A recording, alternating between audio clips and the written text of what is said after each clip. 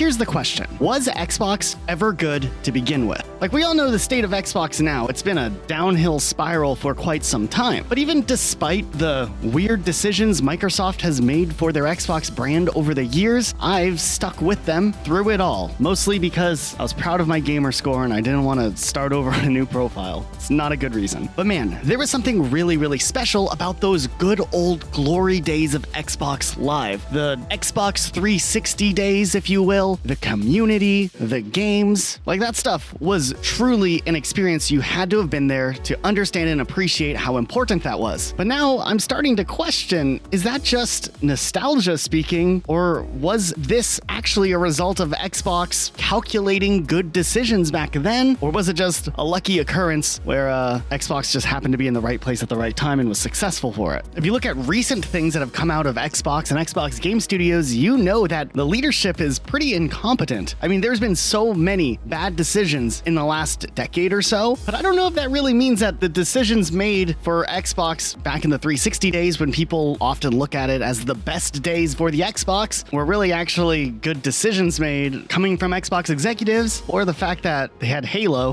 which did a lot of the heavy lifting for their exclusivities. They had the Gears of War trilogy, and then they had the exclusivity deal with early DLC for Call of Duty. Okay, it's definitely not that black and white, and I'm not going to be totally cynical and just flame Xbox for this whole thing. Now, here's an idea we had for this video. For each generation of Xbox, we are going to try to condense the greatest parts of each system in just 60 seconds. Because there is some good behind every single Xbox in one way or another. And if we're going to spend some time talking about the cringy, awkward things, let's at least, praise the good side of things too. I think we need to talk about the original Xbox first. Ready, set, go. 2001, Microsoft came in swinging with the original Xbox, and it was kind of low-key a beast, maybe powered by Mountain Dew, I don't know, it looked really cool. This baby had a packed-in, built-in hard drive, no memory cards needed. It had a custom NVIDIA GPU that made games look pretty great. It of course had Halo Combat Evolved, which revolutionized console shooters, making LAN parties a big thing, and Xbox Live coming out later on with games like Halo 2, and some other great online games helped for sure. It started laying down the foundation for gaming with friends online. Before that was like the norm, and the Xbox library was pretty stacked. Knights of the Old Republic, Fable, Jet Set Radio Future, Ninja Gaiden, Project Gotham Racing. It could even run custom soundtracks straight from ripped CDs. At the beginning, it was the new kid on the block, sure, and people weren't sure how the Xbox would be moving forward, but honestly, big picture left a pretty good impression that this thing was to be taken seriously, and man, there was just something really charming about that dashboard on the OG Xbox.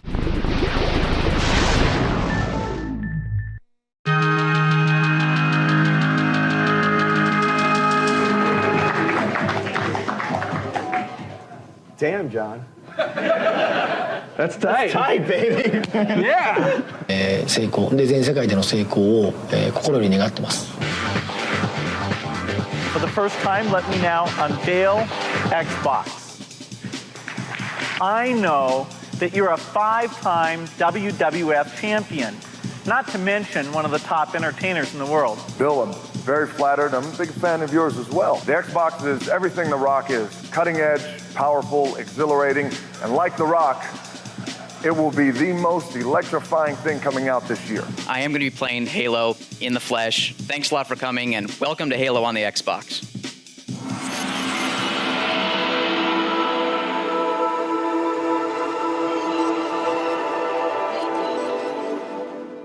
And that's why we say with Xbox, your games will never be the same.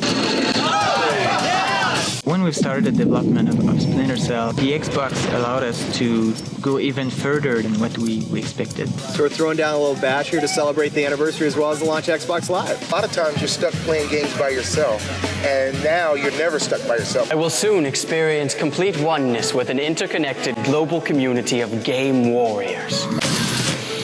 I can feel the energy flowing. Once you've signed up, you never have to do it again. Plus, you get to pick your gamer tag, your online identity. Mine's Dark Master. Woo! Losers! I win! It's already exciting to you, obviously, because you're learning it that quick. I'll get it. I'll get it. Fable. For every choice, a consequence. One of the most eagerly awaited video games finally goes on sale. Are you playing Halo? No. Bill Gates, you never cease to amaze The Rock. let's look at some of the controversies all the way back from the original Xbox. When the Xbox originally first released, there was a lot of discussion about the controller. I mean, the first controller, known as the Duke, was definitely bulkier than the very popular DualShock controller that PlayStation had. And sure, it was a time where the Dreamcast controller was a thing, and the Nintendo 64 had an interesting controller, but it was weird that they came out of the gate with something as bulky as this. Now, to this day, some people still stand by that the Xbox controller is what they think is the greatest controller of all time, and more power to them. But for mainstream markets, it was definitely an eyebrow-raising scenario. They later redid the controller for the original Xbox and released that, and I think more people were accepting of this in general. There was also a few other interesting things about the controller, the fact that it had a black and white button, which would later be changed into bumpers when the Xbox 360 came around. I don't know, that was interesting. Now, when Xbox Live did finally release, right? And sure, with Halo 2 coming along a little bit later, it would be a big part of Xbox Live. Xbox Live itself still had its own controversies and backlash from the gaming community, because Xbox Live launched with a subscription fee, which wasn't something that really was being done anywhere. I mean, PC had multiplayer games which were free to play online. You could play PlayStation 2 online. Why do you gotta pay $50 just to play Xbox online? Like, we already had to buy the game, now we have to pay for the online part? Honestly, I think had Halo not released and Call of Duty not become super popular, especially on consoles, and the PlayStation 3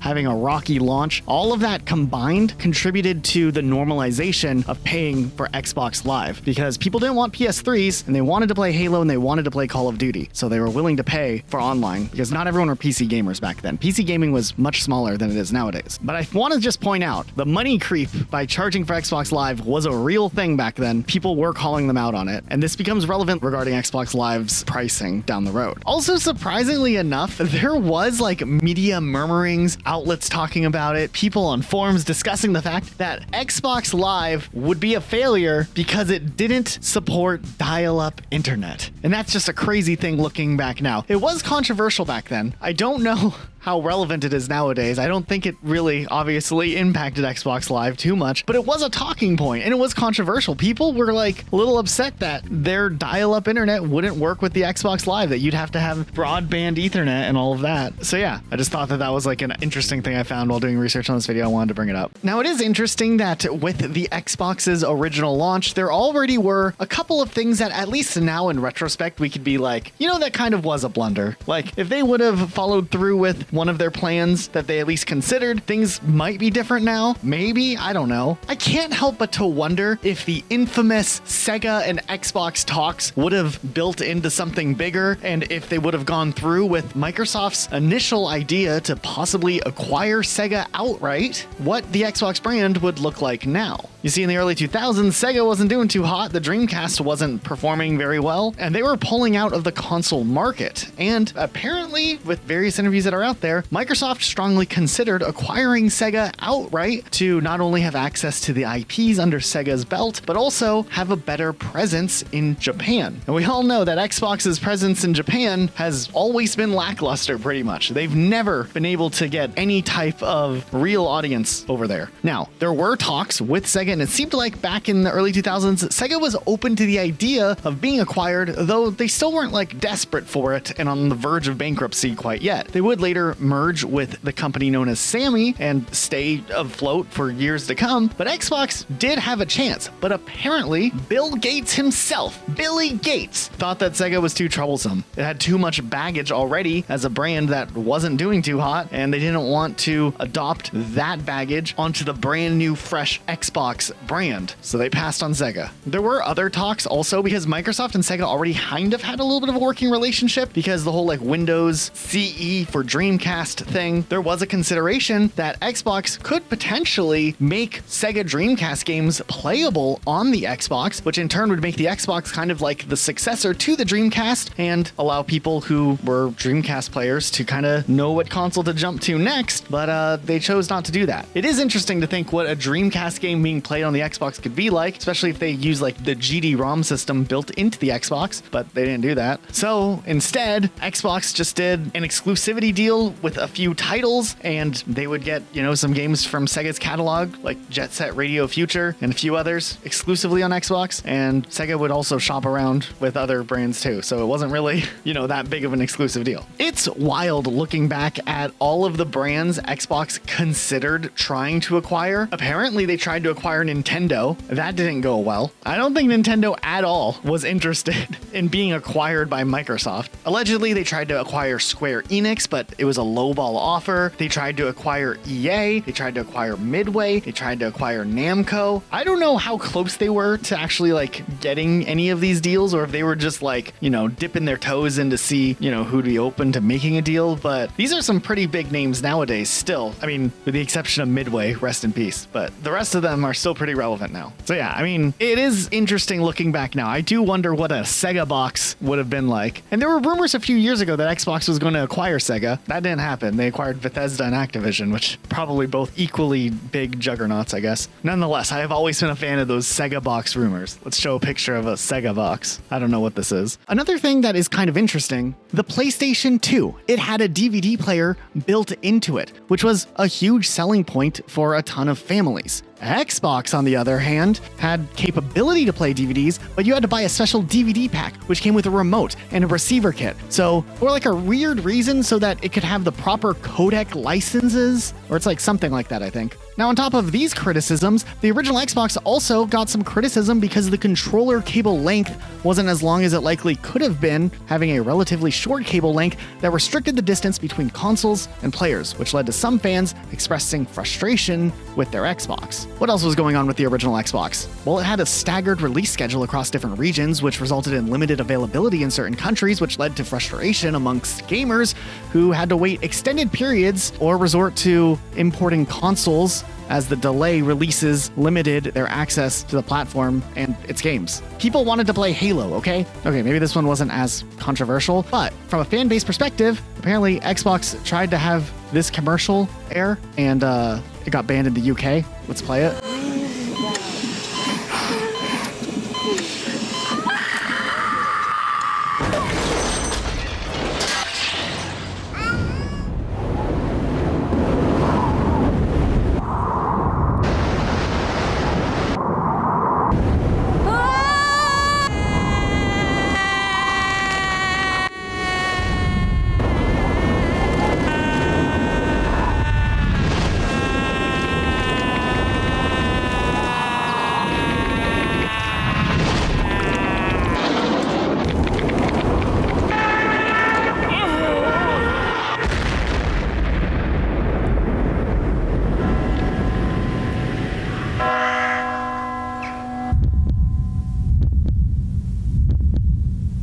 I mean, I'm not upset about this, but it's one of those viral banned commercials that gets posted online nowadays. I don't know. I always thought it was kind of funny. Now, there were other issues with Xbox. Xbox, the original time around, definitely struggled in a lot of different ways. Like, for instance, every time an Xbox was sold, Microsoft actually lost money. This actually was not that uncommon of a practice with some consoles over the years, mostly because the companies that release the consoles do make money off of game sales. So if they can get a larger install base, then they make the passive money when people buy games. Microsoft lost $4 billion during its run. That's a lot of money for the Xbox. They only really started to see a profit in 2004, which was 1 year before the 360 launched. Also, while we will talk about the Red Ring of Death in the Xbox 360 section, the original Xbox also had a high failure rate, just saying. I mean, the original Xbox was cool. The whole, fueled by Mountain Dew vibe that it gave off, awesome. They also apparently had a 25% failure rate on early production units. You see, early on, production on Xbox consoles were assembled at Flextronics facility in Guadalajara, Mexico. Most of the time, the issues were coming from a faulty component in the optical disk drive, and there were also possibly more manufacturing issues related to those early Xboxes. But the big one were the DVD drive failures. You see, the OG Xbox used a Thompson drive, which, when paired with the Xbox, were prone to not reading discs. Sometimes the discs would skip or just not work.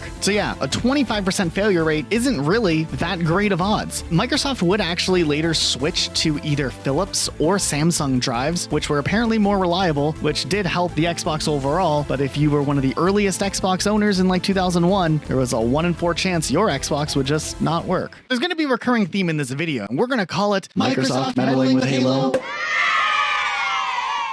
Now, obviously, Halo was a really big deal for Microsoft and Xbox, and that would make sense because it would become probably the biggest flagship that Xbox had. And pretty much since the beginning of Microsoft's acquisition of Bungie and them getting the rights to Halo that was being developed at the time, Microsoft already was kind of hands-on with some things about the game's development. Now, first and foremost, after the acquisition of Bungie, Microsoft put a very, very strict and hard deadline that Bungie had to follow to get Halo done in time for Xbox's launch, which meant that they had 14 months to take a little prototype of a game that they were just like testing out ideas on and turn it into a real game. This meant insane crunch.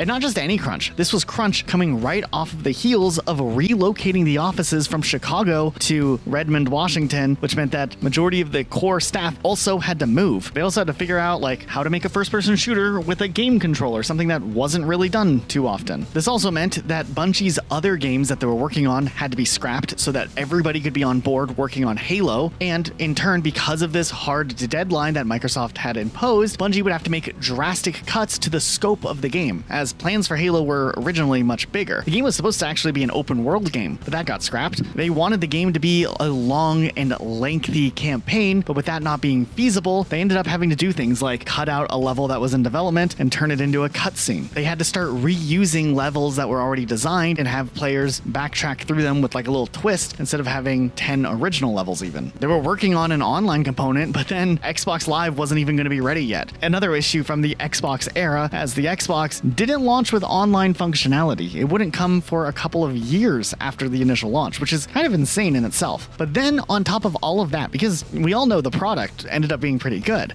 Now, Bungie was working on Halo, but Microsoft didn't like the name Halo. They actually had a whole marketing team for their publishing and tried to encourage Bungie into changing the name of the game, which Bungie really refused. They like put their foot down. They were like, this isn't happening, Microsoft. But Bungie still wanted to like have somewhat of a good relationship with their newly acquired business owner. So they agreed that they would pick a subtitle that the marketing research team would come up with and use it to better fit into the military themed games that apparently the marketing team thought would do better. So Combat Evolved was not the name subtitle Bungie wanted. It was Microsoft's influence. Actually, it's kind of interesting. Ed Freeze, who was the head of Microsoft Game Studios at the time, later said in an interview that the marketing team that was making these suggestions for what Bungie should do with Halo even actually said that the color palette wasn't necessarily the best color palette and it was wrong compared to competing console games, and he never actually showed those results to Bungie. I don't know what this marketing team was, but this was just the start of Microsoft meddling with Halo. And this is like back in the era where they were actually probably more hands-off than some of the things that they would do to Halo later on. We'll circle back to Microsoft's involvement with Halo 2 here shortly. Now, while Xbox had Halo, which was good for them, Sony, on the other hand, was making some pretty big exclusivity deals, like for Grand Theft Auto, Metal Gear, and even Nintendo over there, they were making deals and got Resident Evil exclusive for a while. So Xbox was, you know, banking on Halo for sure, but they definitely were missing out on other exclusivity deals that probably could have benefited them had they been the ones to make the moves instead of letting, you know, Sony and Nintendo get these games. Now, later on in this video, we have a section where we talk about Perfect Dark's studio that was opened up for the rebooted series, and we talk about how early on the studio was toting that they were working on the next quadruple A video game. Definitely a weird term to use, right? Like it might set the bar in a certain way, but this was something Xbox actually was doing all the way back during the original era. Bear with me for a second. You see, when Xbox was jumping into the market, they wanted to be able to compete with the likes of Nintendo and PlayStation. But you know, Nintendo had Mario, and PlayStation had like Crash Bandicoot, Spyro. They had a lot of like iconic characters over there. And even before, Sega was pretty successful with Sonic the Hedgehog. So what would Xbox have? They would actually try a lot of things to try to get a face of Xbox, like a mascot. And while Master Chief probably ended up being the face of the Xbox for a long time, that didn't mean that Xbox wasn't willing to throw a lot of money at trying to get other things going. Do you guys remember Blinks and the sequel, Blinks is a wild story. I mean, it's a cat that time travels, and they actually brought on the designer of Sonic the Hedgehog to work on this project and design Blinks and be a part of the development for the new game. Now, while I think the game was probably okay, more or less, I do think maybe Microsoft's marketing got a little out of hand. I mean, best game of Xbox E3 2002 from IGN got plastered on the back of the box, but also, what is this? The first 4D action game ever? I mean, I guess this was a time where like 3D action platformers were popular, and I guess time could be considered the fourth dimension, maybe. You know, Blinks, the Time Sweeper, was an alright game. It wasn't terrible, but it definitely did not reach the Japanese audiences that Microsoft was desperately hoping to try to reach with a game like Blinks. Nonetheless, they still were greenlit for a sequel, and this time around, they marketed Blinks 2 as the first ever 5D game because it has time and space in the title of the game. I mean, they're just having fun with it, and I do think it's interesting that this is how they decided to try to promote this game, and there were some outlets that kind of memed on it a little bit. It wasn't that deep, but still goofy, and I feel like it's foreshadowing for the whole like quadruple A studio claims Microsoft later would do decades later. There were other titles that Microsoft tried to lean into for trying to get this whole like mascot trend going. They tried Oddworld, Munich and Abe, and they had a relationship with the studio for a while, but apparently that deteriorated badly. There was Voodoo Vince. We don't hear about him anymore. And Fusion Frenzy was actually pretty heavily used in some promotional material. Still, despite all of that, none of these would really become the staple IP that Microsoft was looking for. So the next thing was to acquire a studio that potentially could just give them access to mascot level characters, and the Rare acquisition happened. You see, in the 90s and early 2000s, Rare was like a second party studio for Nintendo, making a ton of iconic games for the Super Nintendo in the form of Donkey Kong Country, the N64 with Donkey Kong 64, Banjo-Kazooie, Perfect Dark, Conker's Bad Fur Day. This was a huge blow to Nintendo, getting the Rareware as their own first-party studio, and they even did this cool little trailer showing all the new IPs that they just acquired in this acquisition. This would have been a major move for Xbox had they not fumbled the ball with what they chose to do with the IP moving forward, and we'll go in detail with these over the years, but as far as the life of the original Xbox goes, Rare was still pretty heavily underutilized. They did a upscaled Conker game that looks absolutely crazy. I mean, I know they're trying to make the game look better than the N64 counterpart, but they definitely like cranked it up a bit with like the visuals. They did the same thing with like a random SpongeBob game. I don't know why they're trying to make it stand out. There's something behind the scenes. I know they're trying to make their console look more powerful, but I don't know if this was the play. I don't know if it was like necessarily the worst thing ever, but you guys get what I'm trying to say, right? Like there's something weird about Conker looking like this originally and then looking like this. Now with the acquisition of Rareware, as far as what they actually were able to put out from Rareware, besides the Conker Live and Reloaded, was just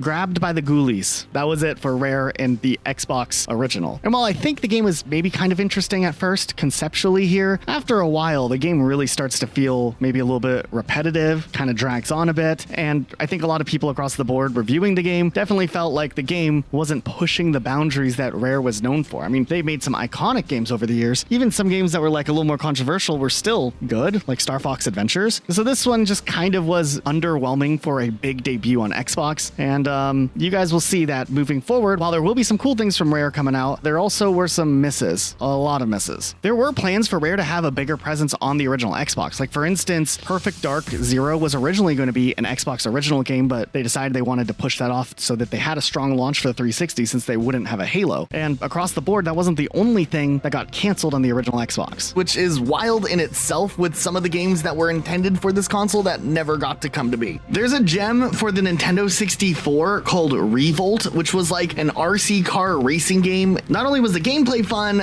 but man, the main menu music was a banger.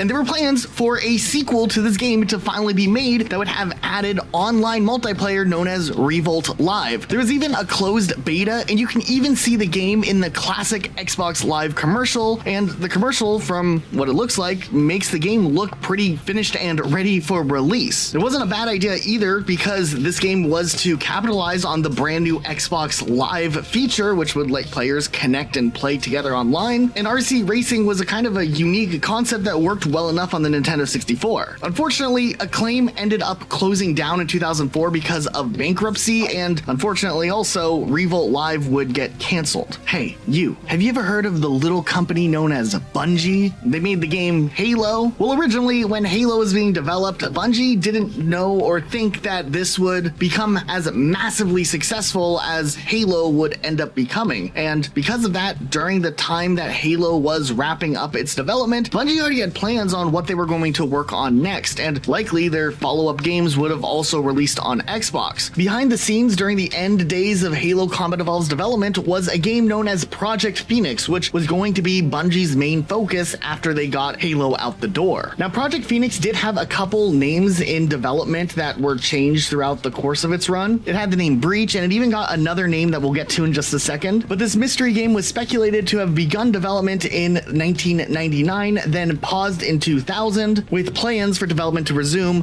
on a brand new build of the Blam Halo engine sometime after the release of Combat Evolved. Bungie alluded to this, referring to the project from the team formerly known as Myth 2, which led the project to have the nickname TTF-KAM2. And over the following years, some lead developers from other Bungie projects were moved to the Phoenix project, and even during the early days of Halo 2's development, half of Bungie was working on Project Phoenix, which is insane thinking about how tight the deadline with Halo 2 truly was. However, with E3 2003 showing off a demo of Halo 2 that probably couldn't actually be implemented into the game, it became clear with the stakes that Microsoft had put on Bungie for Halo 2 that Halo 2 had to become the new priority, and from there, Phoenix was killed on the spot. Unfortunately, we never saw much of anything besides a logo and this 8-picture concept art gallery that most likely was related to Project Phoenix, though it was never confirmed. The picture shows a heavy dark medieval theme with big battles and maybe even what looks like a boss fight. And nowadays it's been 20 years since the project has been canceled, and while not ever being likely to be revived, Bungie is bringing Marathon back. Maybe they'll revive Myth in the future, and maybe the ideas from Project Phoenix will work their way into that. There still are a lot of people who worked on this project back in the day still at Bungie, so who knows? Maybe we'll see something one day. Next, we can take a look at Gaia Blade. This was an RTS game with RPG elements developed by From Software, announced back in 2001 to be an Xbox exclusive with Xbox Live capabilities in mind. Besides being able to upgrade your bases with traps to defend against AI or online players, and the setting being inspired by Norse and Western fantasy literature, not much is known about the actual game, and it was canceled. The reason for the cancellation is only speculated, but around the time Gaia Blade was canceled, some other games were scrapped at From Software due to them not moving along in development very well, with other projects being more promising. There was also an Xbox exclusive game known as Vultures, which looked like a gladiator fighting game that got some trailers and screenshots, but not much is known besides it looking kind of generic, to be honest. And then there's games like Eon of Tears, which kind of looks like a fever dream, maybe? It was supposed to be a RPG that retold the story of the Bible and maybe throws in some Greek mythology in there as well. I don't know. In the trailer, you can see Medusa, which I don't think is in the Bible. Oh, and besides it being an RPG, it was supposed to include some survival horror elements. It looked pretty ambitious. I mean, just look at the features that were planned on being included in this game. But hey, maybe it was too ambitious for what the developers could actually make, and it was canceled sometime between 2002 and 2004. What's left of this game are some insane quotes from the developer to describe the game, like, quote, "Separating the sea and saving the Hebrew people should be a warm and gratifying feeling for us all, and imagine how it must be like to be Jesus, to see yourself nailed on the cross and to live his life in the best and worst moments." Another game known as Raise the Roof was announced. It was apparently a mech shooter with destructible environments that honestly looks kind of boring, and that all you could tell from the 30 seconds of footage that were ever released was that they showed buildings falling apart. Now, the studio making this game would go on to make a bunch of licensed games for like Disney and Mattel, so they had a very prolific career after this, making games like Hannah Montana Music Jam for the DS or Barbie Magic Genie Bottle for Windows that came with an actual Genie Bottle controller. So I don't think we'll ever see Raise the Roof actually get a release. There was a game known as Mutant Chronicles Warzone Online, which was an MMORPG set in the Mutant Chronicles franchise, which is a pen and paper role-playing game from the early 90s that was announced in 2000 and then was canceled 2 years later. The screenshots look alright, and it's interesting to think that in 2000 there was a console MMORPG like this in development, since console console MMOs didn't really become common until the early to mid 2010s. There was another title known as Strident, the Shadow Front, which was a techno thriller game, whatever that means. Strident, the Shadow Front was announced in early 2000s for the Xbox and later PC and was heavily inspired by Bungie's game Oni. It would have featured similar gameplay, a female lead, 20 missions, and a cyberpunk aesthetic / setting. A trailer was released that looks very early 2000s, but the reason the game was canceled was never given, and the studio would go on to make other Xbox exclusives like 99 Nights. There was also another game known as Duality, which was a third-person stealth game in the same cyberpunk setting that was announced alongside Strident by the same studio publisher and was also canceled around that same time. Then there was Call of Cthulhu Beyond the Mountains of Madness. Now, Call of Cthulhu Dark Corners of the Earth was a horror FPS released in 2005. The development of that game was so dragged out, they already started working on 2 sequel games during its initial development, one of them being Beyond the Mountains for Xbox, and the other being Destiny's End for the PlayStation 2 and Xbox. But neither of those games found a publisher or funding, and the whole studio ended up closing down in 2006. ATV3 Lawless. It's an ATV racing game that was made by Acclaim Entertainment, who are known for making a ton of sports games and ports back in the 90s. There's a prototype build that got leaked onto the internet that is playable if you have the right hardware, but it doesn't look that special, and it's probably why it got scrapped. Shade Monsters v Humans. It was an attempt at a gothic FPS game in the early 2000s by Metro 3D, a studio which, like so many on this list, would close down within a few years. Not much besides some screenshots and a few details were ever released, and to be honest, there really wasn't anything notable that was ever shown off about this title. Fate was a fantasy MMO that was announced to be Xbox's answer to console MMORPGs like Phantasy Star Online for the Dreamcast or Final Fantasy XI Another World for the PS2. But besides one picture showing the world and 3 pictures showing some characters, we don't know how far along development was ever, and it never got very far, obviously, before it got canceled. Next, we have The Roots, which was, once again, another action RPG that got announced for the OG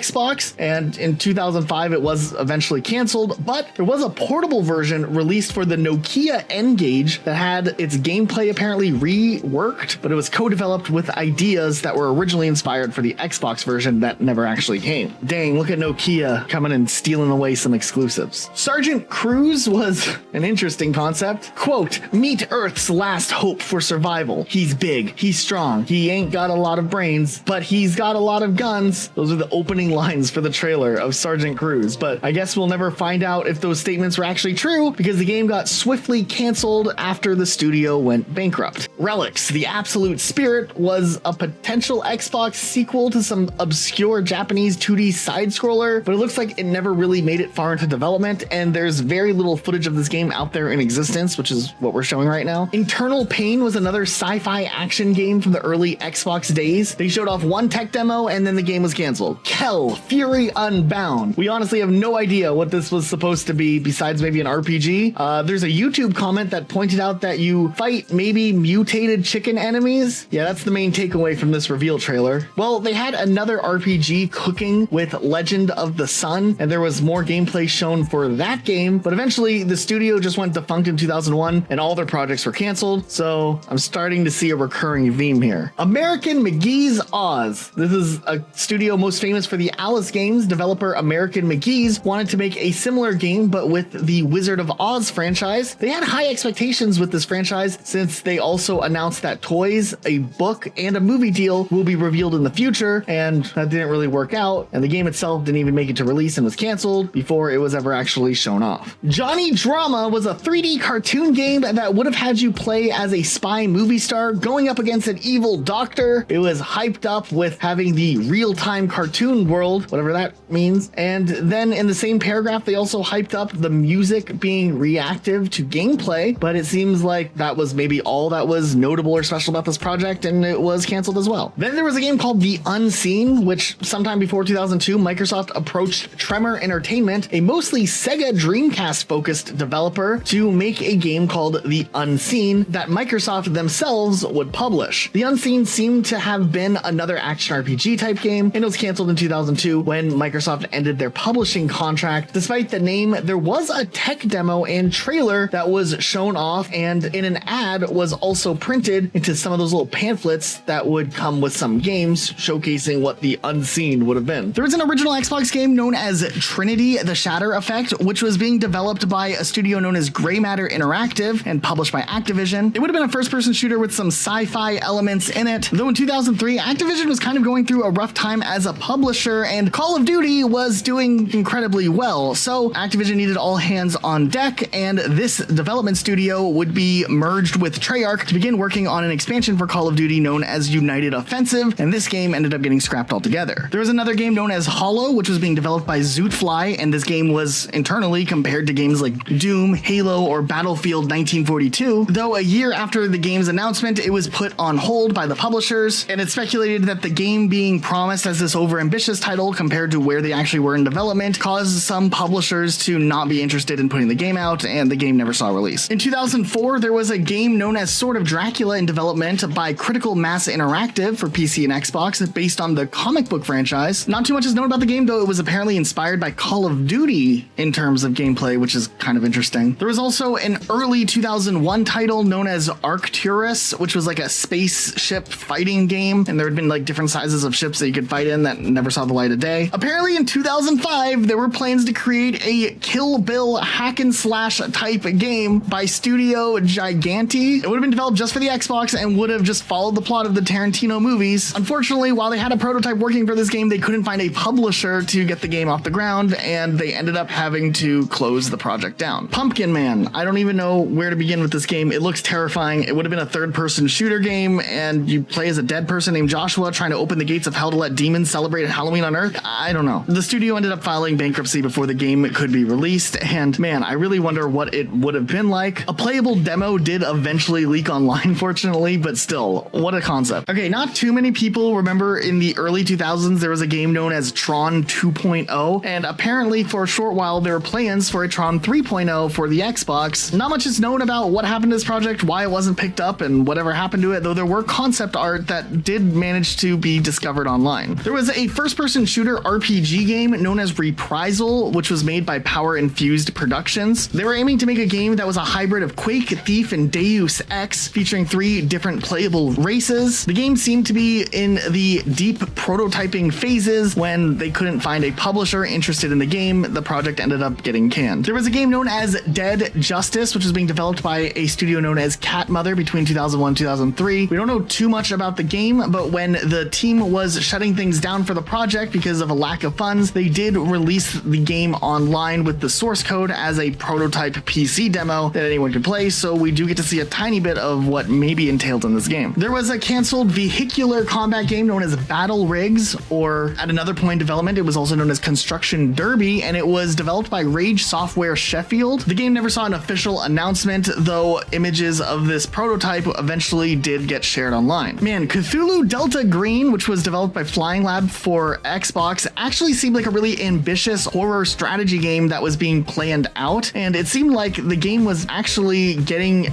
pretty far in development before the project would inevitably be shut down. Apparently, at one point, Microsoft was really interested in picking up this game as the publisher for it. However, they ended up not following through, and while the studio was working on multiple projects, the game never entered full development and was constantly being shelved in favor of projects that were likely to release, and thus this game just never actually got to come out. There was a Battlefield home delivery game, also known as Senjo no Daime Moki, which apparently was a poetical pizza delivery game. It was in development by Microsoft Game Studios Japan, which I didn't even know existed, and it was planned to be released all the way back on the original Xbox. It did see an official announcement at the game show in 2002 with a live presentation of the game, and the main character would have been a character known as Fran Chan, working as a delivery girl at a pizzeria. You'd have to run through the city delivering pizza. Honestly, the idea looks pretty original and charming in a way. It's a shame it never saw a release. I feel like Xbox could have really benefited from having a weird and quirky, unique game like this exclusively on their platform. A few years back, there was actually a game known as Geox, which was discovered as a development build on a dev kit from a game collector. Not too much is known about this odd game other than the footage we have here, and it's still a mystery to this day as to what ended up happening with this project and who was behind it. But remember, in the early days of Xbox, Microsoft was doing their best they could to try to get game gamers on their platform. So there was an idea for a game known as X-Girl, which was a canceled girlfriend simulation game that was being developed by Angel Studios. You know, imagine a game like what I guess Unseen64 says, "Hey you Pikachu," but instead of Pikachu, it's a girlfriend, and it's like the main character you interact with.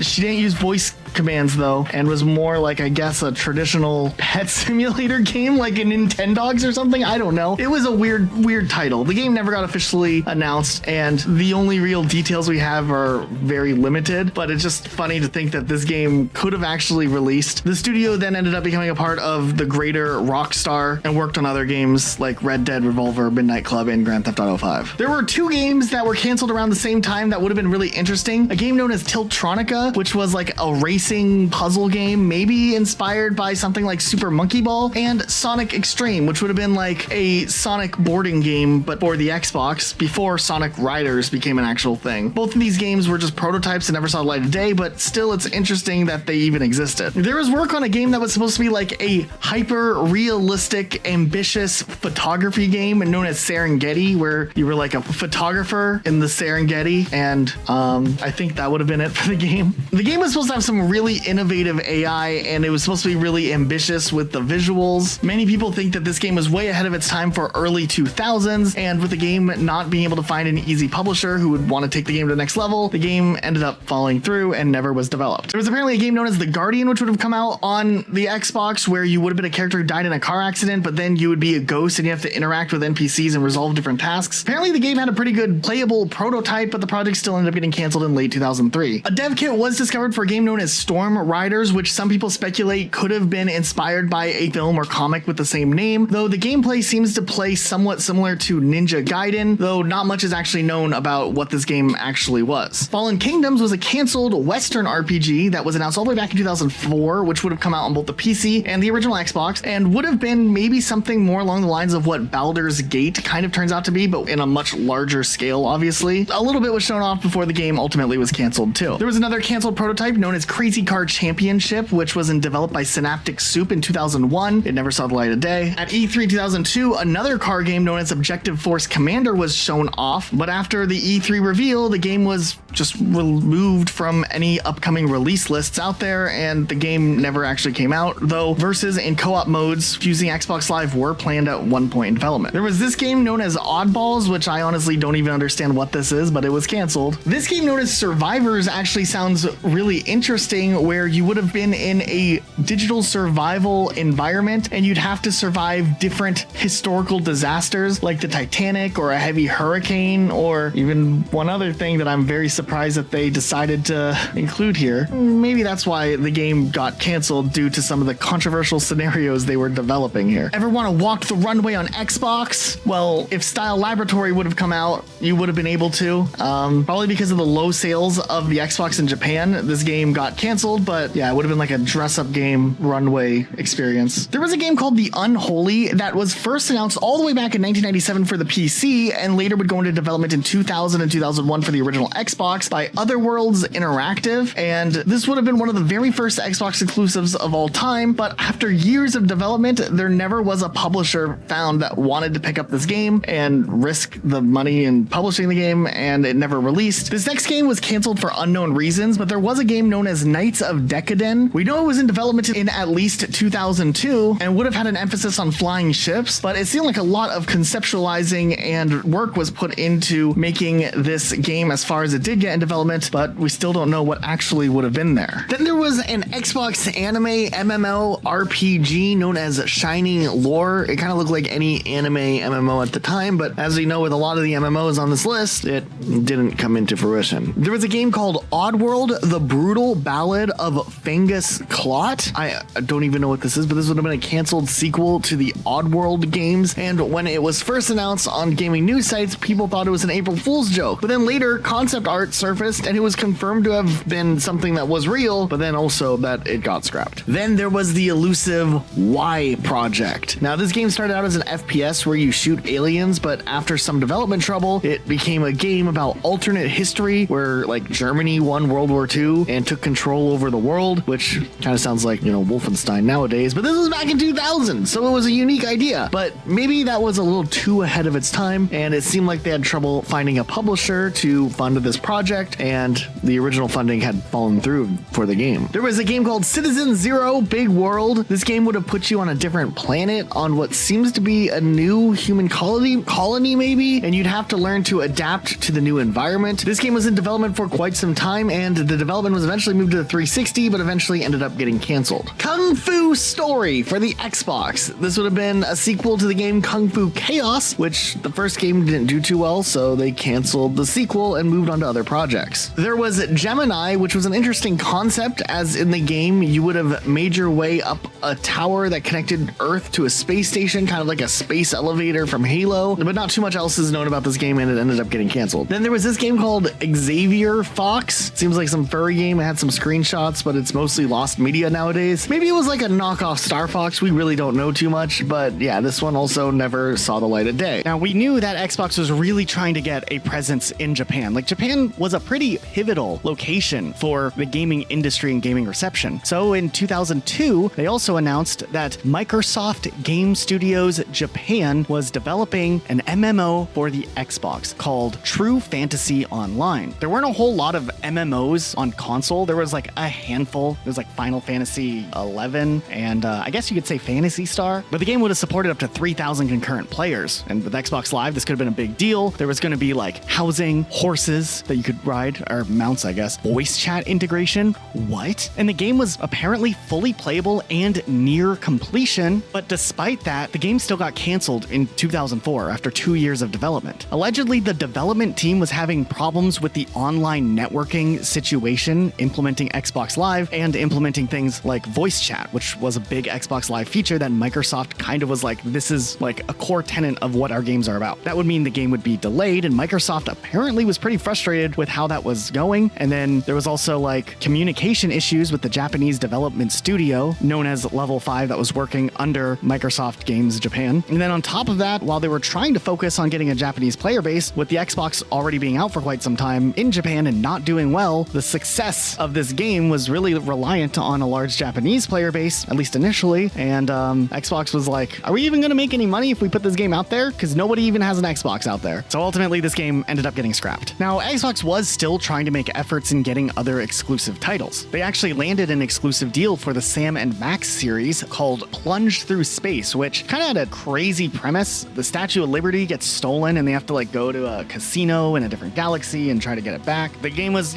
action, exploration, adventure. You know how it goes with these types of games, but the studio, Infinite Machine, ended up going bankrupt within just 1 year of development. And while the game was kind of getting into a prototype phase, it was still way too far along to be salvaged. The game ended up getting canceled. And while the parent company, LucasArts, tried to shift to a different PC sequel game to keep the Sam & Max series alive, that also ended up getting canceled. Before we move on to the next era of Xbox, let's see what else we have for controversies during the original Xbox's life. Oh, yeah, what's this? The time Microsoft had to apologize to the Saudi Arabian government for an Xbox game they published? Yeah, we can talk about that. All right, so in 2002, Microsoft released a game called Kakuto Chojin Back Alley Brutal, which was a fighting game, which was actually originally just like a tech demo, and then it got spun out into a whole game. It was intended to appeal to Japanese audiences, which, as we've already established, Xbox did not do well reaching Japanese audiences. Now, the game was already a little bit of a mess. It had development delays, it had missed the Xbox launch, it didn't review very well, the gameplay was kind of mid, and mind you, the Xbox released in 2001 in a post-9/11 America, and apparently, according to Polygon, shortly after the game was set to release, Kate Edwards, who was the head of Microsoft's geopolitical strategy team, actually discovered that the soundtrack for the character Assad contained chanting from Quranic verses. And in Saudi Arabia, the Quran is deeply revered, and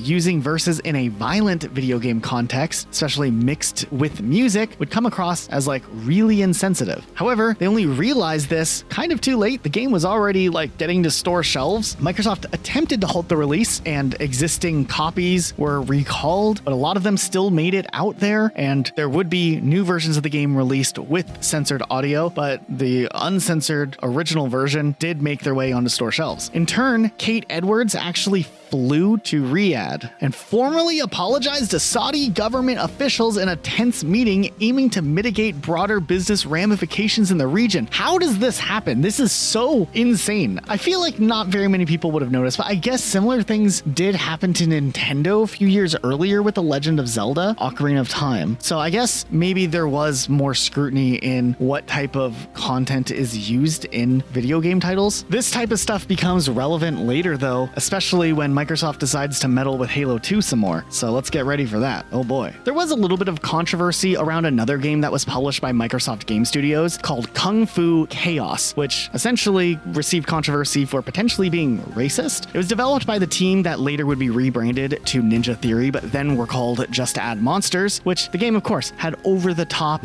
accents, maybe some stereotypes. The character had maybe exaggerated Japanese pronunciation in the English form, and there were advocacy groups that kind of called out the game as being, at the very least, racially insensitive. You're gonna have your hands full beholding my glory. What's up?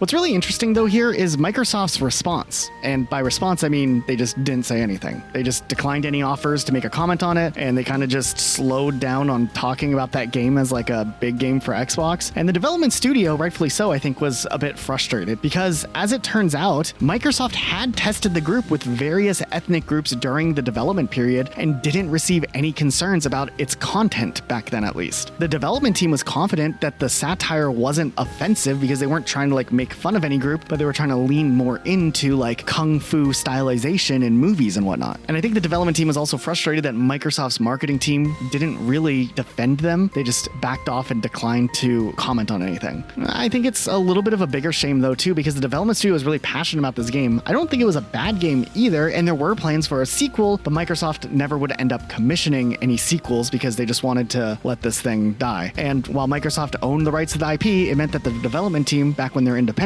couldn't continue to make the series with new titles. But not another part of Microsoft meddling with Halo.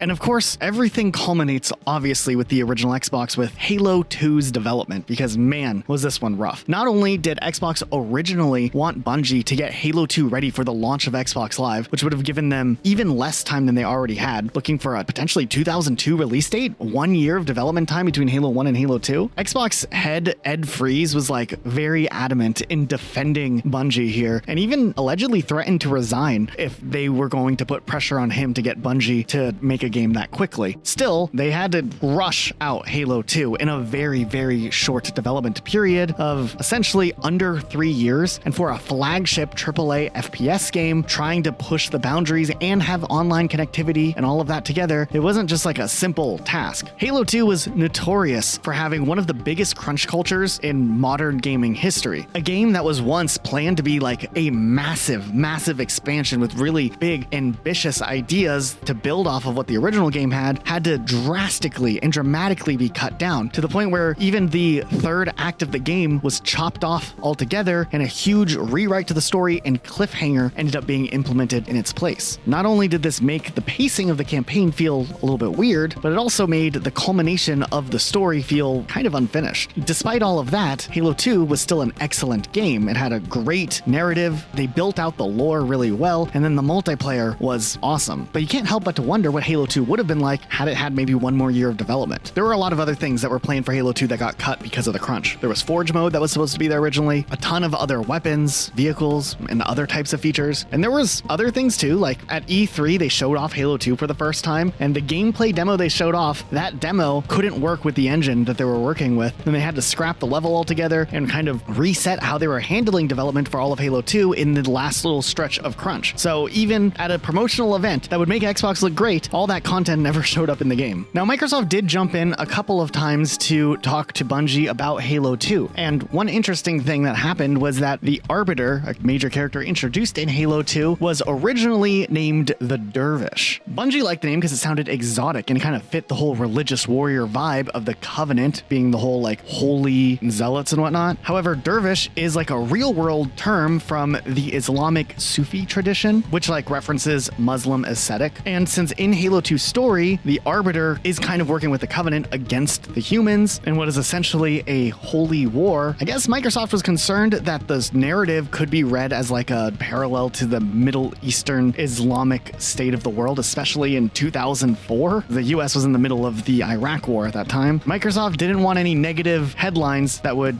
equate Muslims to alien religious zealots that humans are fighting against. So in turn, Microsoft actually asked Bungie to change the name to avoid any real-world religious association, and thus they had to cut any lines or references to Dervish and rename the character to the Arbiter. Now, the Xbox 360 was pretty awesome. Let's talk about that. 60 seconds on the clock. Ready, set, go. 2005, a year before the Wii or the PlayStation 3 released, the Xbox 360 swooped in and it meant business. It was sleek, it was powerful, and it was built for one thing, connecting people everywhere to play online bigger than before. Xbox Live saw a huge level up. We got achievements, friends lists, party chat, Xbox Live Arcade. All of a sudden, indie games had potential to really see an audience. We also saw the leap to HD. And there were some pretty big AAA blockbusters on the 360. Games like Gears of War, Halo 3, Mass Effect, Bioshock, Skyrim, Reach, and Call of Duty was like at home on the 360. The controller redesign was an instant classic. The guide button did a lot. And DLC and Netflix were starting to become way more commonplace. When you think back to the Xbox 360 era, you think of Xbox Live, midnight launches, those custom gamer picks where you had to kind of determine what type of person you were talking to based on their picture, and the charm of those really low quality microphones that just kind of were something special. I don't know. I loved the 360.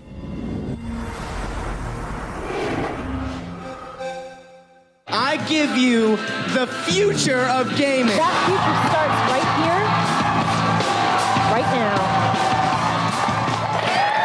Xbox 360. Man, I'm here to game. It's a wireless controller that finally untethers the gamer from the console. Let's talk about Velocity Girl. We all know someone like her. She might pick up a controller every once in a while over at a friend's house, but really, gaming's not a central part of her existence. With Xbox 360, we have an answer. She's going to rejoin us because we're delivering a fresh set of services designed to nurture community. Whether retro, puzzle, or just plain old time-killing games like Solitaire, we're going to have an amazing assortment of games available. The marketplace is going to be a way to get Velocity Girl re-engaged with our market and re-engaged with games. Now, she might never pick up a controller, never take a run in the half pipe, but she'll be able to design and sell stickers, shirts, boards, soundtracks, and even design her own skate park. For those hardcore gamers, Velocity Girl is going to love Xbox 360. I mean, we're trying to make as many Xbox 360s as fast as we can. New Walmart, and their 360 already Red Ring of Death. Red rings? What? Nothing, Mom. Leave it alone.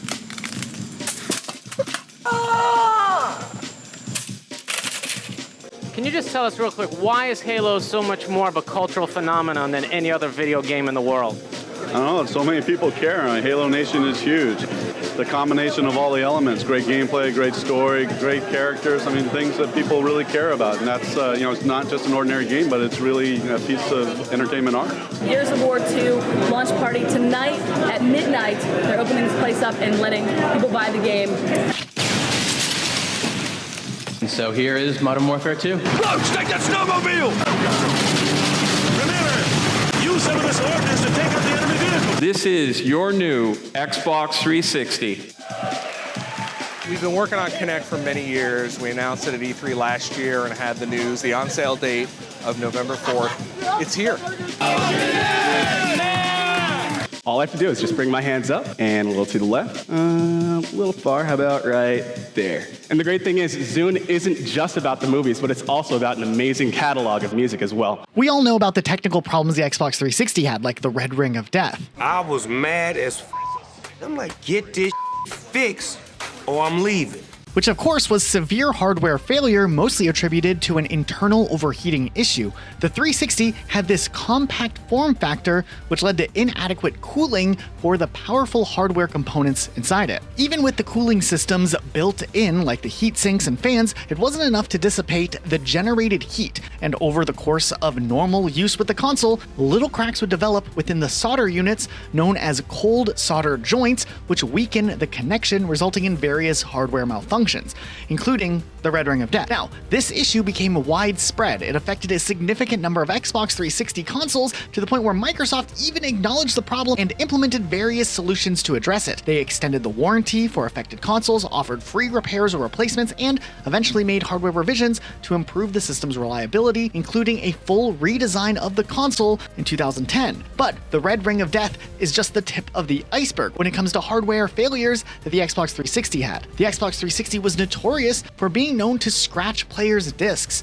and create 3 rings around the disc that essentially left games unplayable. This actually led to a class action lawsuit where some investigators and ultimately Xbox doubled down on their stance that it was the user's fault that discs were damaged because there was multiple warnings on like Xbox and discs to not move the console with the disc inside. The lawsuit about this actually went on for years and all the way to the Supreme Court, but in 2017 the Supreme Court ruled Microsoft cannot be sued in a class action lawsuit about the disc scratching issue. Wow. A year after the release of the Xbox 360, there was an update released November 1st, 2006 that was actually known to break some users' consoles. Though this update only affected a certain number of consoles, this stacked onto the disc issue, it's getting a little ridiculous because then you stack that on top of the red ring of death. You see where I'm going with this. Now, since Microsoft already extended the warranty on the 360 to a year from the original 90 days that it had, a lot of these situations did kind of get resolved or settled. Now, interestingly enough, the issues with red ringing of death happened so often that there were third-party products created specifically to try to reduce the internal temperature of the 360 to prolong the life of the console. There was things like the Nyko Intercooler 360, which was kind of a cool idea. It connected to the exterior of the Xbox 360, so you didn't have to go inside your 360 or do anything, and so you don't have to use its own AC adapter. It actually will just connect into the Xbox 360 power supply. That's nice. And it would power on and off as needed with the actual system. It wasn't too big in size. However, there was an issue with the earlier versions of the Nyko Intercooler. Essentially, because it was hooked up through the Xbox 360 power, it would actually in turn steal power from the system, which not only would cause the Xbox to potentially get even hotter because it didn't have enough power to use its own fanning system. In some cases, it actually would cause the red ring of death. So that's not good. Nyko would go on to redesign the attachment 2 different times and make it apparently better, but a little bit of a goofy thing, right? Also in 2008, after the launch of the new Xbox Experience, which was a dashboard overhaul, some users reported that their consoles were not reading optical media properly, and some had reported that audio from the HDMI connections weren't working. And it seemed like these affected users had to wait all the way until a new update in February of 2009, 3 months after the update, before those issues would be resolved. The early days of the original Xbox 360 were pretty unique too. There were a lot of peripherals and ideas for the console that released that never really caught on. Like for instance, since the 360 pushed to market a year earlier than both the Wii and the PlayStation 3, the Xbox 360 only supported regular DVD playback, while things like the PlayStation 3 had Blu-ray built in. So, in turn, this triggered a response from Microsoft to try to compete directly with this feature by announcing that they would be supporting not Blu-ray, but HD DVDs. Wow. And if you wanted to play them, you had to get an extra peripheral known as an HD DVD player. It wasn't something Xbox 360s could just play. Now, this was likely because Microsoft had formed a partnership with Toshiba alongside other companies supporting HD DVD. And essentially, this would strengthen the market against Blu-ray, which was Sony's proprietary platform. Also at the time, HD DVDs were perceived as a more affordable option compared to Blu-rays, and Microsoft, wanting to keep the Xbox 360 competitive, give it that edge, thought that making a cheaper peripheral would be more appealing than having to go through the process of figuring out what to do with Blu-ray. Okay. However, despite Microsoft's initial support for HD DVD, the format war between HD DVD and Blu-ray, eventually Blu-ray kind of emerged as the dominant choice for high-definition content, though Xbox had also used this time to leverage themselves as a digital distribution platform as well. Some speculate that HD DVD peripherals was just used as an in-between distraction for what Microsoft really had their eyes on, which was of course getting ahead on the digital distribution side of things with like an online marketplace. Still, the HD DVD peripheral was a weird time for Xbox fans. Xbox did other things like faceplates, which was interesting. In general, faceplates were planned to be this big way to customize the look on your console, but when they actually released, different faceplates. They were kind of just like a limited demand for them. Most people didn't want to spend money for this. Microsoft kind of observed that there was only a small percentage of people actually buying faceplates, and I think they realized that they needed to stop producing and supporting these long term. So after a short run that these things had, they were discontinued. While in general it seemed like Xbox had to cut a lot of corners to maybe get the Xbox 360 out to market a year before PlayStation and Nintendo would get their next consoles, it definitely seems at time that the decisions weren't necessarily thought all the way through. Like for instance, when the Xbox 360 released, there were two models available: the Xbox 360 Core System, which was only $299, and the Xbox 360 Pro Bundle, which was $100 more. Now, the obvious choice for everyone was to get the Pro version of the bundle because the Core version was actually kind of a ripoff. Surprisingly, this version didn't come with a hard drive, which was already $100 if you were to buy it on its own. It also only had a wired controller, and it also only came with a composite video cable for standard definition resolutions. And in general, if you were picking up this version of the 360, you would probably need to upgrade something like at least the hard drive,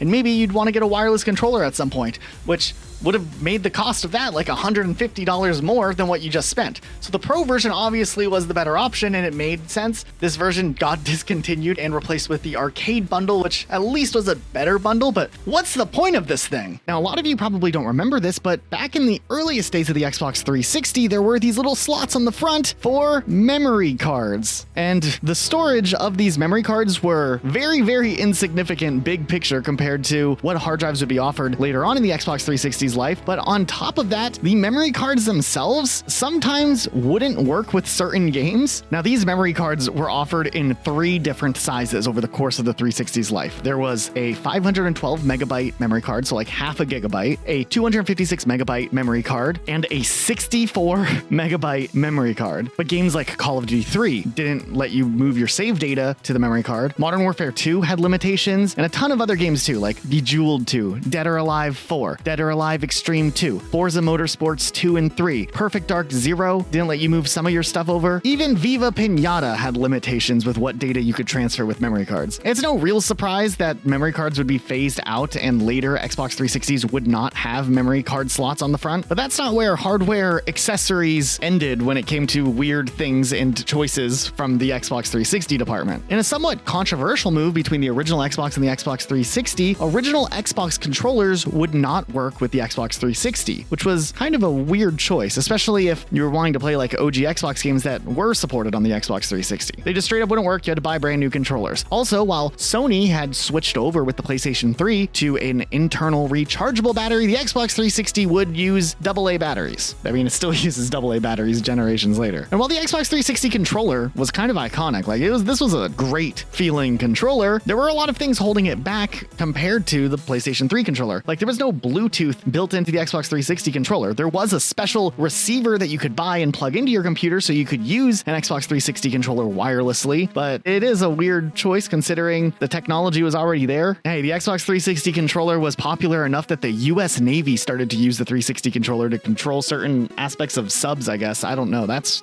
wild. One thing that was really good about the Xbox 360 though was that in most cases, whatever bundle you bought, with a few exceptions, the Xbox would come with a wired headset that you could plug into your controller. I think this was a big part of fostering the Xbox Live community and why so many of us have great memories about the Xbox 360's online era, because you would jump in a game of Call of Duty and every single person had a microphone. And it wasn't because they had to like buy a microphone so that they could use it. They just had one that came with their Xbox. So anybody could just jump in and start playing the way that you were intended to play these online games. It sounds like a weird thing to point out, but I do think this was a huge aspect of the Xbox community during this like golden era of Xbox Live that people think so fondly of. Now, the headsets themselves weren't really the highest of quality. And fair enough, there were free add-ons that would come with your Xbox, but having to buy a replacement would be like $20, and these things were flimsy and they could break really easily. Early on, a lot of the wired headsets had this puck design for the plug-in that would plug into the bottom of your Xbox controller, and I remember going through a few of these that would break down there and then you wouldn't be able to use them just from plugging them in and out,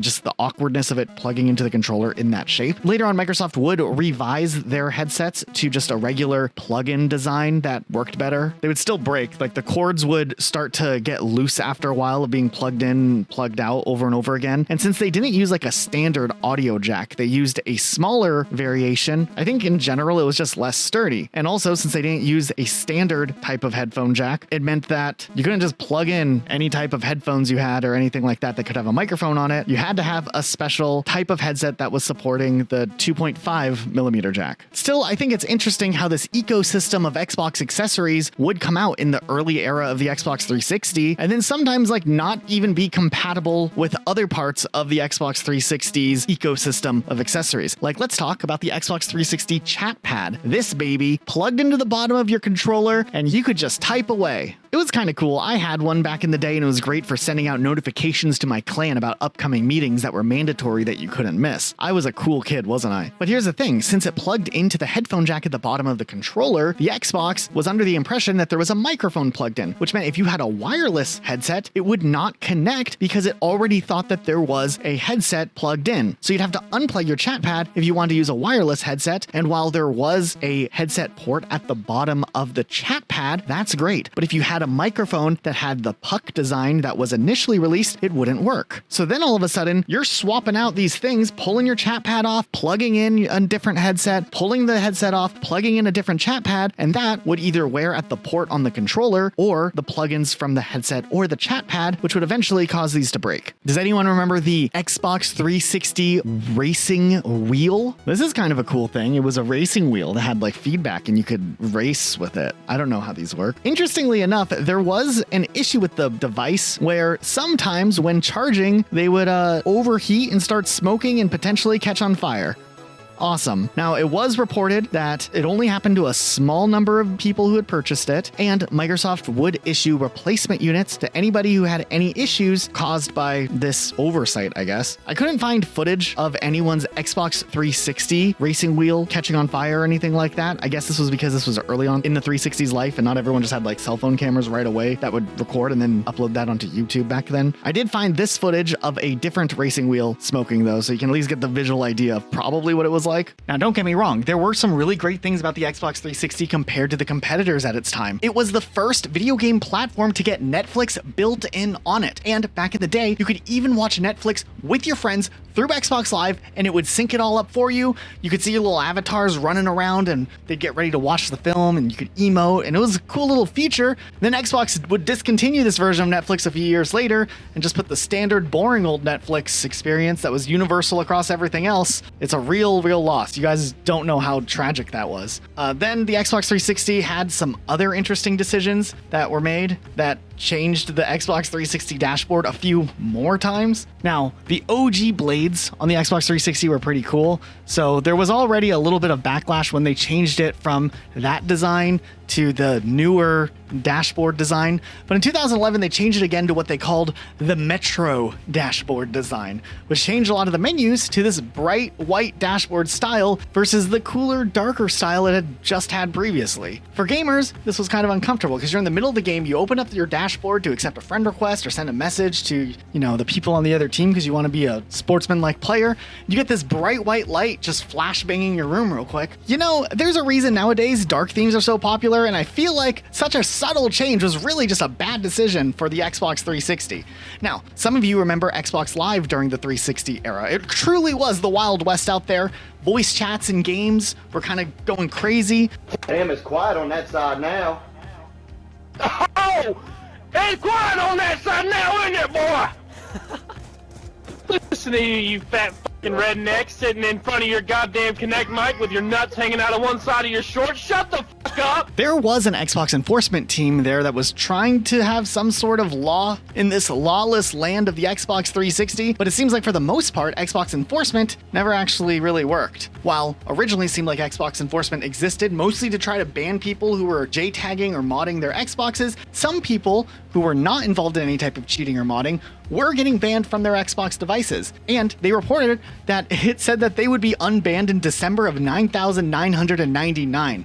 Over time, Xbox enforcement shifted to a more automated system, which equally didn't work all that well, so cool. I've told this story in the past on this channel when we were talking about Xbox controversies, but let's talk about modern enforcement for a quick second. One time we were playing Rainbow Six Siege with a friend Vancha, and it was a ranked game. It was really heated, double overtime. We have a teammate who jumps off a building and dies, and we end up losing the entire game because of it. I was curious what that strategy was, and our friend Vancha was too. So he sent him a message asking him, hey, why'd you kill yourself? Bam, right there, he got hit with a 24-hour communication ban because of the word order that was in his message. Then, on the flip side, we've seen with the more modern automated version of Xbox enforcement, you can actually get your ban sometimes reduced or lifted by sending a message through the Xbox enforcement site, just filling in nonsensical things, and you get an automated reduction to your ban to just like a warning instead of the actual ban. And you can tell because you didn't actually write any real words or anything that made sense that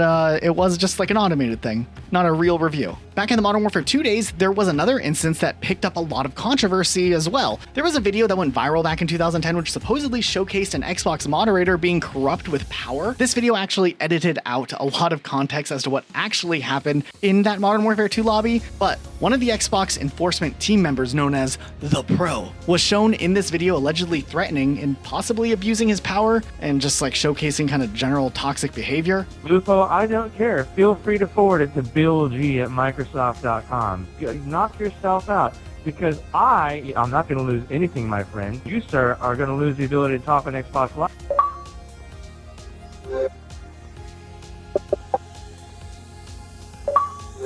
Now, the way that this video is presented is in a way that made it look like the Pro was generally threatening and abusing to ban anybody who just like talked to him in a bad way. But really, he was initially just targeting someone specifically who was actually known for cheating and hacking in Modern Warfare 2. So the story is actually kind of wild. Now, Major Nelson even went on to talk about this on Twitter back in the time, and there was like a whole bunch of confusion as to what was going on. This spiraled into like real Xbox drama back then. Now, Xbox was kind of doubling down that the video was taken completely out of context and the Pro was banning someone who was actually hacking and deserved it. However, despite the fact that the video was edited down, there was an investigation launched following the video that went out, and while the video itself didn't actually show any wrongdoings, they did uncover, like on the side while they were looking into this, that the Pro had indeed banned over 700 individuals during his 6-year tenure with Xbox Live Enforcement. This whole story itself is wild. YouTuber Sacramento Love did do a deep dive on the story, so make sure you check out his video after this one. We've shouted it out before here, but still, there's some other interesting enforcement type situations that have popped up over the years that have caused some backlash. With Xbox, for instance, Xbox was cracking down on gamer tags for a while, and having inappropriate terminology in your gamer tag is of course a bannable offense, and people were getting banned just for having the word gay in their bio or gamer tag or motto on Xbox. We're still not done when it comes to the Xbox 360's controversies. Oh no, there's so much more. Remember, the Xbox 360 didn't have full-on backwards compatibility, but it did have a large library of Xbox original games that could be played on the Xbox 360. However, sometimes games would play weirdly when played on a 360. For instance, Halo 2 was a prime example of this, where the game mostly worked. However, sometimes this weird screen burning effect would just appear. Why? It seemed to only happen on the Xbox 360, so it's a weird thing to happen. Banjo-Kazooie and Banjo-Tooie were also two popular N64 games that were made by Rare. And after Xbox acquired the company, many fans were excited to see Banjo one day make his way onto the Xbox 360, and they did this huge marketing push and a huge reveal. Like, there was hype that Banjo was finally going to come to Xbox someday. And when Banjo-Kazooie Nuts and Bolts was revealed, it was awesome, but also the game looked different, like really blocky for some reason. There was definitely a big controversy already behind the redesign of the character, and when Banjo-Kazooie Nuts and Bolts did release, the gameplay was kind of taken in a completely different direction. Some people really did enjoy the game, and I'm sure they have nostalgic love for the game, but when it came to the fans who were expecting a Banjo-Kazooie game that was like a Banjo 3, they were pretty disappointed. It definitely seemed like with the acquisition of Rare, Xbox really struggled to figure out what to do with a lot of the Rare titles. We did get Perfect Dark Zero finally as a launch title for the Xbox 360, which was a prequel to the original Perfect Dark game, though this game failed to live up to the expectation and hype that Perfect Dark originally had established for the N64. The story was a bit weird. The character Joanna just feels a whole lot less like a professional and maybe more like a teenager, just like acting out. I don't know. It also seemed at one point Xbox thought that with the acquisition of Rare, they would maybe be able to re-release GoldenEye, one of the biggest N64 games. They went ahead and greenlit an entire remake to the game. It was pretty much fully finished before Xbox realized that there was a lot of loopholes when it came to publishing rights behind GoldenEye. It's speculated that if they wanted the GoldenEye remake to actually be able to release, they would need to have the rights from Rare, which they did own, and then Nintendo, which was the console that the original GoldenEye released on, and then they would also have to get approval from Metro-Goldwyn-Mayer, the film production company that owns the rights to James Bond, and that definitely complicated this. And I guess I didn't think that through before developing a full visual overhaul to GoldenEye. So this whole project got canned and is probably the same licensing issue that probably led to Nintendo not being able to do their own remake of GoldenEye, and then they partnered up with Activision and they had, I don't know, this weird GoldenEye inspired game that wasn't GoldenEye, but it was a different GoldenEye with a new Bond, but it wasn't GoldenEye, but it was GoldenEye. And this wouldn't be until years later that the entirety of the GoldenEye remake that would have released got leaked online, and people were finally able to play on modded Xbox 360 consoles. And more recently, for the first time since the original N64 release, the original GoldenEye would be released as a part of an agreement between the film distributor, Xbox, and Nintendo, where Xbox was allowed to put GoldenEye on Game Pass, though they're not allowed to sell the game independently, it seems, and Nintendo is allowed to put that game on the Nintendo Switch Online Pass, but once again, GoldenEye is not being sold anywhere. It seems like that they also maybe had the stipulation that the game had to be identical on both releases. Like Xbox couldn't put their finished remake on Game Pass, but hey, at least now you can play GoldenEye, and that's something. GoldenEye wasn't a complete loss though, that whole remade version that they made, because while they did all of that, they did have a lot of technology in place that would later be used for porting Perfect Dark into the Xbox Live Arcade as well. And that was re-released as an upscaled, remastered form, which took the original source code in the game and ran it through a new engine and added some cool things like online functionality. And you could play co-op online. That was pretty cool. Now, of course, nowadays you can have integration with your Xbox through PC. If you're primarily a PC player, you can have your Xbox Live account, boom, right there. You can use Game Pass, but in the early days of this cross-platform functionality for Xbox, it was really, really, really weird. It seemed like some of the ideas might have been there to do this early on, like the introduction of Windows Live, which used the Live moniker from Xbox and would be a platform for certain PC games to release, except oftentimes they didn't work properly or at all. And there was a lot of outcry from PC players who pointed out that this stuff wasn't really all that good. There were plans to charge users the same price for Windows Live to play games online in the same way that Xbox Live charged their players to play games, though that idea would be dropped after a ton of backlash, and there was big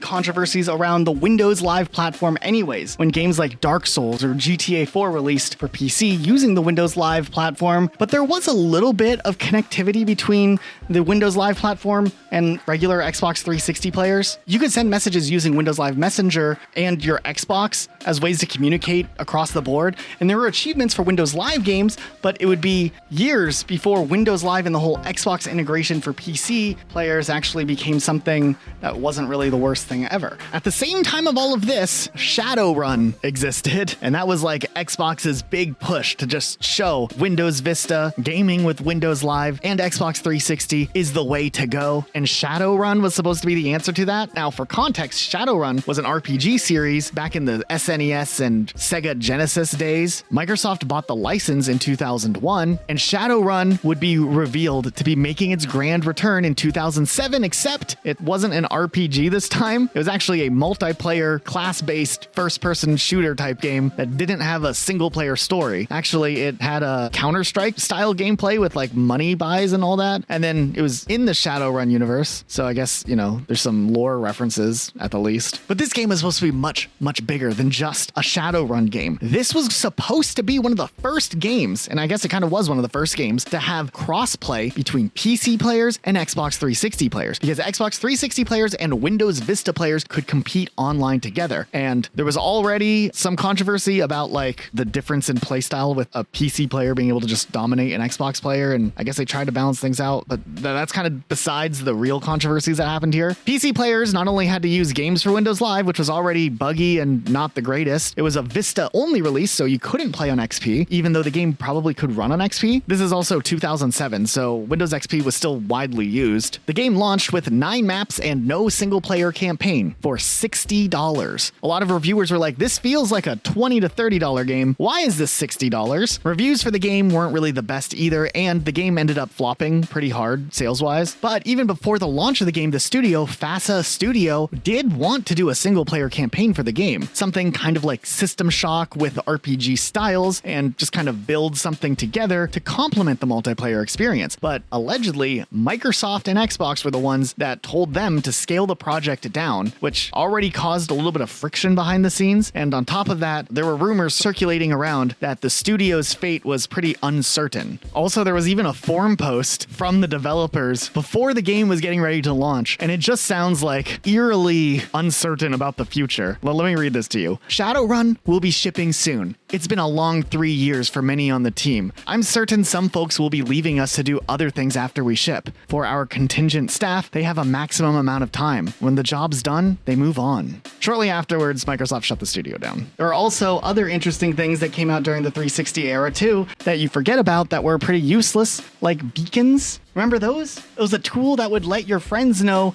that you were wanting to play a game with them. And it was really, really pointless. I guess it was kind of like an early stage version of a looking for group post, but it would only go to your friends when they loaded up a game. And you could even set beacons for single player games, which wouldn't really make sense. And the feature would not be adopted down the road. And it was probably one of the most forgotten 360 features. The Xbox 360 also ran into some heat with the way that they handled some DLC for certain games. For Xbox players, they had to pay for it, but PC players didn't. How is that fair? What's going on here? This happened with like Left 4 Dead and Call of Duty World at War. Matter of fact, PC players don't even have to pay for Xbox Live, and they get the DLC for free, but if you're on the Xbox 360 and you want to play the new Zombies map that just came out, you have to pay money and Xbox Live. Weirdly enough, instead of Xbox just not charging for DLC in certain instances, it seemed like PC just caught up to the money-making standard and started charging for DLC. But hey, it was a weird time in those early 2007 through 2009 era. Towards the end of the Xbox 360 era, Xbox did start to get a little bit of a reputation of maybe being a little too comfortable with how well the Xbox 360 did in the earlier years of its run. I mean, the 360 was doing pretty well with how bad the PlayStation 3 had started things off with its really high price tag. But towards the end of this generation, it still had a pretty big market share over Sony's PlayStation 3, but the Nintendo Wii kind of had come out of nowhere altogether and became super successful and ended up like winning the console war at the time. And it seemed like Xbox wanted to shift their attention away from trying to beat out PlayStation and more try to compete directly with the Nintendo Wii. And they would put a ton of money into the Kinect for the Xbox 360, which had some of the craziest propaganda, by the way, for a console release. When that thing released, I'm pretty sure there were people that were paid to hype up the Kinect in the audience at these types of things. It's beautiful, it's rich, it's interactive, and it feels like a character you really want to get to know. Have you seen anything else for Kinect that you think is particularly cool? The dance game. I'm not a big gamer, so I just like that it seems like it would be easy. Are you excited about this? Oh yeah, definitely. Now the Kinect surprisingly did end up being profitable at launch, but I think once players actually got their hands on the Kinect, the hype ended up dying down pretty quickly, realizing that this was kind of just a gimmicky toy and not the future of gaming. But Kinect never fully lived up to the expectations of what players thought the Kinect would be. Xbox definitely marketed it in a certain way. Matter of fact, during those Xbox 360 announcements with the Kinect, some of the games that were shown off were really interesting or really weird. Like for instance, they did the Kinectimals reveal, which had some kid on stage poorly acting out encounters with the animals, which wasn't really representative of what the game would be. I wonder what this kid's up to nowadays. And they also showcased a game called Project Milo, which was a game that apparently would have had some future technology or some crazy advanced AI to pull off some of the things that they were suggesting it could do here. And the game really never actually existed as a full game. It was just like a tech demo that was showing off, I guess, some sort of pipe dream as to what maybe one day technology would be able to do. There are a couple of great videos covering Project Milo that you should definitely check out online. But yeah, it was a disaster, false advertising at the very least, right? Now, the Kinect was a crazy time. They had some very interesting demonstrations for the Xbox 360 Kinect. I always like to look at the Star Wars Kinect gameplay demo where they have this guy who, I don't know, he knows how to puff his chest out. Like they found the guy who could definitely puff his chest out more than anyone else. I don't know if it's just me. I don't know how to explain it, but tell me what you guys think. But I also want to point out that I feel like there's like some really bad latency or like input delay. I don't know. There was also like the Kinect Sports thing where they did a demonstration, and man, these guys are treating this like this is the real NFL. It's kind of funny. Okay, Ron, late in the fourth, we're down 4. We got 1, maybe 2 shots at this. All right, what's the play? Safety's been pretty deep. Let's go. Slant 25.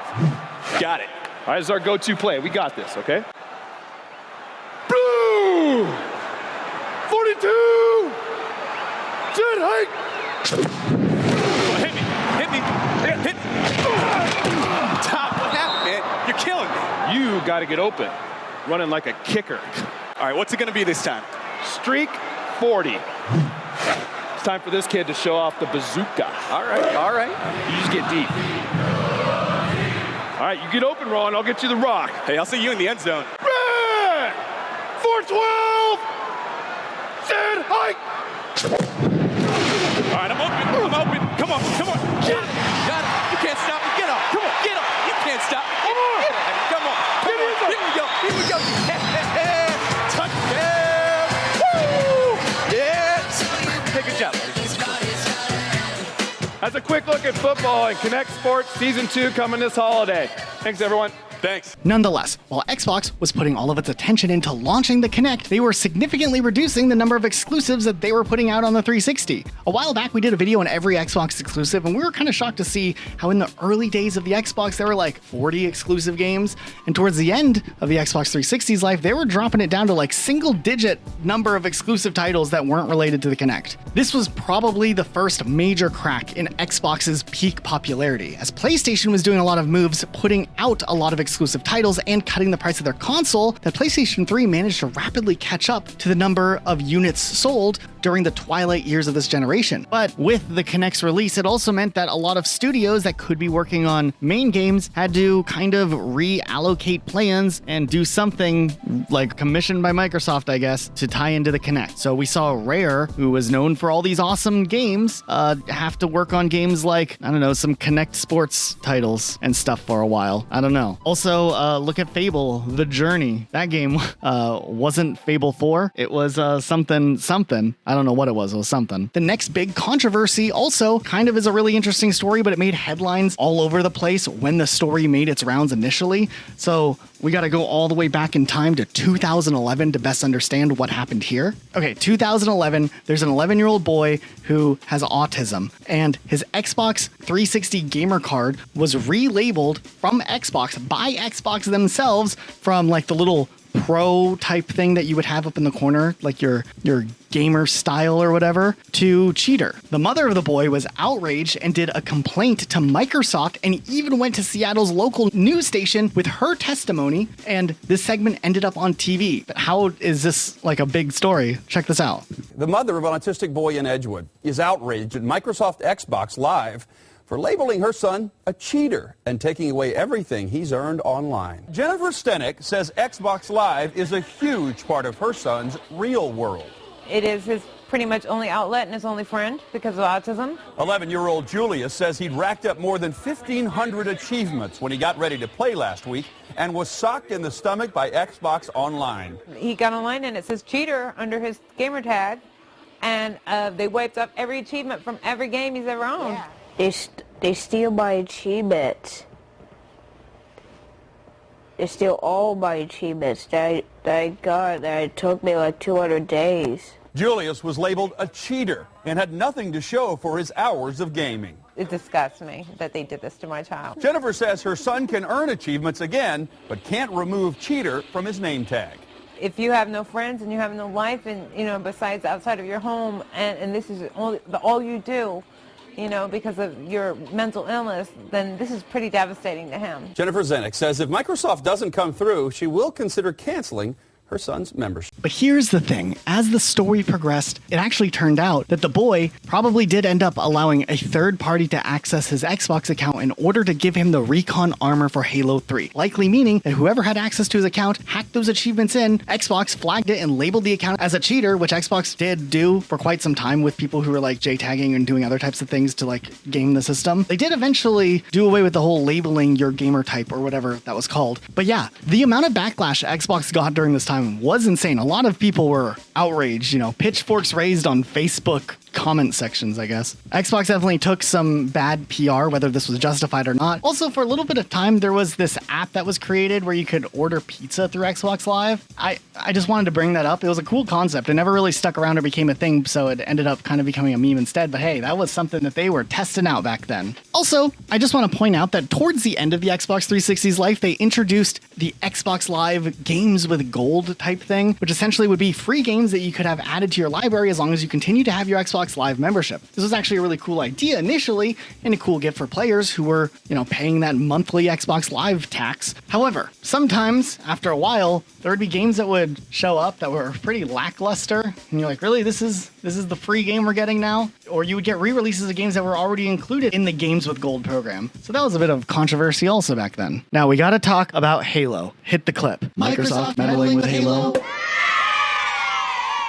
Of course, Microsoft had to find a way to interfere with development on Halo 3 just as much as they would on kind of everything else. Fortunately enough, Microsoft's involvement with Halo 3 wasn't maybe as dramatic as it was with Halo 2, but it still was interesting to say the least. You see, a few years ago, developer Max Hoberman actually tweeted a little bit talking about skill-based matchmaking, because nowadays, skill-based matchmaking is kind of a controversial topic in itself, especially with like Call of Duty and the way that it handles its skill-based matchmaking. But people look at Halo as like, the glory days of matchmaking. And well, as it turns out, there was some skill-based matchmaking in OG Halo. Matter of fact, now that we're looking into it, Halo 2 back in the day was praised really heavily for the way that its online ranking system worked. It was simple, easy to understand, and it wasn't like you're always in this like struggle just to enjoy a game. Halo 3 was controversial because not only did the ranking system change, but matchmaking did change a bit too. And as Max Hoberman unveiled later on, Microsoft had been working on its own proprietary matchmaking system known as TrueSkill, which essentially was like the birth, or one of the births, of one of the many skill-based matchmaking systems that are used out there. And Microsoft really wanted Halo 3 to utilize this skill-based matchmaking engine. Max Hoberman didn't really like the way that the system operated, but while he did have to implement it, he wrote a ton of unique code or whatever, I don't know how that works exactly, to make sure matchmaking was fun. And I think that mostly did work with Halo 3, and I think it does kind of show why TrueSkill is pretty unpopular. I mean, if you played Halo Infinite's ranked mode when Halo Infinite actually had players, it could be really frustrating at times, and that is using TrueSkill too, Microsoft's proprietary skill-based matchmaking system. And it's kind of broken. I feel like a lot of the skill-based matchmaking systems are broken. I think skill-based matchmaking does have a place in gaming. I think there is a reason and a need for it. I just think most of the systems set up right now are not set up in a way that are fun, and that sucks. But they were cooking, trying to get TrueSkill in more things. So that was an interesting time for Halo 3. Also, Halo 3 had a beta, right? Like where people could just like jump on and play. However, if you wanted access to the Halo 3 beta, you had to get a copy of Crackdown. I mean, fortunately enough, Crackdown was a good game, but I just think that's interesting. They were like, hey, you want to play the Halo 3 beta? You get Crackdown. I think there might have been other ways to get into the Halo 3 beta, but that was a primary way. And I know people did go out and buy Crackdown specifically to play the Halo 3 beta. So what did that say about Halo 3? It was peak. I mean, it was at least really good. I don't know. Now, we could talk on and on and on about Microsoft and their weird era of Bungie deals during the 360 times. Like, for instance, their contract with Bungie after Halo 3 released, because Bungie really wanted to spin off from Microsoft. And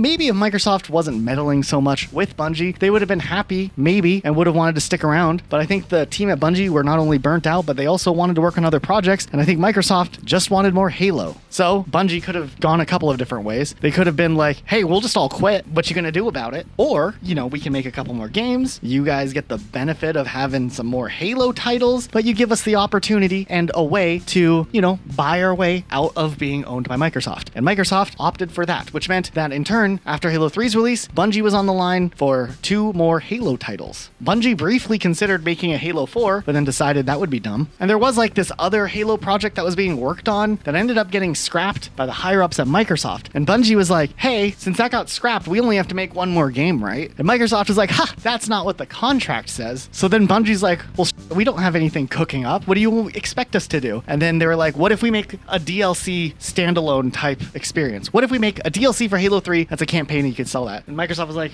okay, yeah, I think that could work. And that was a spin-off DLC called Halo 3 Recon that later got renamed to ODST, that later released as its own game that also included the Halo 3 multiplayer side of things with some new DLC. Solid game. It's crazy the circumstances that caused Halo 3 ODST to release, but like, I don't know. Some people really didn't like ODST. I loved it. So yeah. And Halo Reach was pretty good too. Now, after that, Bungie was free to go do their own thing and they started working on Destiny. But I think Microsoft kind of messed up losing that relationship with Bungie. I feel like they could have done things differently to try to keep Bungie happy, keep them wanting to make games, and maybe keep, you know, the formula and the chemistry that the development team had. Because on one hand, I think they missed out by not having Destiny potentially as what could have been a big Xbox franchise. But also, I wonder if, you know, once Bungie spun out, they just kind of started doing their own thing with Activision, and a ton of personnel ended up getting fired or would leave Bungie. And I don't know, there was some magic with the Halo people that worked on Halo, and I think if they could have kept fostering that environment longer, Microsoft could have been in a much, much better place, because Halo was good all the way through Bungie's time. I mean, like, you could argue about Halo Reach all you want, but like, it's on a different level than Halo 5, that's for sure. Back in 2010, just 5 years after the Xbox 360 released,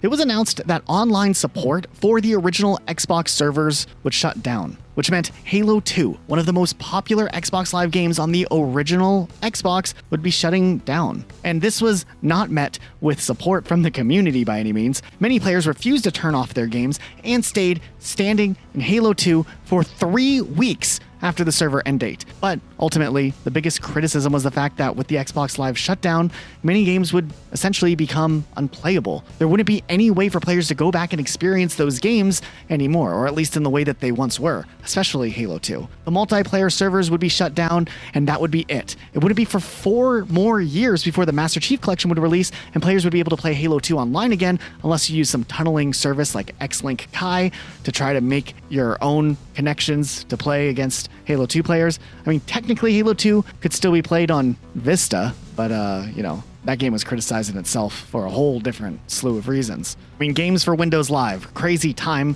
The port for Vista wasn't even really accurate to the original Halo 2. The servers weren't really that great. Connectivity-wise, Halo 2 Vista always kind of had not the best reputation. I guess nowadays there are ways to play Halo 2 online with the original Xbox now that there's custom servers that run, but back for a long time, that wasn't a thing. Now, while we've talked already about Microsoft meddling directly with Bungie and their involvement with Halo, that's not the only thing Microsoft was meddling with when it came to Halo, even before 343 Industries was created and put to use with future Halo games. There was a time where Microsoft was trying to figure out how to get more Halo titles out and what projects they could use Halo with beyond the scope of Bungie, and they started utilizing their other in-house developer, Ensemble Studios. You see, back in 2001, Microsoft acquired Ensemble Studios, mostly known for their work with Age of Empires. But Microsoft, since the success of Halo 2, had been cooking up a new idea that they wanted Ensemble Studios to work on, and that would have been a full-fledged Halo MMO, internally known as Project Titan. What's really interesting is that this MMO was not only greenlit officially,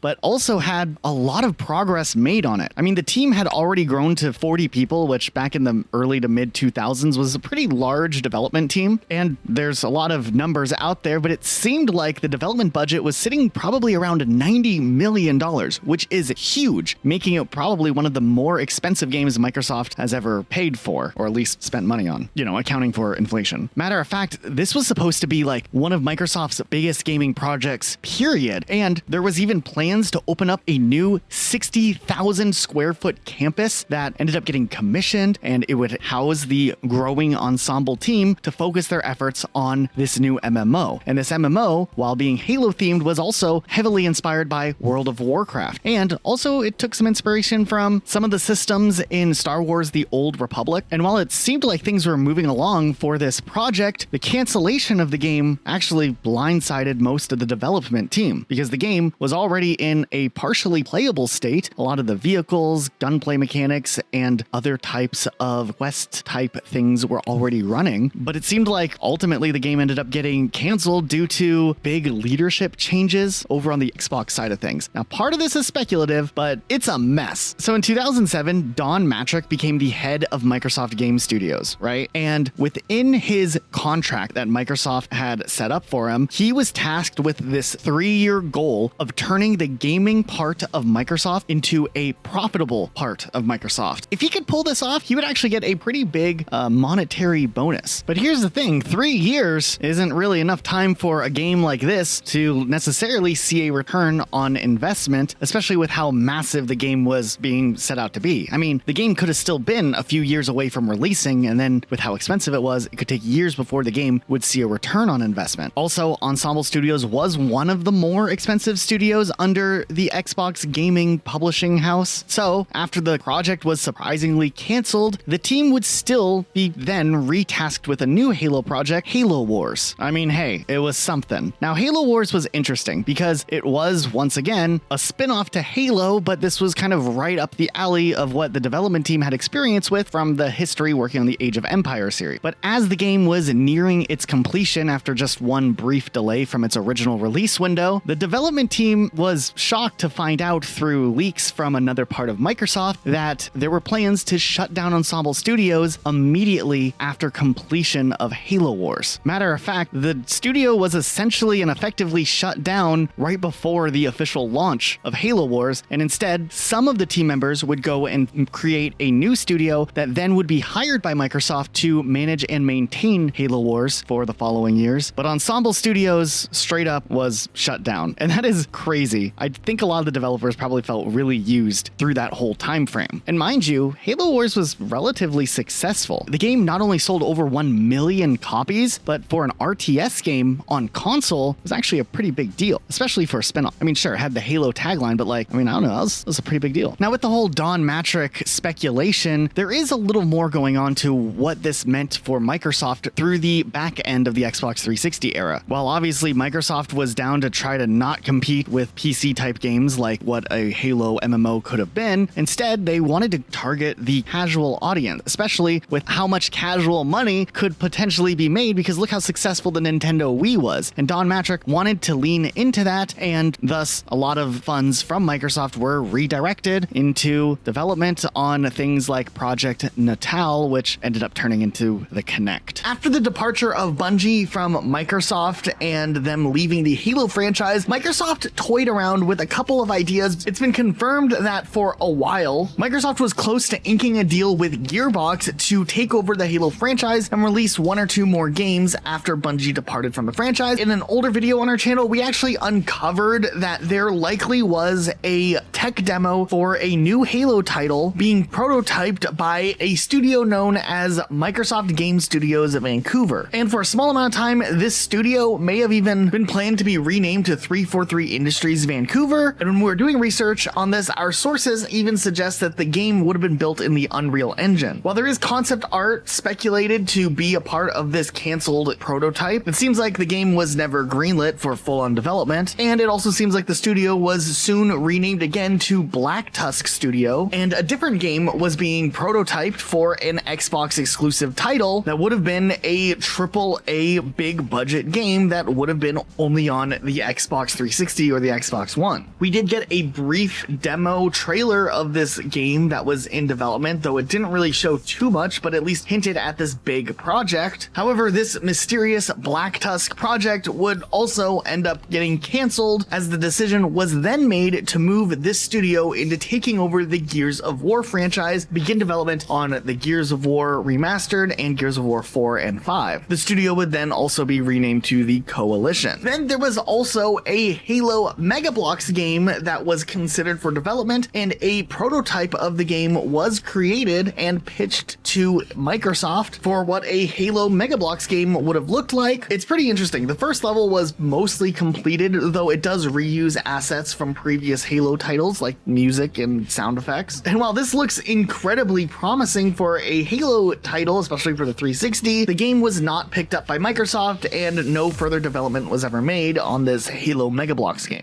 Microsoft obviously wanted to keep pumping out more Halo titles, and while originally the plan was to bring on a different development studio, like a third-party studio, to commission out Halo games, they decided, you know what, let's start our own team that can manage Halo and maybe outsource through that, maybe get some developers and develop games on our own, and thus 343 Industries was created.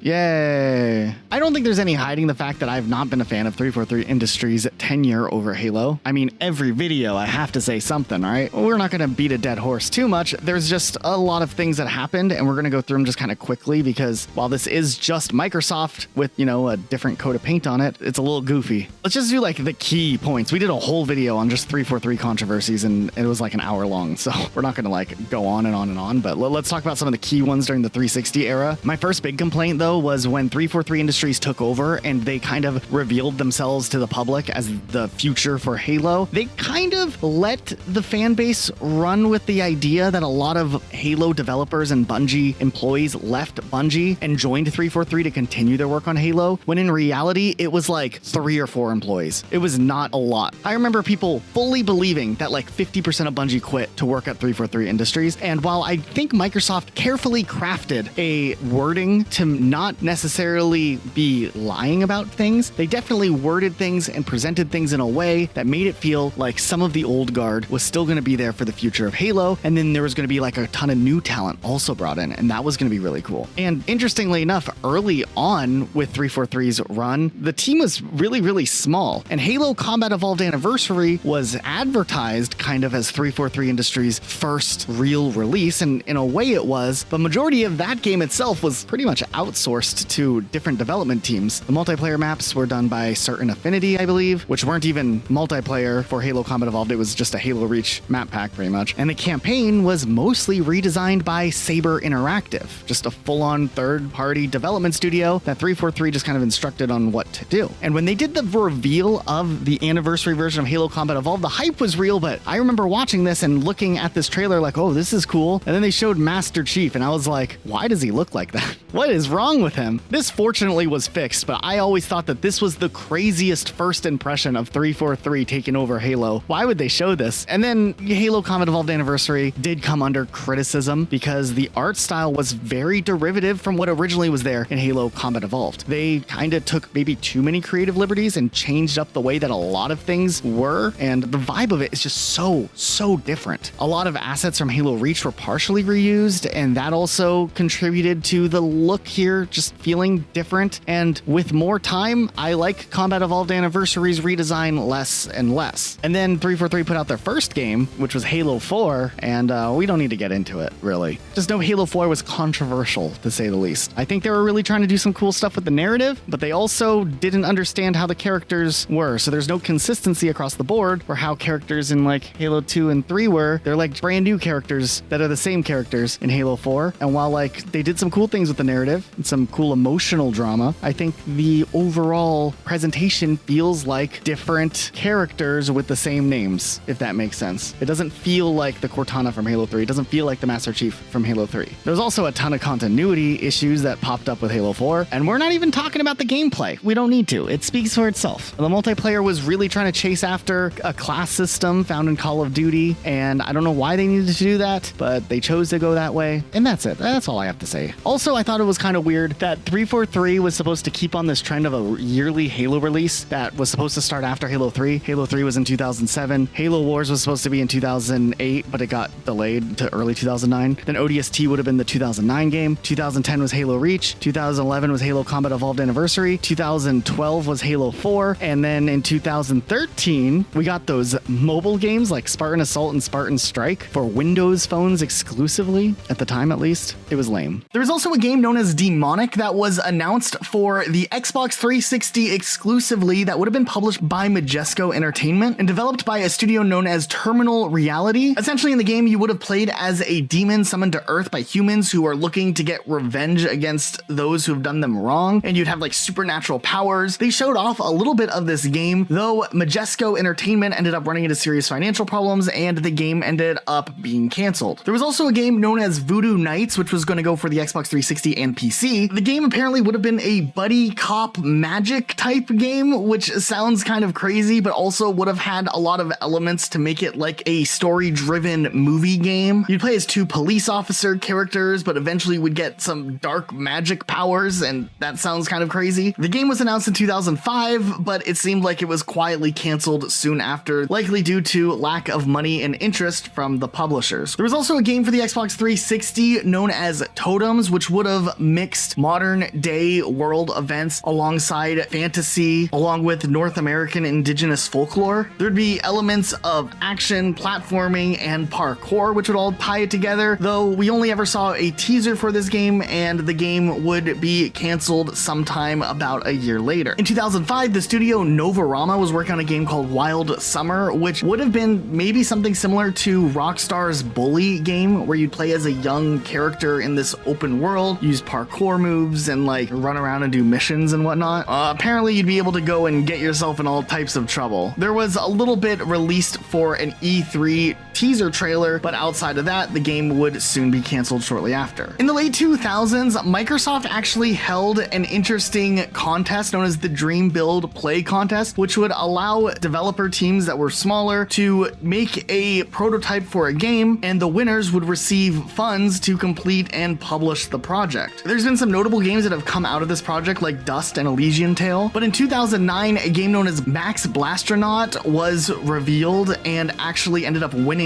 the contest. It looked like an interesting shoot 'em up, beat 'em up type co-op game, which would have been great on the Xbox Live Arcade, though the game never ended up releasing, and not too much is actually known about whatever came of this game. The development team Techland, who's known for Call of Juarez, Dead Island, and Dying Light, in 2007 was planning on working on a game known as Warhound, which would have been an RPG first-person game that was in an open world, and you'd be able to approach the gameplay in whatever direction you wanted. It seemed like it was maybe inspired by games like Far Cry and Crysis. It seemed like the game was pretty far in development, but ended up getting canceled as the team likely had to focus their efforts on games like Call of Juarez, Bound in Blood, and then Dead Island. And it's possible some of these ideas were then implemented into those titles, though this game never saw its own release. Still, the gameplay looked kind of interesting. For something back in the mid-2000s, late 2000s, this was probably really ahead of its time. It would have also had its own multiplayer functionality, allowing up to 32 players, which also was really ambitious, though nowadays nobody really remembers this title. There's a game known as Dog Tag that was announced to likely come out on the Xbox 360 and would have been developed by a studio known as Diesel Power, but was to be published by a British publisher known as Digital Jesters. The game was a third-person squad-based shooter. It would have had a lot of the slower tactical style of gameplay, with cover being a huge part of the game, much like Gears of War, and would have maybe tackled some pretty dark topics when it comes to like modern war. However, later on in 2005, the publisher Digital Jesters ended up having a bunch of controversy around their company and a lot of accusations against them regarding things like lack of payment for games, doing business under different business names to attempt to hide or escape from financial troubles. They were facing legal action. There was a ton of things going wrong with it, and it appears that the company that owned the game developing studio petitioned to the UK courts to have Digital Jesters liquidated, and eventually this resulted in the publishing deal being canceled. And while the company that owned the developing studio still had rights to the game, and apparently for a while were seeking out another publishing deal, it didn't seem like they ever found a company willing to publish the game, and the game never actually ended up releasing. The MechAssault games were two really popular game series on the original Xbox, and there was actually a third MechAssault game that was planned for the Xbox 360 that had been pitched by Day One Studios to Microsoft. Not too much is actually known about what ended up happening with the pitch for this game, as it seemed like they also were pitching multiple games at that time in 2012, and then maybe a different game was picked up, which could have been an evolution of MechAssault 3, but then that game may have also fallen apart after the company was acquired by Wargaming, the creators of World of Tanks. And essentially, both titles, MechAssault 3 and another title known as Reign of Thunder, never actually released. There was apparently a hack and slash dungeon simulator that was in development between 2006 and 2008 by Firefly Studios, which was supposed to release on the Xbox 360. The company was known for their Stronghold series, and this game never came out, so not too much is known about it other than a few gameplay presentations, and that's about it. Then there was a game known as Amazing Tales Project Caspian, which was an MMO that was planned for the Xbox 360. In the past, the team who was working on this project had made another MMO known as Pirates of the Burning Sea, which was published by Sony Entertainment back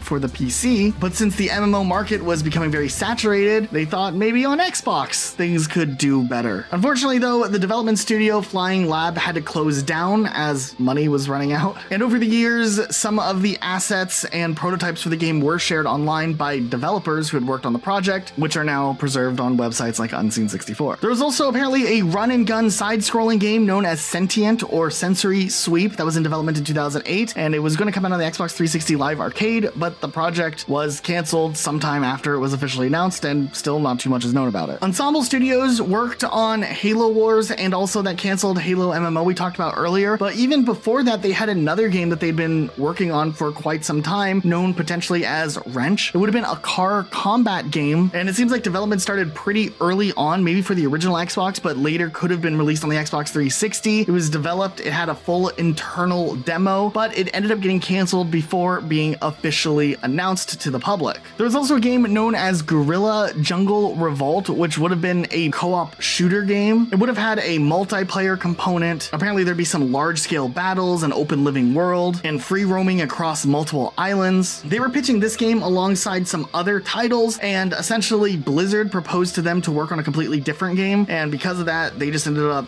canceling this game altogether, and the game never saw a release. Now, also on the original Xbox, there was full intentions at one point or another to have Conker's Bad Fur Day finally get a sequel, that Nintendo 64 classic that was really underrated at its time, and it seemed like there was a bit of effort into making a follow-up game, as even the game had various names associated with it over the years. After the first game was released in 2001, the Rare team started working on a sequel, which likely would have been for the GameCube. However, when the Xbox acquisition of 2002 happened, things would have switched over for Xbox. Development of a lot of Rare's games did switch over to the Xbox at this time, like Grabbed by the Ghoulies, Cameo Elements of Power, and likely Conker's Other Bad Day. Now, fortunately, much like with a lot of this video, Unseen64 has a great archive of information about what happened to this game, and they even archived an interesting interview quote from Conker's creator Chris Seaver, who even stated that not only did they start working on a sequel with that title in mind, Conker's Other Bad Day, but they also had a full storyline ready to be depicted on the screen and many new movie references in mind. The game would have dealt with Conker's somewhat unsuccessful tenure as king. He spends all of his treasure money on beer, parties, and hookers, and then he was thrown into prison. Conker is faced with the prospect of execution, and the game starts with his escape, ball and chain attached from the castle's highest tower. In a later interview, he even elaborated even more about the game, saying that graphics and concepts were done for sure, but they didn't get much further than that. Conker would have been the emperor of the known universe, had a new girlfriend and lost an old one. There would have been a massive space poo known as the Cthulhu Poo or whatever as the main bad guy. We'd allegedly find out about Greg's childhood and why he hated cats, and there were a ton of parodies of the more contemporary movies that would have been included, such as things like an evil doppelganger version of Conker that you got to play as for a while, and there was even a reveal of some concept art of what that first early design for that first level where you escape from the tower would have been. In 2018, Conker creator Chris Seaver even tweeted out a little hint at one of the concepts he would have had for Conker. Here's how I would have started Conker's Other Bad Day, but instead with a giant panther head flying over the burning ruins of the world you're about to retrospectively journey through. And then he linked this video. Unfortunately, it seems like Microsoft wasn't actually all that interested in a Conker sequel, and soon the team dropped Other Bad Day to work instead on a remake of the first game with a major focus on its online multiplayer mode, assuming that Microsoft thought that the Xbox market would have been more interested in another multiplayer game, and a bonus remake of Bad Fur Day would have been less expensive than to create a full-on sequel. In 2005, Conker Live and Reloaded was published, and there seems to be rumors out there that in late 2004, the team was already trying to return to work on the Conker sequel, and with the launch of the Xbox 360, Microsoft asked Rare to move their projects to the new console, which is what happened with games like Cameo and Perfect Dark Zero. However, it didn't seem like the team working on Conker at the time really wanted to push this project even further back into development for the Xbox 360 release, as it would mean even more time spent working on this project they've already spent years on, and they just wanted to get the game done and finished. It seemed like burnout was really real when it came to this title already. So at the same time, Rare started working on another multiplayer-focused Conquer game known as Getting Medieval. It would have been a sequel to Live and Reloaded, reusing some of the assets from what they were working on Conquer's other bad day. This game would also end up getting scrapped along with a lot of other projects that Chris Seaver had been working on, and finally he ended up leaving the studio in 2011 before starting his own indie studio called Gory Detail. Also, during the time of this game's cancellation, there was a lot of projects that Rare had been working on or that wanted to work on that started to quickly fall apart. After Perfect Dark Zero's release, though, the team that had worked on the Perfect Dark games split up into even more smaller teams working on different prototypes. One of these was called The Fast and Furriest, which was a concept that would have utilized the Xbox Live camera to have a movement-based game, and some of the concept images even show screenshots of Rare characters like Conker, TT from Diddy Kong Racing, and Banjo as these terrifying costumes, but you get the idea. This concept for a game that never actually released might have actually been Rare sealing their own fate to working on the Kinect exclusively for a while without them even knowing. In the late 2000s, Rare did see a pretty big restructure to their company and their projects that they were working on. There was an MMO project known as Cascade that ended up falling apart, and in the last years of Chris Seaver's time with Rare, he actually was a lead on a project for a Perfect Dark game, which at the time was called Perfect Dark Core. It would have had a very different approach to the series with Joanna Dark, and this time around the character would be a colder, a tougher warrior who, quoting Unseen 64 here, would have had their own sanity to some extent worn down by years of field work. There would have been a cast of new characters, and eventually even Elvis, the main alien from the original Perfect Dark game, would have shown up and fought alongside Joanna as well. Apparently the prototype for the game had one level mostly completed, but it seemed like the game still wasn't fully greenlit and the project soon would fall apart. Fortunately enough, there have been archival efforts to preserve some of the finished works of this prototype. That is what you guys saw while we were talking about this. Saberman Stampede. This game actually has a really unique story, and I love this one. Now, the roots of this game go all the way back to 1984 when a company called Ultimate Play the Game released a series of games centered around a character called Saberman on consoles like the ZX Spectrum or Commodore 64. Years later, that company would become Rare, and Saberman was one of their lesser-known mascots, mostly just having little nods and cameos in other games like Killer Instinct or Banjo-Tooie. In the 90s, Rare worked on Diddy Kong Racing, which is a really popular kart racing game for the Nintendo 64. Honestly, this game is just like a chef's kiss. It's really, really good. And in the early 2000s, Rare was brought on to develop a follow-up game known as Donkey Kong Racing. We even got to see a cool tech demo for this game, and it looked really evolved and more Donkey Kong themed than what Diddy Kong Racing originally did. But even Diddy Kong Racing was originally another game known as Pro-Am Racing, which comes from its roots as another retro game. So there's like a long lineage with what we're talking about right now. Then everything shifted in 2002 when Microsoft acquired Rare, and development on Donkey Kong Racing was seized, obviously because Nintendo had the rights to the property. Instead of fully canceling the game though, they would just rename the project to codename Stampede, and with the news of Microsoft trademarking the name Saberman Stampede, a lot of people thought that maybe they were going to switch and use an old mascot that Rare had the rights to from years earlier, Saberman, once again. It seemed like in the following years, the game went through various iterations and development phases, but the game was still in active development through the Xbox years. At one point, it was even described as a Grand Theft Auto style game, but with animals. But it seemed like the project started to fall apart in 2005, where Microsoft may have realized that the project wasn't really making that much progress besides scenery and 3D models. Not much of an actual game had been developed, so the project ended up getting canceled. Over the following years, there would be footage and concept art leaked from the game, and to this day, people are still in the hunt for lost builds of Saberman Stampede. But interestingly enough, this canceled game wasn't the only game that still had ties directly to Diddy Kong Racing. All the way back in 2001, before the Xbox acquisition of Rare, Nintendo and Rare announced that Diddy Kong Pilot would be coming for the Game Boy Advance as a follow-up to Diddy Kong Racing, but it would just be based on the flying sections of Diddy Kong Racing. Though with the acquisition, Rare ended up losing the rights to Nintendo's characters, and with concerns of quality, backed off the project altogether. So instead, the game was reworked just to include Banjo Banjo characters. But you can see even back at this time, it seemed like Rare had a pretty big investment in the future of the kart racing series involving Diddy Kong and Donkey Kong, as 2 games were simultaneously in development when Xbox came and acquired them. Banjo Pilot would be published by THQ and wasn't received very well, but racing games in a sense were still in Rare's blood here, and development on a Banjo game that would have been exclusively for the Xbox did go underway for a little while, known potentially as Banjo-Kazooie. Not too much is known about the game, but it would have been a kart racer that let you customize vehicles for the races themselves, similar to maybe what we got in Banjo Nuts and Bolts, where you're able to customize vehicles to play through and platform your way through the game, though that game obviously wasn't a racing game. During this time, there was also plans for a third Banjo game, maybe called Banjo 3E or Banjo X, but this game would have actually been a straight remake of the first game, where slowly over time in the game, characters would have broken the fourth wall and gradually became more aware that they were in a remake. This was of course also during the time that Conker was getting its remake. There might have even been plans of a 4-player co-op mode introduced into this game, but it seemed like by the time that this game would have released, it probably would have just felt odd being so many years since the N64 release of the game, and a lot of the team shifted into wanting to do a brand new game, not a remake, and wanted to innovate on the methods of platforming. Tying that together with the build your own kart mechanic that was being worked on for what Banjo-Kazooie would have been, had these two ideas combined, and eventually the game Banjo Nuts and Bolts would be kind of the byproduct of these 2 canceled projects. We're now looking at like 2012, the last full year of the Xbox 360 being there, and by the end of 2013, the brand new Xbox would be revealed. Not before they did a little side thing for the Xbox 360. At the same time, kind of the reveal of the Xbox One,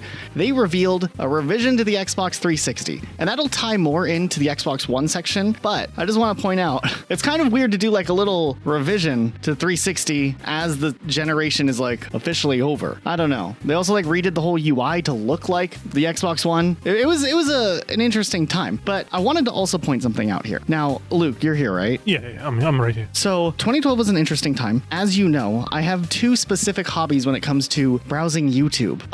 One, I like to look occasionally at who's still making new Harlem Shake videos in 2025. You'll find like a weird amount of Harlem Shake videos still being produced. The second thing, and this is one that I just wanted to talk about briefly because it is a little off topic, but I think anybody watching this video will appreciate me bringing this up because I know someone out there is going to go down this rabbit hole themselves because of the potential of just like raw, maybe unnoticed content that's out there. But looking up Gangnam Style parody videos from like 2012, it is insane how many of those existed and how many parodies are like for local towns. Like, I don't know why it exists, but I mean, if play a couple clips real quick. It's that Linden style. Linden style. HR Field style. HR Field style. Hey, inbred lady. We got Norfolk style. Gothic style. Whippy Gothic style. I'm just saying, like, anybody out there, figure out what town is nearby and look up like Gangnam Style parodies of like a town near where you live, and you will be surprised. Then circle back here in the comments later and tell me that you fell down that rabbit hole, because I guarantee you there's going to be some like cringe content that is surprisingly entertaining. I don't know what that has to do with this video, other than we're talking about 2012, around the end of the Xbox 360's life, and that's what was around during that time. Okay, let's talk about the good of the Xbox One era in 60 seconds. Ready, set, go. Sure, the Xbox One might have had a rocky start originally when it released in 2013, but there was some good to be made with the Xbox One. It was definitely a much more powerful system than the 360, but there was a lot of new technology that was introduced, like game DVR, and exclusivity-wise, when the games were working functionally, they were pretty cool originally, like Forza Horizon 4, Halo the Master Chief Collection when working was cool. There was Sunset Overdrive. Sea of Thieves was a pretty refreshing take when that game was working. But Game Pass changed everything. It was a subscription, generation that unlocked huge library of games, day one exclusives. And later in the life, by the time the Xbox One X came, there was true 4K gaming, cross-saving where your save files could go anywhere, and the start of cross-play where PC and console gamers could play together. Also, the controller redesign was kind of nice too. Now, mind you, when the Xbox One first was revealed, backwards compatibility wasn't a thing. So at the very least, in 2015, it was a big win for Xbox players when it was announced that backwards compatibility with Xbox 360 games and later on Xbox original games would be coming. So overall, there was some good for the Xbox One. We're about to change entertainment forever. Again. Because we're going to take all that we learned in more than 30 years of innovation and use it to change everything. For the first time, you and your TV are going to have a relationship. And I've never been more excited than I am today. Can we take what you love and make it better? Xbox One. Team Xbox is on a new mission. Design and build an all-in-one system to light up a new generation of games, TV, and entertainment. What if a single device could provide all your entertainment? And what if that device could turn on your TV and talk to all of the devices in your living room? And what if it was always ready and connected? Well, now it's all going to begin with two simple words. Xbox On. Xbox. Watch TV. Go to Internet Explorer. Oh, nice. Watch TV. Watch movie. We're bringing a new Kinect sensor paired with every Xbox One, which puts you at the center of your entertainment. As you've seen today, Live brings all new experiences, including Skype and what's trending across games and entertainment, and of course, intelligent TV. And our new asynchronous capability will allow you to search for your perfect match in your favorite game while you play another game, while you watch a movie, while you browse the web. Halo has always been more than a game. I'm thrilled to announce a live-action Halo television series. Downloadable content for Call of Duty will launch exclusively first on Xbox One. I think everyone was expecting us to play it safe this year and simply make Call of Duty Modern Warfare 4. But we didn't want to do the safe thing. One of the fascinating new additions to your squad is a dog. We've had dogs in Call of Duty before, but never like this. This is someone you care about. This is a squad member. He does everything from sniffing out explosives to protecting the team. It will also be the most character-driven and emotionally engaging Call of Duty game we've ever made. And it will be the best Call of Duty game we've ever made. Fortunately, we have a product for people who aren't able to get some form of connectivity. It's called Xbox 360. Right. So stick with 360. That's your message if you don't like it? If you have zero access to the internet, that is an offline device. First time ever, you can play the entire Master Chief Saga on a single console, the Xbox One, with Halo, the Master Chief Collection. Xbox! E3 starts here! Let's go!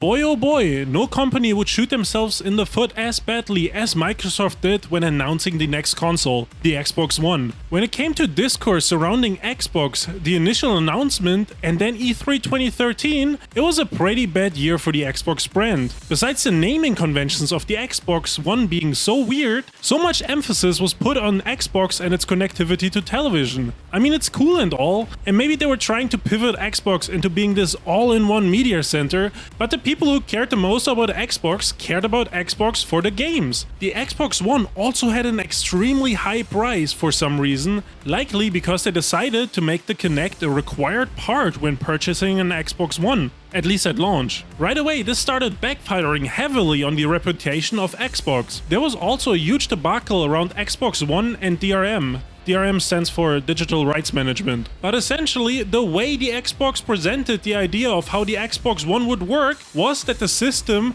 had to always be connected to the internet. And if you didn't connect your console to the internet, you would just have 24 hours to get back online before you would lose access to your games. And this always online thing caused a lot of pushback from fans and even news outlets at the time. And also the way they explained family and friend sharing and the whole used games market at the time was very confusing. And the way they worded it at the time, it made a lot of people believe that they were trying to kill off the used games market completely. which obviously more than 10 years later is a very small market compared to what it was back then, but leading up to the Xbox One it was still very common practice to buy a used game for cheaper, or even trade in your used games and get a discount on a new game. So just the notion that they're putting restrictions on how and who you can get your games from left a pretty awful taste in a lot of people's mouths. Also, a lot of people were concerned with the fact that the Kinect was required and that the console was supposed to be always online, because the Kinect is a camera and a microphone. This was around the same time that the whole Snowden and NSA stuff started to gain media attention, which revealed that the US government likely had access to people's webcams and whatnot. So there was a massive fear for personal privacy around that time.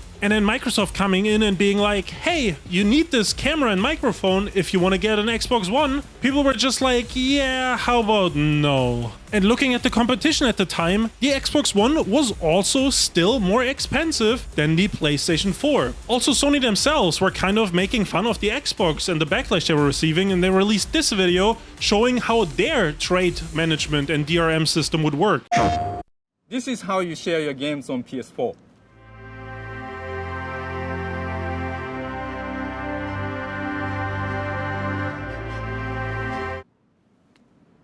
Thanks. PlayStation. This was like a huge funny slap into Xbox's face at the time. But honestly, Microsoft and Xbox didn't even need anyone else to embarrass them in public. They would just do it themselves, like when then Microsoft Studios creative director Adam Orth went to Twitter completely dismissing people's concerns about the always online stuff and telling them to just deal with it. This made a lot of people angry, and even some developers, like BioWare developer Manveer Hare, jumped into the conversation saying, "Did you learn nothing from Diablo 3 or SimCity? You know some people's internet goes out, right? Deal with it is a shitty reason." Which then Adam Orth responded to, completely missing the point with, "Electricity goes out too." The conversation continued with BioWare developer responding, "You lived in LA, San Francisco, Seattle. Very connected places. Try living in Janesville, Wisconsin, or Plattsburgh, Virginia." Which then would trigger Adam Orth to ask the question, why on earth would I live there? So I guess Microsoft's official stance was that if your internet is spotty, just move away. Why are you living there? He would double down even more on this dumb strawman argument he was trying to create with, "Sometimes the electricity goes out.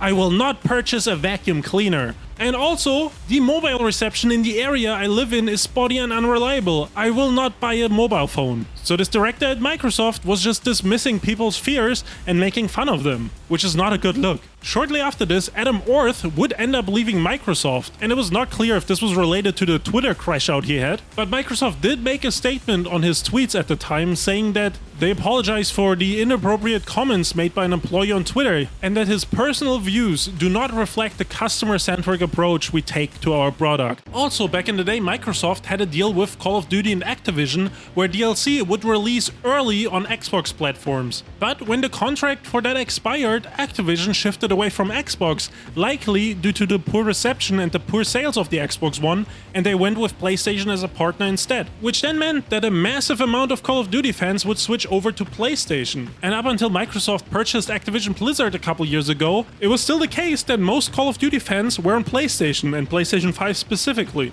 And there were some other announcements with the Xbox One that rubbed people the wrong way, like the name Xbox One. So get this, it's a third iteration of the Xbox, and they're calling it Xbox One because, you know, it's supposed to be this all-in-one platform to do everything media, which is just an interesting way, I guess, to handle the naming conventions. But also the console itself was a giant brick. It was one of the largest consoles ever made, and a lot of people compared it to VCRs, which were also massive because they had to fit these big tapes inside of them. And I mean, they were right, the Xbox One was kind of the size of a VCR. And while a lot of people made fun of the Xbox's size and the name at the time, this wasn't the first time Xbox had a weird naming convention. Which, I mean, that might be born from the fact that, you know, they were one generation behind, so if they started doing the numbers like PlayStation, they would have an Xbox 2 competing against the PlayStation 3. Or the Xbox 3 versus the PlayStation 4, which by name alone would make the Xbox sound inferior to the PlayStation, so they were trying to avoid that by also giving the previous console, the Xbox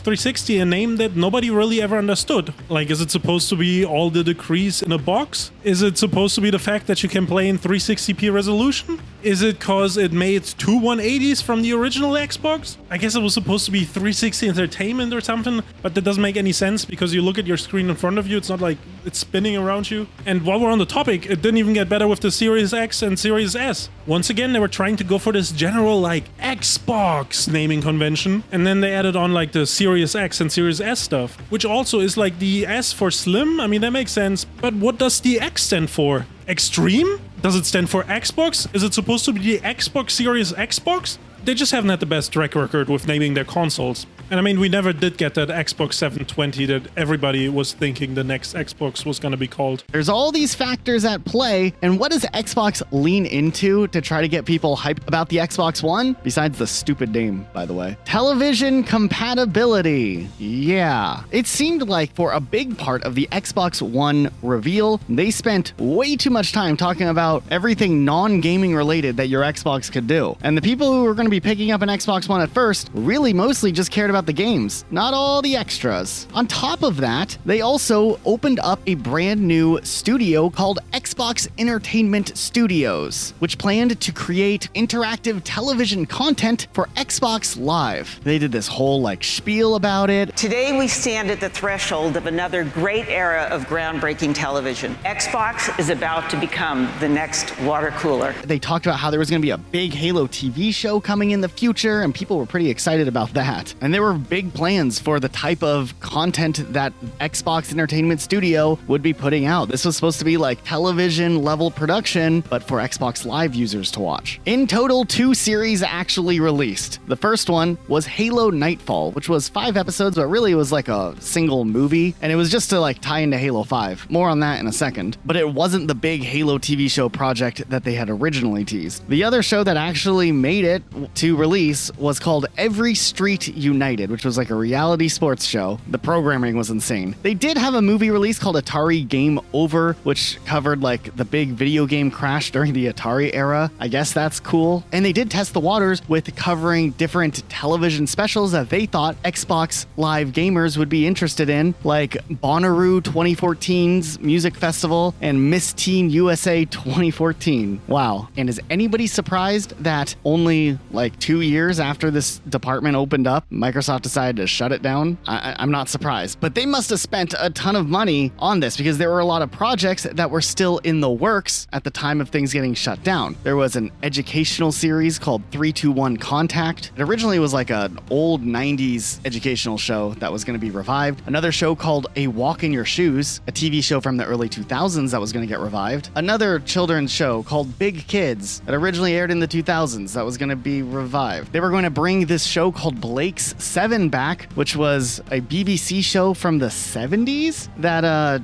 they were going to do like a reboot of it, and that got canceled. And then surprisingly enough, a Conker animated adult comedy series called Conker's Big Break. They never officially announced this one. It was revealed later on that it had been in like pre-production planning stages, but it was a thing. Another kids show called Crow from the 90s was supposed to come back. Another kids show called The Electric Company, which originally aired in the 70s, was supposed to come back. Apparently, they were trying to make a deal with AMC to get the rights to the TV show Humans and get some casting underway, but that ended up getting shut down when all of this closed. There was also plans to try to bring this show called Life's Little Miracles onto the Xbox forefront too. This was originally a show in Canada that focused on children at Toronto's Hospital for the Sick. It aired in the late 90s, early 2000s. They wanted to get this other show from the early 2000s that ran for like 1 year called Out There back. Why? There was a children's television game show called Spunk that they wanted to get. That show aired in the early 2000s.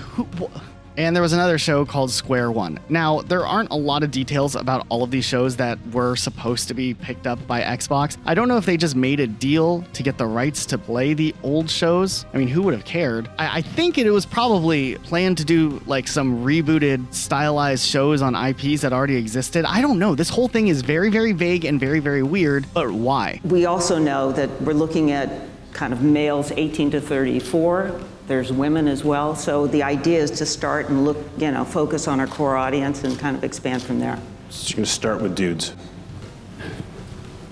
There were plans to cover other things like Call of Duty championships and things like that, which would have at least made a little more sense. But man, all of that and then the Halo TV show project that was supposed to have Steven Spielberg tied to it were the big selling points for how Xbox was going to be the biggest thing in television. Can you give me some examples, either hypothetical or real, of how you plan to make content interactive? The ability to actually understand, like Game of Thrones for me is I always get confused as to where they are or what's the background of these characters.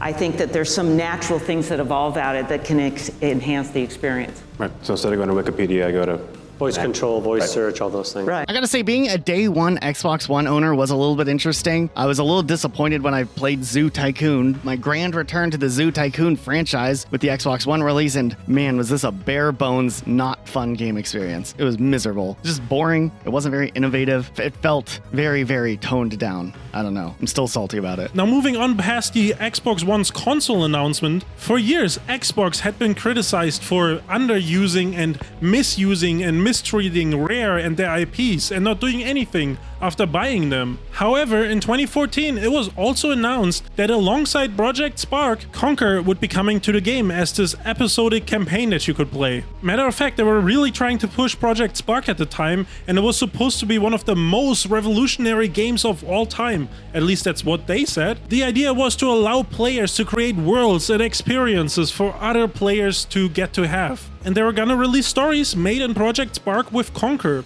And they released one episode, and then the rest of the Conquer episodes were cancelled when they cancelled Project Spark as a whole. And while I think you can still play Project Spark if you have a disc, this wasn't the last time Microsoft randomly used Conquer to promote some dumb project that they had. In 2016, Microsoft introduced the Hololens, and this was supposed to be another big thing that was gonna change the future of how you play games and experience reality or some shit like that. And they released this like tech demo called Young Conquer, and they redesigned him. And oh my god, what did they do to Conquer? How is this the design you went with trying to promote a product? How are people supposed to have any faith in HoloLens if they see this abomination? Also at this HoloLens presentation, they showed off this like Minecraft integration, and there was like a whole demonstration and like this cool 3D thing, but none of this ever came to fruition. And all these things in just a short time span between 2014 and 2016, Xbox was gaining this reputation that they're not really gamer focused at all anymore. Gone are the days of your Mountain Dew and Doritos fueled gaming experience. Instead, here's this pair of glasses that makes you look like an idiot while playing Minecraft. It just seemed so very clear that Microsoft and Xbox were completely detached from the fanbase, which were mostly gamers, which for the last decade they had been cultivating that fanbase. But the instances of them showing off these weird tech demos that aren't really games and that nobody cares about just started stacking up. And even if some of these ideas were cool and the technology behind it was interesting, this was not the core experience that gamers wanted out of their Xbox. It very heavily seemed like they didn't want the audience of gamers anymore, they wanted an audience of lab rats to test out the random things they were trying to release. And the technology they would actually release at the time also wasn't that good and had a lot of issues. Like the original Xbox One controller, when it first shipped with the Xbox One, only had this very specific mid-USB type plug-in. There wasn't even a full-sized USB. You had to get a specific cable to plug it into the bottom of your controller. And this would lead to you having to buy a specific headset if you wanted to plug it into your controller. It had to fit into that weird USB thing. Or you had to buy this expensive aux adapter that would go into the bottom of your controller that was really clunky. Okay, I just wanted to chime in also and point out that with controllers on the Xbox One, it could be really frustrating too, because the controllers seem to have proprietary wireless technology, which makes it more expensive for third-party controller creators to make wireless controllers. So if you wanted to buy like a cheap backup controller, you have to either go wired or pay a fortune to have the wireless functionality. Also, after all that talk about how the Kinect was an integral part for the Xbox and how it was so important and that you had to buy it if you wanted an Xbox One, they eventually went back on this one as well and started selling Xbox Ones without the Kinect, which made the price drop, and eventually they would just discontinue the Kinect altogether, which I mean was an attempt to start selling more Xbox Ones, and I mean it made sense I guess, but at the same time you're kind of slapping the early adopters of the Xbox One in the face, like the people who got the Xbox One early and had to buy the Kinect and didn't have the option to not get the Kinect. And now they discontinued the Kinect, which would also mean that eventually no newer games would use the Kinect features anymore, making the Kinect that people were forced to buy in 2014 if they had an Xbox just a useless piece of hardware. And I mean, you could argue that you can still use it as a webcam and a microphone, but holy, the Kinect microphone was so bad. Like when we first met our friend Dim on Xbox, he was using a Kinect mic and it just sounded so bad. Also, I just wanted to like chime in here and point out that during the early era of the Xbox One's launch, when everybody had a Kinect, the people who did buy Xbox Ones, it was kind of funny that there were these voice shutdown commands and people were trying to get other people's Xboxes to shut down with Kinect commands. I don't know, I just think that that's pretty funny. Damn, bro, this game is so ass. Hey, yo, who's speaking out the controller, bro? This game is so garbage, man. Bro, why you got your audio coming out your TV, bro? You on console? Yeah, I'm on Xbox, bro. Wait, for real? Hey, yo, Xbox, turn off. Bro, don't say that, you... Xbox top, yes ma'am. Yeah. Wait, oh my god! Xbox off. You know! But besides the Xbox One's peripherals, the software on the Xbox One was also ass. If you bought an Xbox at launch, you may remember that the user interface was absolutely horrible. Like, it was just completely nonsensical how things worked. The whole UI was just feeling so slow and features like party chat didn't even work half the time. It was just an awful experience day one, and it took them a little while before they started rolling out software patches that made it a little better. Also, it was really weird at this time that with all this talk of the Xbox One being this big media console, they didn't get a Spotify app for a really long time. Which actually was because they were trying to force people to use their own music streaming service called Groove, which had its own app on the Xbox One. This was eventually shut down and replaced by Spotify. On top of that, the Xbox One also had this snapping mechanic that was like pointed out during the presentation as an early feature for the Xbox One. It was kind of like this picture-in-picture feature where you could snap on like a small like video stream on your screen, and then you could play your game on like the big part of the screen. And this was actually a cool feature. I wish they had this nowadays. I would actually use it, but the implementation of it was actually awful and it would cause your games to crash on the Xbox One. So after a little bit of time, they would just completely remove this feature altogether. There was also plans for DVR functionality being built into the Xbox where you're able to pause, record movies, and have all of that in one place on your Xbox. But in order to do all of that, you would need a bigger hard drive space, so you would have to decide between like television recordings and your video games, which also is a weird thing for a console. So they didn't end up continuing support with that either. But you were still able to watch television through your Xbox, but you could only pause for a very limited time now. Which after the removal of the snap feature was like kind of stupid too, because now you couldn't like record your movies and television. You had to like either miss out on the television show or play your game. You like had to pick. Okay, also just because we're on this subject, I just wanted to point out that over the years of the Xbox One's life, the amount of weird little changes they made to the UI was so frustrating as an Xbox One player, because you'd finally get used to the way that the UI worked and how to navigate it, and then boom, they'd roll out an update and things were changed, and then the marketplace was changed, and they just kept changing things, and it got really annoying after a while. That's all. Rant over. With the Xbox One, they also introduced this whole system where you had to install the game on the hard drive, whether you have the disc or not. And this also wasn't popular because every time you pop in a new game, you just had to sit there and wait, which was a big step down from the previous generation of Xboxes where you just pop in the disc and you were able to play. And they did eventually add this ready-to-play feature that allowed you to play the game while part of it is still installing, which on paper sounds like a cool feature, but in reality it would slow down your installation of the game. And a lot of times you couldn't actually even play the game correctly anyways.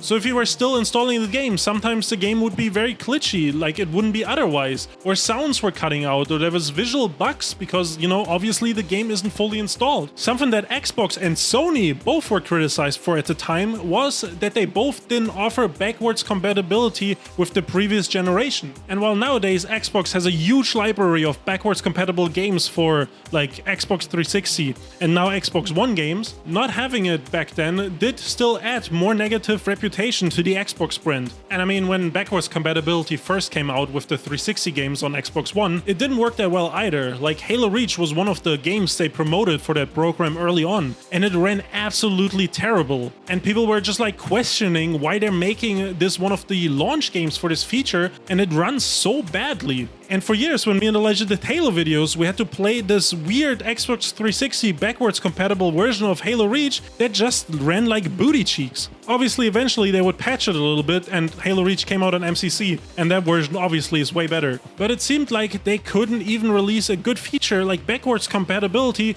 without there being some drawbacks. Also, I wanted to point out that during like E3, when they were like hyping up new games during this era, and they were trying to show off the lineup of cool, important characters that Microsoft had under their belt, they really pushed Locke as like this new main mascot for Halo and Xbox as a brand. And like, nobody even knew who Locke was yet. It felt like they were pushing Locke hard as like this equal to Master Chief, and honestly, he's kind of irrelevant even in Halo 5's story. And he has more levels than Master Chief. Still, he felt irrelevant. There's always been some cringe at E3 when it came to the Xbox One also, like the Crimson Dragon reveal. I don't know what happened, if the sound just messed up, but the crowd reaction's pretty great. Here's the premiere of Crimson Dragon, exclusively on Xbox One.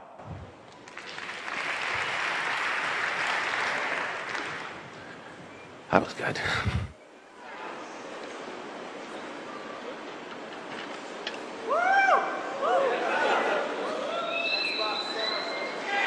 Also, Battlefield 4 was shown off with the Xbox section of E3, and they had a lot of issues on their own, too. Today, we're going to show you actual, uncut Battlefield gameplay at 60 frames per second. Let's take a look.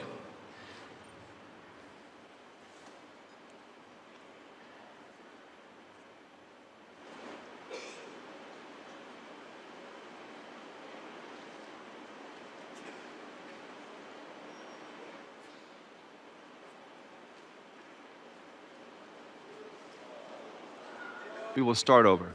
It will happen, I promise. I guess you may see it later. We're continuing?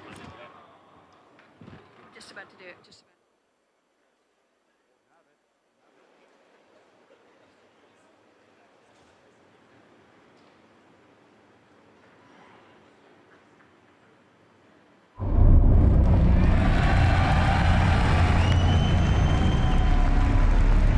Adding on to the list of weird technology they showed off and tried to promote was like this whole IllumiRoom like demo or tech demo feature. I don't even know what to call it. This was like a projector that would like bleed into your room, like into like depth and stuff, and would like expand off screen and make the environment seem bigger. And once again, when they showed it off, it did look kind of stupid, and it never became an actual thing either. So why did they even show it off to begin with? For years, Xbox was also trying to branch out into the PC side of things with like Xbox apps releasing on Windows. And man, over the years, there was a lot of different iterations of Xbox apps for the Windows systems at the time. And these apps would come and go and be renamed and be reused and repurposed, and they were really confusing to follow. And they would abandon apps, and then you have to switch to the new apps, and those apps were never good. They never ran well. And even to this day, I hate the Xbox app on my computer. Steam just runs a million times better, is a million times more efficient, and I wish they would just integrate Game Pass into Steam and stop trying to make their own Xbox Windows game launcher.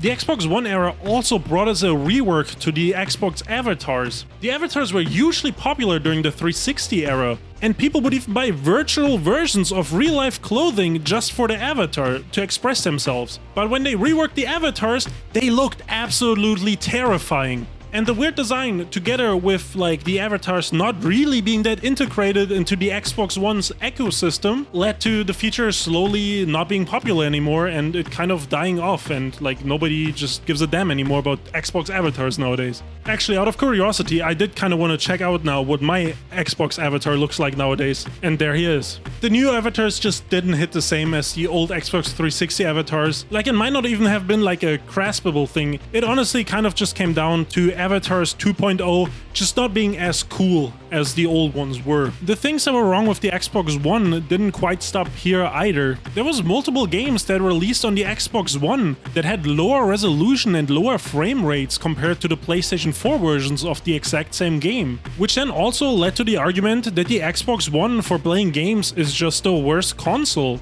compared directly to the PlayStation 4. And I mean, whether this is a hardware issue or a software issue, you can go back nowadays and look at multiple videos from back then where there was a clear difference between the Xbox One and the PlayStation 4 version. Also, I wanted to point this out. Doritos Crash Course for the Xbox 360 was so much fun. Cool little fun, free game that Xbox 360 users could play using their avatars, and they decided to make a sequel for the Xbox One, and oh my god, was this terrible. The amount of like weird microtransaction paywall type systems that they tried to implement into this game to like make money off of this game that's just essentially an avatar parkour game was weird, and it failed abysmally, and Doritos Crash Course 2 shut down. Like, how do you mess that up? During the Xbox One generation, Microsoft and Xbox also started doing this thing where they would announce games with like CGA trailers, but these games were still years and years away from actually releasing and actually being playable. And that is something they got criticized for a long time. They showed off Crackdown 3 with the CGI trailer all the way in 2014, but it took another 5 years till 2019 before they would actually release this. Another example of something like this is back when they first revealed Recore. They really made it look like it was this AAA game from like the CGI trailer, but it really was just like a simple little platforming game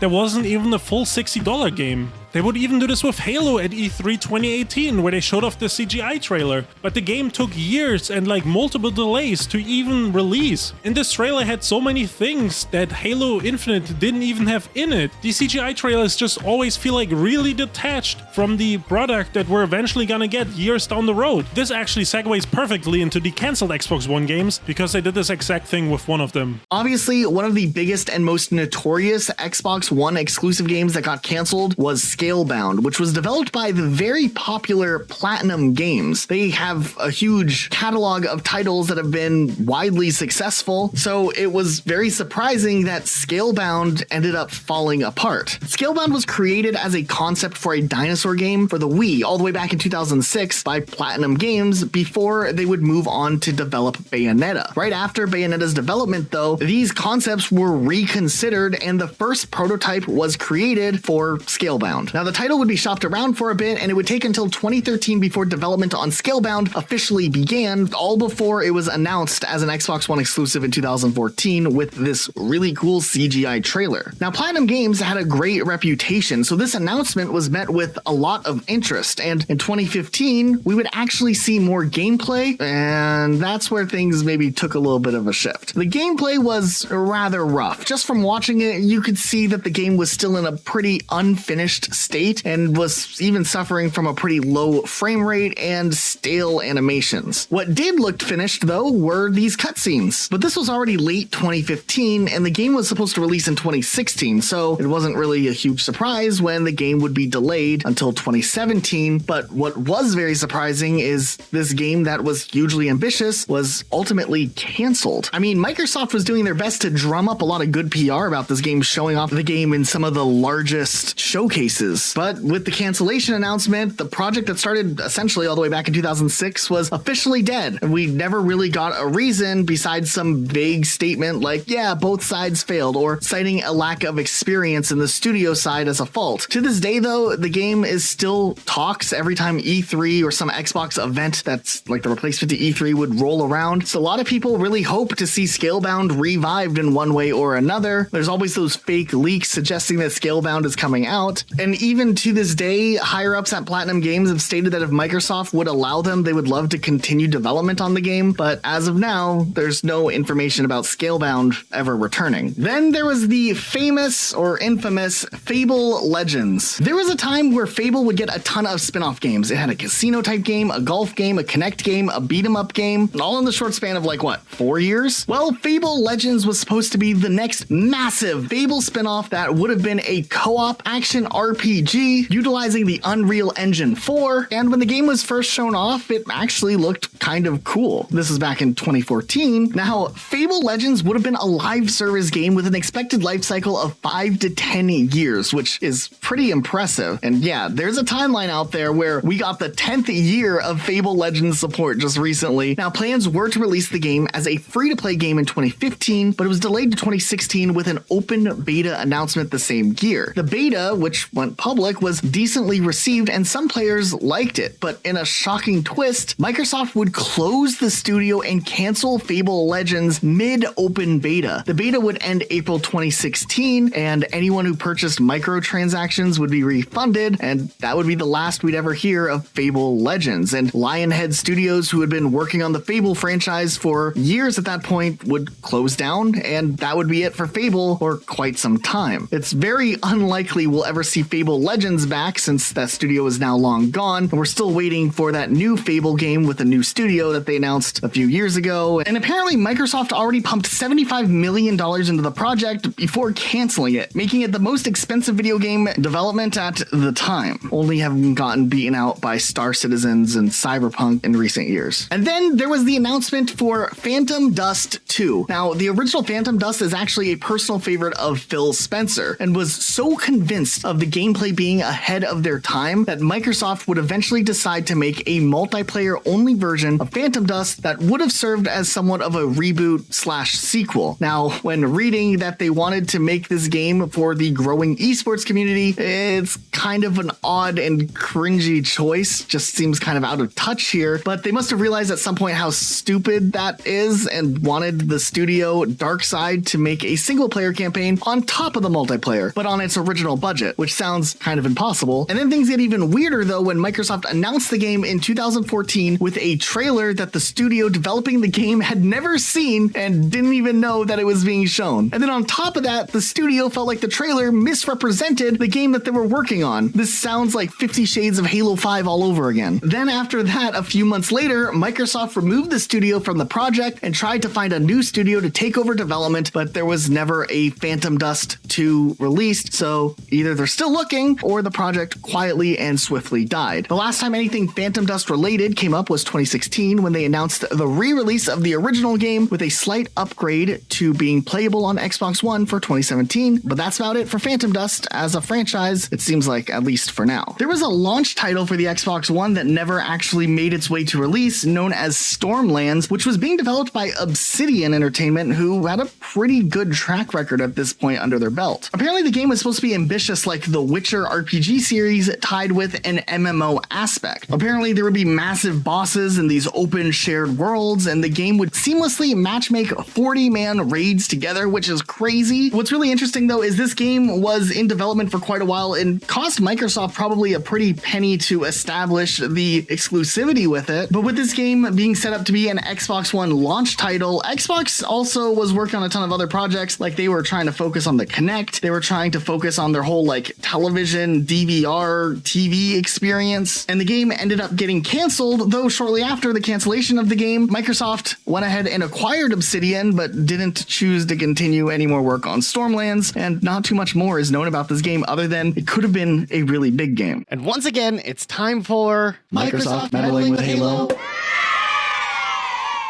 Now, we briefly mentioned Nightfall, and that was interesting, but the actual Halo TV show would get pushed back, moved around, and a ton of things would happen before we got what eventually we got with Paramount Plus. We'll talk about that later. But Nightfall was supposed to be a really big deal because it was the beginning of the resurgence of what was supposed to be Halo during the Xbox One era. You see, Nightfall wasn't just set up to promote Halo 5 Guardians. It was set up to lead into and hype up the release of Halo the Master Chief Collection, which was going to bring Halo 1, Halo 2, Halo 3, and Halo 4 all on the Xbox One, all on one platform, all where you could play it again. And this was a big deal because, first of all, Combat Evolved never even had Xbox Live originally, and Halo 2 servers have been shut down for a few years. So finally, you could play it all in 2014. How exciting was that? I was really excited. The game didn't work at launch at all. You would be sitting in the matchmaking lobby for hours and sometimes not find games. If you did find a game, it would crash. It was one of the worst launches I've ever personally experienced in my entire life. Possibly the worst. The most disappointed I had ever been. Crazy, honestly. Now, we're kind of at this split decision where we could like go into every little thing that 343 Industries has done over the years, but we want to focus mostly on the Microsoft side of things. And while 343 is Microsoft, don't get that confused. Well, like I said earlier in this video, we covered a whole thing on all the controversies of Halo. So we're just going to talk about like the biggest ones through this next area because I just don't want to beat a deader horse. But like, there's some weird things like Halo 5 launching without introduced a big team battle mode, or Forge, which also came up later. We could talk about the really obvious things that made no sense, like Master Chief being this small role in Halo 5 and not like the main character. We could talk about the microtransactions and the way that you unlocked armor. We could talk about the weird characters that were in the game. We could talk about the bad AI for your squad mates. We could talk about the issues that happened in esports related situations for Halo and how like the game not functioning correctly caused a ton of problems. But you know what? We're not going to talk about that stuff because that would be redundant. A couple other things about Halo from this era. I want to point out that the team that made Halo Wars 2 did make a pitch deck to Microsoft to make Halo Wars 3 and got declined. I want to point out that when it came to Halo Infinite, a whole nother can of worms that kind of carries into the Xbox Series era. It was both the Xbox One and the Xbox Series era. A lot of the pre-release materials and the way that they worded things definitely alluded to the fact that they had built a brand new engine for Halo Infinite, but it wasn't a brand new engine. It was just new rendering technology built into the existing engine, but essentially it was just an evolved version of Halo 5, which didn't make development on the game any easier for the developers, I think. I feel like,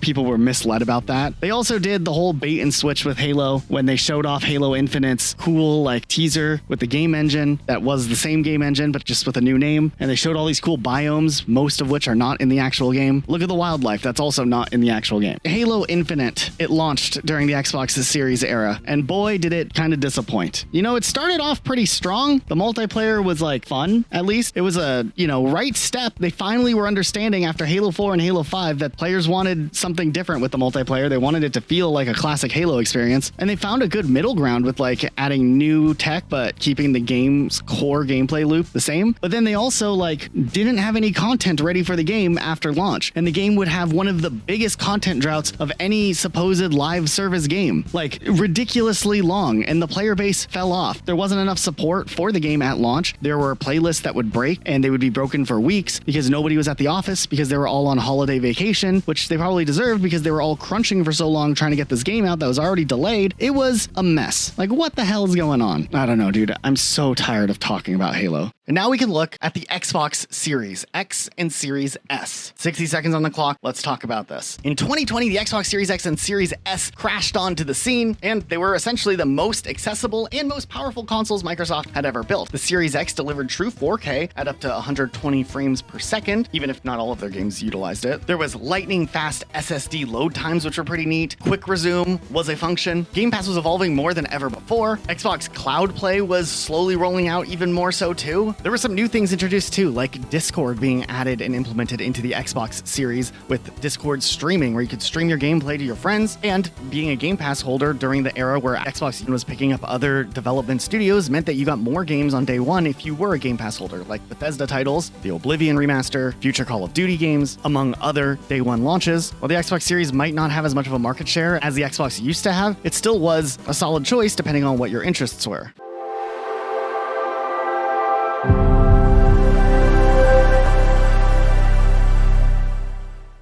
A console should be designed and built and optimized for one thing and one thing only: gaming. We launched Xbox 18 years ago with a game reviewers called the definitive reason to own an Xbox. Next holiday, we will launch Project Scarlet with Halo. Microsoft has announced that Halo Infinite has been delayed from its originally planned holiday release of 2020 to an unspecified date in 2021. We made the really tough decision to delay shipping Campaign Co-op for launch, and we also made the tough call to delay shipping Forge past launch as well. But we also knew we were going to be delivering blades into our Azure data centers, versions of an Xbox that fit into a data center, allowing people to stream games from the cloud. Microsoft's just massive $7.5 billion acquisition of ZeniMax and Bethesda, that acquisition is now official. Xbox is becoming the new home of Activision Blizzard. We're really looking forward to getting to work directly with the teams at Activision Blizzard. I want to talk specifically about Redfall. When you say that you're disappointed in the reaction, that to me suggests that the reaction was something different than what you were expecting, what you were hoping for. Yeah, we do mock reviews for every game that we launch, and this is like double digits lower than we thought we would be. We would never strive to launch a game that we thought was going to review in the low 60s. It's not part of our goals. I also know that these games are $70, and I'm not gonna I'm gonna take full responsibility for launching a game that needs to be great. And there's still questions that pop every so often of how committed is the company to this category?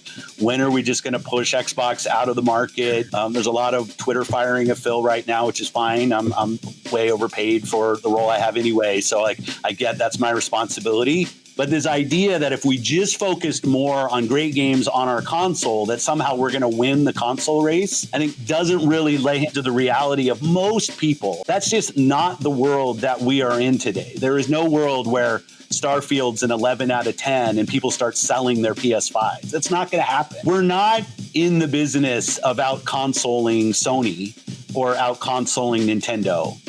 There isn't really a great solution or win for us when you're third place in the console marketplace and the top two players are as strong as they are and have in certain cases very discrete focus on doing deals and other things that will that kind of make being Xbox hard for us as a team. That's on us, not on anybody else. We will remain committed to the game and the players as long as the players want to go play games. You know, one thing that is true is how much play is important to who we are as humans. And when you hold that in your hand and you can take it with you everywhere, I think there's just something beautiful about that we all need. That's what Ally brings to Xbox players.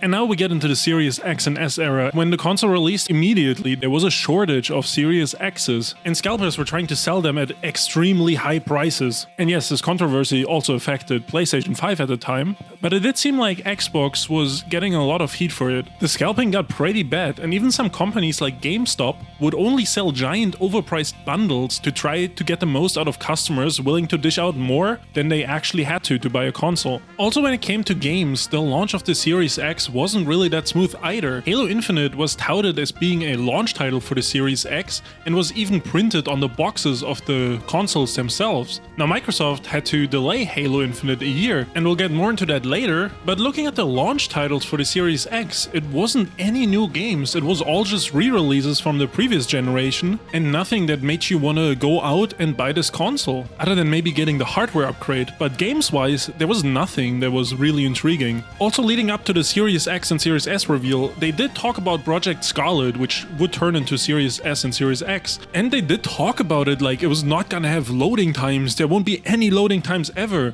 More immersion, more exploration, more detail. How do we make it easier for people to get into the game, to stay in the game? I'm an RPG gamer, and so like loading screens are a thing. You're sitting there in the fake elevator because you know that the game's loading in the background. That's just an elevator ride forever. That's our goal with gaming, is that you don't have those pauses. But you know, when you play on Xbox, there's plenty of loading times, nothing really changed. It's not like you can eliminate loading times anyways, but here they are trying to make it seem like that's what they're gonna do, even though all they really did was put an SSD on the console, which PlayStation also did, and which had been done on computers for years at this point. Also, while we're on the topic of hard drive space, they would start selling like these storage expansion cards for the Series S and Series X. They would fit into like this specific slot on the back of the console, when on the other hand, PlayStation just let you put an NVMe SSD into it yourself, and those are way cheaper. Like you can get a 2TB SSD for a PS5 between like $120 to $200 depending on what brand you go with, when the 2TB expansion card for the Xbox costs $280, which, you know, that's a lot for 2TB of storage nowadays. And to be honest, like what's the point of buying this thing for $280 when you can just uninstall a game and make some room? Another thing that was kind of weird during the Xbox Series X launch was that there was like this viral video showing smoke coming out of the top of the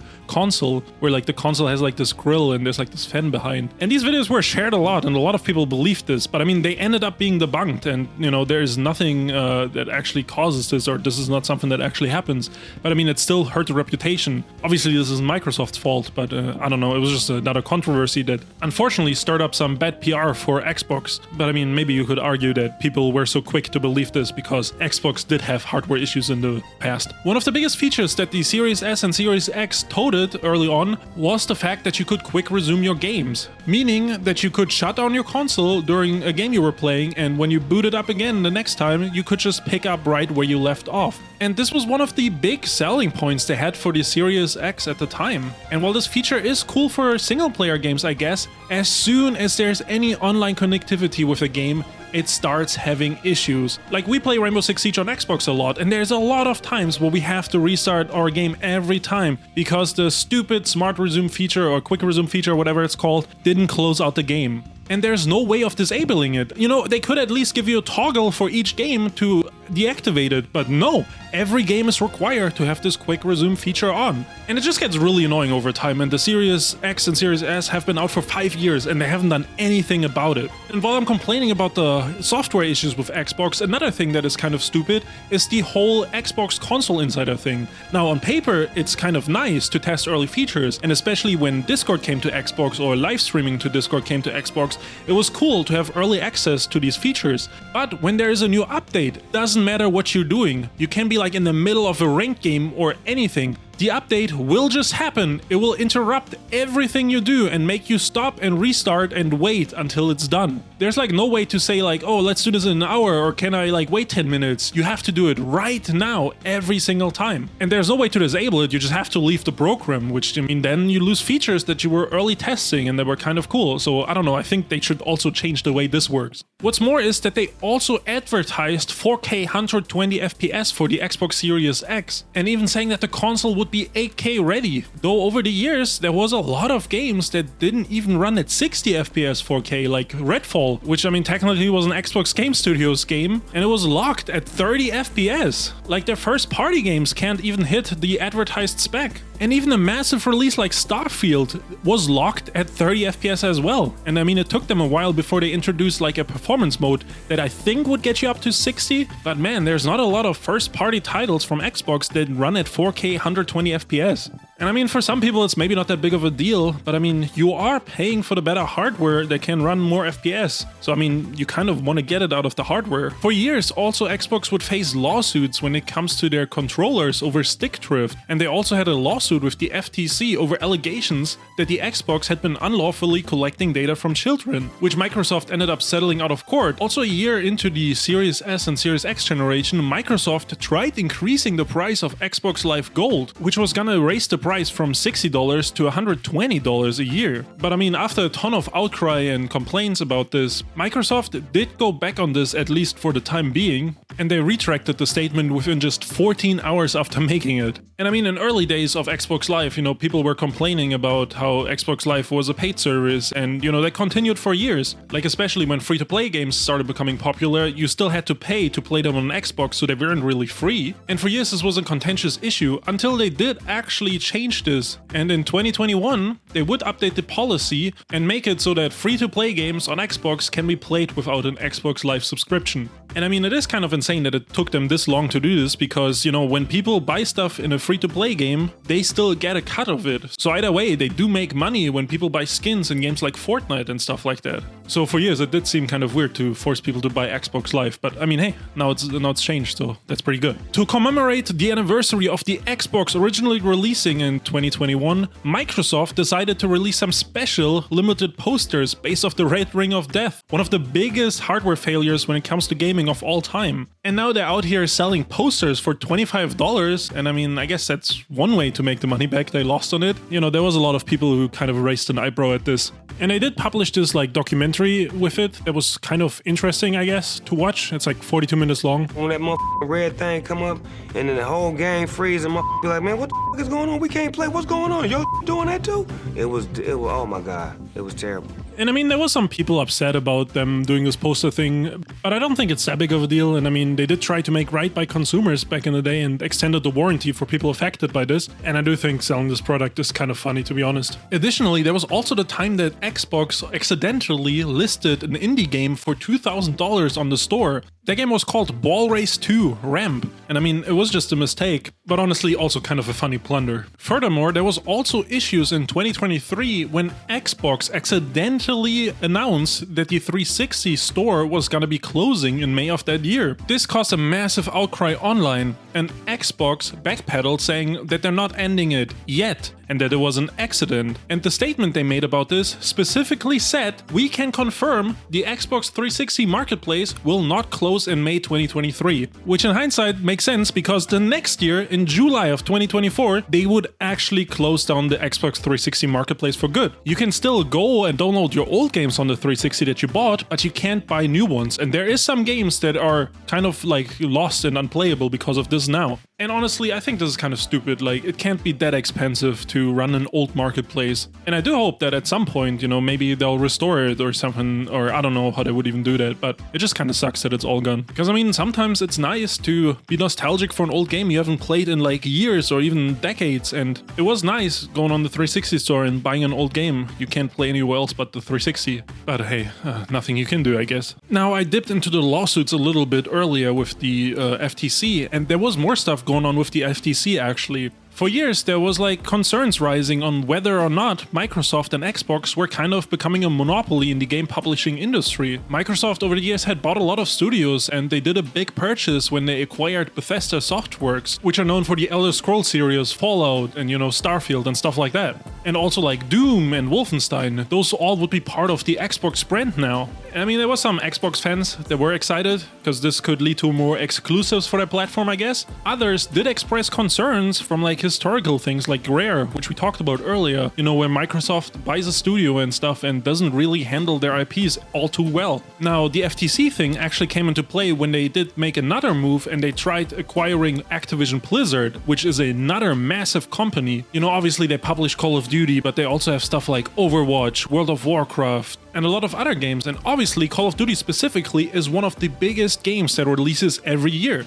So the FTC actually tried blocking the merger, and they said that it would lessen competition in the video game market, and particularly in the console, subscription service, and cloud gaming space. They were worried that Xbox was gonna leverage this to make Call of Duty like an Xbox exclusive and, you know, just put it on the Game Pass so people would subscribe to their Game Pass subscription more. And Xbox did kind of clap back at this, saying that they're even gonna put the Call of Duty games on the Switch going forward, which is not something we've seen, and now the Switch 2 is out, and I don't think a Call of Duty is announced for it yet, but I mean, there is the reveal coming up, so I guess we'll see. Last I read about it, I think it was in the state of like, they're trying to figure out how to put Call of Duty games on the Switch or Switch 2. And I mean, eventually the FTC did drop their lawsuit, and the acquisition was completed in late 2023, and Activision Blizzard is part of Xbox now. And Microsoft did kind of change their strategy with multi-platform, and, you know, Call of Duty obviously still was on PlayStation, and even going further than that, they did start putting Xbox exclusives like Sea of Thieves or Forza Horizon 5 on PlayStation specifically, which I think is good, and more people get to experience these games. And Elijah, you know that on Twitter and places like that, this led to people fearing that Xbox is gonna stop making consoles and go down the Sega route. I think that's happening. But you know, they actually said something about this last month. This was in June, actually, not last month. But they said that they established a long-term partnership with AMD recently to deliver their next generation Xbox consoles, which from earlier reports this year, they're planning for 2027, right? Now that sounds pretty confident, but then they also did say they are trying to work to make Windows the #1 platform for gaming, which is a little contradictory. What if the next Xbox has Windows though? It's not really an Xbox. I know, right?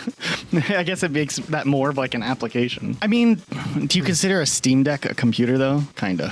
More of a computer than a console. It's like a handheld, it's not like a stationary thing, right? Like they used to make the Steam Box computer with Alienware, I think. That is a computer more than a console. I mean, I think for sure it does look like Xbox is kind of doing a lighter version of what Sega did with the Dreamcast. Because Sega initially, like when they decided they wanted out of the system race, they just did exactly what Xbox is doing. They started putting all of their first-party games that they were publishing on other consoles. I don't think it's crazy to think that Xbox is exploring something very similar, even if maybe it's not, you know, like exactly the same as how Sega did it. It definitely looks like there's already the signs of this happening. And sure, we're seeing things like PlayStation putting some of their stuff over on the Xbox side or on Windows and whatnot.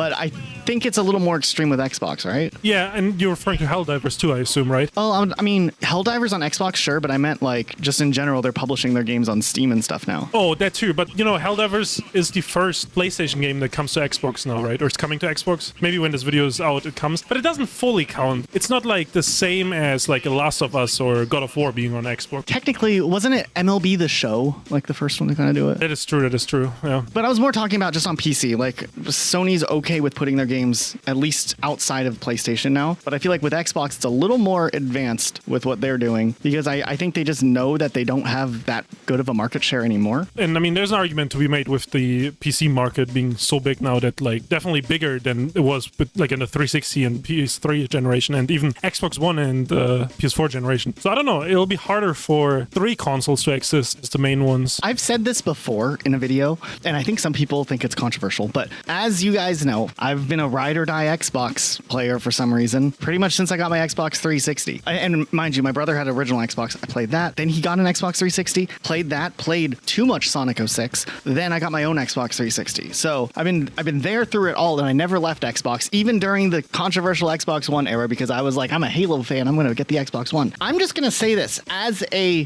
Xbox fanboy. It definitely feels like the end times. I'm not going to be in like denial about the state of Xbox right now, but being an Xbox player primarily, like you just feel like you're just kind of at the end of this era, I guess. And I'm kind of just like, you know what? I'm going to ride it out. And that's, I think, the attitude. Like if you're an Xbox fanboy, I don't think the fight now is to try to prove other people wrong that the Xbox is better than like a PlayStation or a PC. I think it's more just to be like, yo, I'm just riding this thing out and I'm going to see how goofy it can get at the end. Maybe it won't be that bad. That's kind of the attitude I have going into it. It's just like maybe the next 5 years of Xbox just is really, really goofy and there's some stupid decisions and some silly things, but I want to be right there experiencing it because I don't know, then I have the story of being like, dude, I was there at the end. I don't know. That sounds so bleak. I mean, it sounds like we're for sure getting another console. Do you think they're going to make the Sega box in Japan finally? I mean, honestly, it'd probably sell more than the current Xbox. I still think it's funny when you went to Japan, it was like this small shelf of Xbox. Do you have that video still? I mean, I probably can find it. If I find it, I'll put it here. If you have it on the screen right now, you can see like all the PlayStation, the Nintendo, and then this is the representation of Xbox. That's the whole thing right here. So we talked about how they're not going to make a new console, blah, blah, blah, but they did actually technically announce a new console this year, and that is a handheld in partnership with ROG. And when that was announced, it was kind of weird. You remember that video we watched? And it was like the crowd like being hyped that they're about to announce like a new handheld, and then they realize like, oh, this is like a rebranded device, and like they get all real quiet. It was kind of awkward. Yeah. Can we pull that clip up?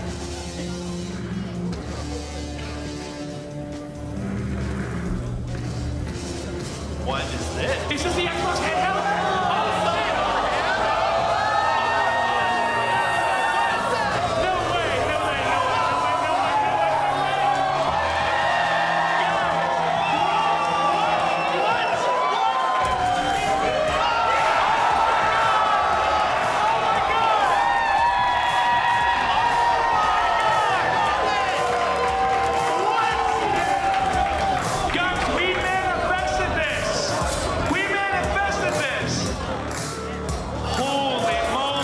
I just love the crowd's like shift. Like at first they're hyped and then they're like, oh, this is just a Xbox button on the Asus. What's most atrocious about these handhelds is they will cost around $700, and the more expensive version will cost around $1,000 or more, which is insane. Sure, these might be more powerful than the Steam Deck, but you're playing on such a small display, can it really matter? The Steam Deck starts at what? Like you can get a refurbished Steam Deck for like $300 or something. Luke, this one has an Xbox button on it. Probably the only difference that is actually going to be between this and the like normal ROG thing. But you have to realize, at the very least, some people who are going to buy this are going to play docked on the television. It's, I guess, you're paying extra than an Xbox so that you have the option to play it on the go or docked in one place. All I'm saying, you can get a Steam Deck and a Series S for less than the lower price on these. That is sadly true, yeah. There's really no benefit. The Xbox button! I don't know, it's just a weird console, and I mean, this also got a lot of backlash. People are like, oh, this is really overpriced and stuff, and people were not very fond of this announcement. Honestly, this might sound like a little ambitious, but I definitely thought if they were going to do an Xbox handheld, they would have come out of the gate with like $2.99. Yeah, something competitive, you know? Like something really competitive because they want people to have Game Pass or whatever. So I would have assumed that they were going to like do something really competitive to try to capture more people like in their subscription-based stuff. But no, I mean, they went big. At the end of the day, they're just licensing out the Xbox brand to Asus, you know what I mean? Like, that's all it is. I don't know. You know, another thing that people always bring up is that the Xbox Game Pass is gonna fail and lose them a ton of money. And recently there was actually developers talking about this and how they think that the Game Pass is an unsustainable model. I think a developer from Arcane Studio said this. I don't know. It could be he's salty because they closed down maybe his studio. People that work on Baldur's Gate chimed in and like kind of said the same thing. And I mean, I do think they make a ton of money off Game Pass. I think there was a report recently and it seems like it's getting profitable. So I'm not sure if those concerns are valid, but there's definitely a lot of like controversy around Game Pass. Yeah, I've heard of that too. Like I've seen people murmuring like upset about Game Pass. I still enjoy my Game Pass subscription. I do think some months it is worth less than other months. Some months there's great things on there. Other months it is the bottom of the barrel. But I don't know. If you play enough Xbox and you play enough games, having access to it's cool, but you really have to wait out. I don't know. I don't think it's like a what's a good word for it? Like a no-brainer type thing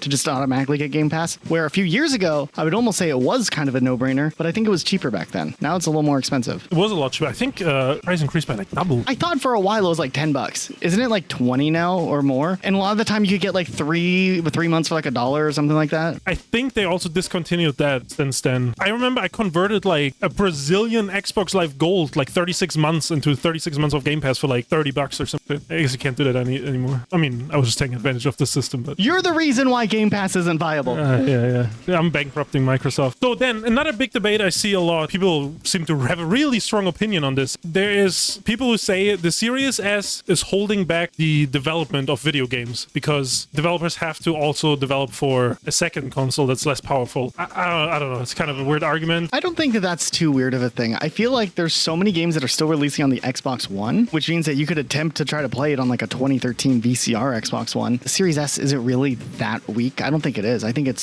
surprisingly standard. I mean, if a developer is putting a game on the PC, I feel like they're still going to try to like, you know, make the game compatible on like a RTX 3060. You know what I mean? Even though it's not the newest thing. So, I mean, is it that big of a deal? Maybe it's really a pain for the developers, though. I don't know anything about game development. Games aren't good, and they just try to blame it on anything, and they try to blame it on the Series S being like a bottleneck for video games. But I just think it's game development that is the issue, not the hardware necessarily. If Bethesda used to be able to put games like Wolfenstein New Colossus on the Nintendo Switch, the OG at Nintendo Switch, like, I feel like with the right optimization, but I don't know. Maybe it's just not worth it. Maybe they should just skip Xbox altogether. Why doesn't Xbox do just more stuff with the cloud then? If the Series S can't handle a game, why don't they do something? And I don't know. They have the little cloud magic that they've been promoting. You know, they don't go as hard on the cloud anymore as they used to. I think that is like I don't know. I don't think it's a future, like, because it's all like bad. It's not that bad. When you're at home. Yeah, when you're at home, isn't that where you're supposed to use it? Why don't you just play on your console? Well, because what if I didn't want to install Fortnite? I wanted to jump on Fortnite. I didn't have it installed.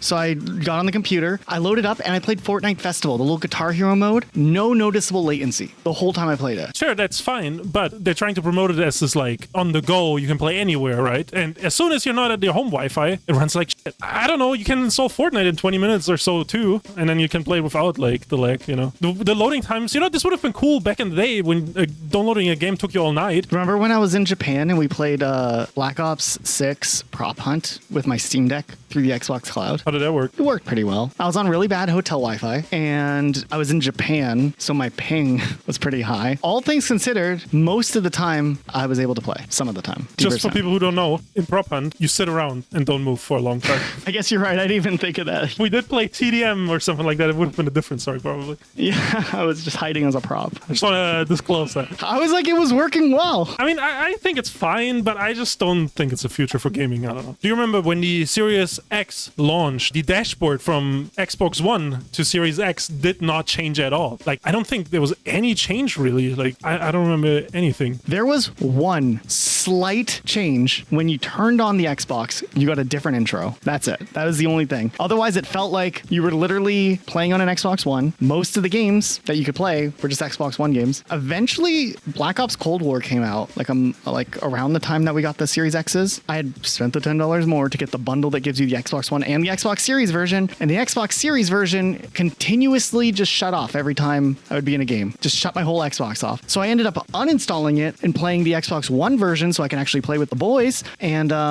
there was like a moment where I was sitting there, I'm like, why did I buy this Xbox Series X? Like, what am I doing here? It is exactly the same game. There is no difference, and I can't even play the more expensive version I bought. Still a little salty about that one. Did you know recently, in like the last 2 years, they started increasing the amount of ads you see on the dashboard as well? I guess that's another change they did. And obviously, people don't like that. People don't want to be shown more ads. And I mean, it is kind of stupid to have it on the dashboard. I don't know. I've never clicked on an ad on the dashboard and been like, oh, I'm gonna buy this. Dude, I want to get a 30-second unskippable ad before I'm allowed to send an invite to my friend to join a party. A smaller controversy recently came when they disabled like unauthorized third-party accessories to prevent cheaters, which that is a big issue. And we know from playing Rainbow Six Siege, a lot of simmers, a lot of cheaters. You know, these people aren't playing fair, which is good. But there was small controversy when this would also lock out like people's fighting game controllers, you know, like those really expensive big things, you know. Obviously, it's just it was just an issue in the fighting game community, but I don't know, also kind of silly to, you know, people pay like $300 for this giant controller, and then Xbox is like, nah. I mean, I don't know.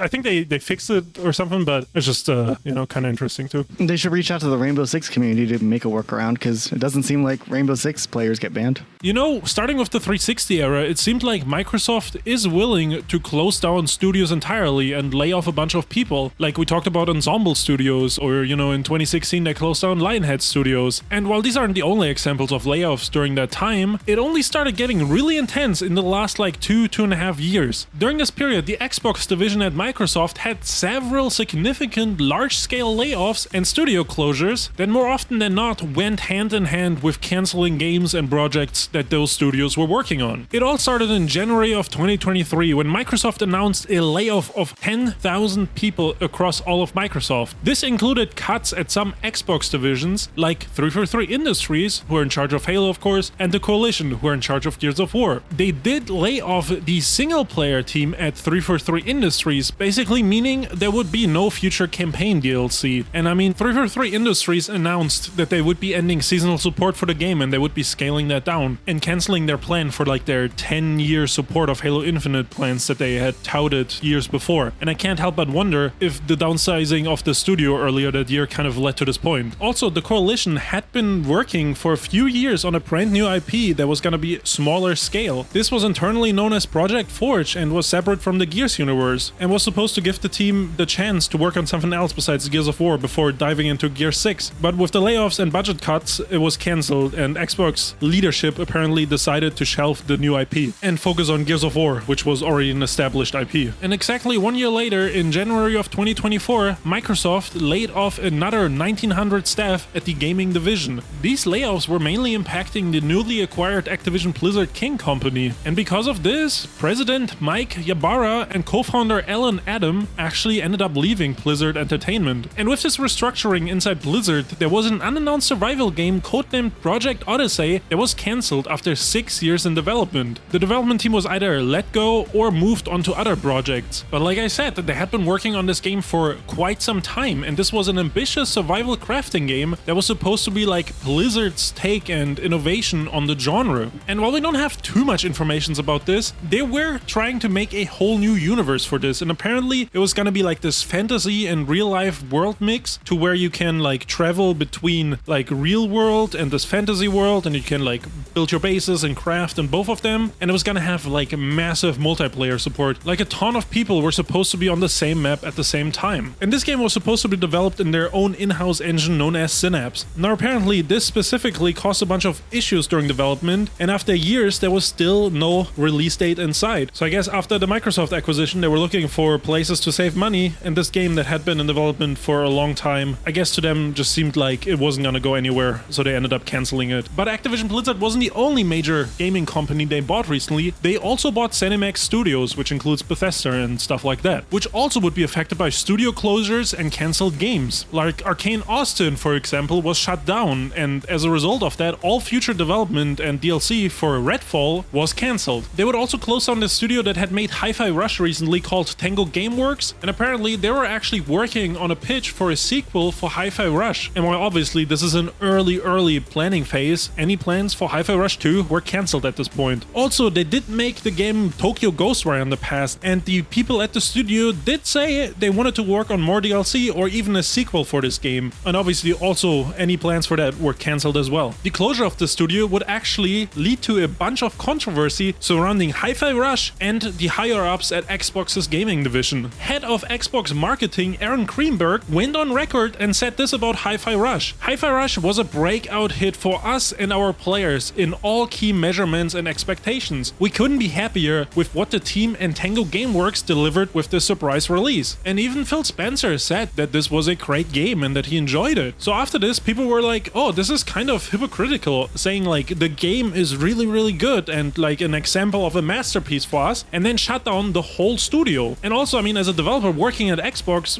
what are you supposed to think? They deliver a game that is well received and like highly rated, and then they close you down within like just a short bit of time. So I mean, it must be demoralizing, because if I was working there, I would think to myself, is it even worth working hard on this creative process? Because it doesn't look like success is even rewarded. And honestly, this wasn't even the most jarring thing for people. After the studio's closure, they kept using Hi-Fi Rush as a prominent title on Xbox Game Pass, and they would keep showing it in ads and stuff to promote the Game Pass library, which further must solidify that they think this is a good game, which once again also raises the question, why close the studio? And also, Xbox had said that they need smaller games, and this was a smaller game that was successful and well received, and it still wasn't enough for them. Now, there's actually kind of a happy end to this, and that is that the studio was actually acquired in August of 2024 by South Korean publisher Krafton, who of course are known for PUBG and stuff. And this meant the studio itself was able to continue operating, and they did even acquire the intellectual property rights to Hi-Fi Rush. And it does sound like that the pitch for Hi-Fi Rush 2 is gonna continue in the future, and we might see more out of the Hi-Fi Rush franchise. Though sadly, they were not able to acquire the other IPs that Tango Gameworks had worked on, like The Evil Within and Ghostwire Tokyo. Those remain with Microsoft. For the rest of 2024, it was a little bit more quiet, but they did lay off another 650 employees at Activision Blizzard King. But as far as I could see, there wasn't any other cancelled projects or studios that were closed with this. But none of this was actually as massive as the layoffs we just got in July of 2025 last month. This was another major round of layoffs with an estimated 9,000 employees being affected. And with this being the fourth major mass layoff at Xbox in 18 months, this had a ton of projects and games cancelled. Some of these cancellations were really shocking because these games had been announced years ago, and there was even studios made for them, like Perfect Dark, which had a whole studio set up to reboot this franchise called The Initiative. And Elijah is much more knowledgeable with the Perfect Dark franchise overall, and specifically had been following this reboot since it was first announced. And he just explained this in a recent video, so here it is, and he is the resident Perfect Dark expert. So yeah, we've talked about Perfect Dark to death, but like, what exactly is Perfect Dark? I feel like, despite the fact that everyone talks about how great Perfect Dark is, nobody knows what Perfect Dark is. Well, lucky for you guys, when I was a kid, Perfect Dark was one of my favorite games on the Nintendo 64. So unlike a bunch of YouTubers who talk about Perfect Dark because like they know it's a historically significant game, but they don't actually know the ins and outs of the game and why it was special, not only do you have me, Elijah, the #1 Perfect Dark fan, I want to say I have a little bit of insight as to why I think the new Perfect Dark reboot was doomed from the start. We'll go quick through it because we talk about Perfect Dark a lot, it seems like. But here's the deal. All the way back in the day, GoldenEye released. It was a James Bond game made by Rareware, based on the movie, and it was on the Nintendo 64. It was a huge deal. It was split-screen multiplayer. It was like one of the first big console first-person shooter games. The multiplayer was massive. The game single-player was awesome too. This was the first first-person shooter game I ever played as a very young kid. I definitely was too young to play this, but my older brothers had it, and I played it with them. So of course, with the success of GoldenEye, there's gonna be more Bond games made, especially with more movies coming out. But Rareware was outbid by EA when it came time to renew the license for James Bond. So with Rare not able to make the next Bond game, they spun off and made Perfect Dark, which essentially is like the spiritual sequel to GoldenEye, and it evolved GoldenEye in every way. And it's still released on the Nintendo 64. So it's like a very, very impressive Nintendo 64 game that came out before the likes of Halo, for example. The game took place in the future. A really cool, like cyberpunky-esque vibe to it. But it wasn't just aesthetics. The weapons were really cool too, and they had a lot of different modes to them on how you could use the weapons. Instead of James Bond, you played as Joanna Dark, a British female. Still a secret agent. Instead of MI6, it's the Carrington Institute. The game was fully voice acted, which wasn't super common on the Nintendo 64. And while the game starts off as a regular spy type, secret agent type game, it then evolves into something something a lot different. When you start to go to Area 51, you realize there's aliens there, and you have to save an alien, but then there's other aliens, and there's this all big alien war happening in the background, and the game makes this interesting jump from sci-fi future to sci-fi space. It's a pretty cool twist and turn, and it keeps the pacing of the game interesting and the stakes constantly rising all the way through. Also, this game had full-on co-op. Through the campaign, you could play with a buddy, split screen, and when they re-released on Xbox later, you could still play online split screen even. This made Perfect Dark, as a kid, really, really cool because I could play with my brothers and, you know, run around and not just have to sit there and watch them play or pretend to play with a controller that wasn't even plugged in. And then, of course, the multiplayer was awesome, and they even added, like, bots so you could, you know, play by yourself if you didn't have friends. Remember the things that I said here were cool about Perfect Dark, because it becomes relevant later on. Actually, everything we're talking about now isn't just relevant for Perfect Dark, it's relevant for another game we're going to talk about, so bear with me if you're tired of Perfect Dark talk. What happened after that? Microsoft, after they launched the Xbox, swooped in and acquired Rare outright. They even put out this cool little video kind of teasing all of the IPs that Microsoft had just picked up. Oh boy. And remember, Microsoft was trying everything to have a mascot type character under their belt. Halo worked out for them. Blinks, on the other hand, didn't, but they were hopeful. They had Conker and Joanna Dark, who now had red hair, and Banjo-Kazooie. Oh boy. Let's just not even really go into detail on nuts and bolts, should we? Perfect Dark Zero. It was delayed a bunch, but it came out as a launch title for the Xbox 360, which was pretty important for Microsoft because they needed something for the Xbox 360's launch because Halo wasn't going to be ready for Halo 3 for another year. And Perfect Dark Zero had online play, and at least it was coming off of like a franchise that was known for having good multiplayer. Perfect Dark Zero's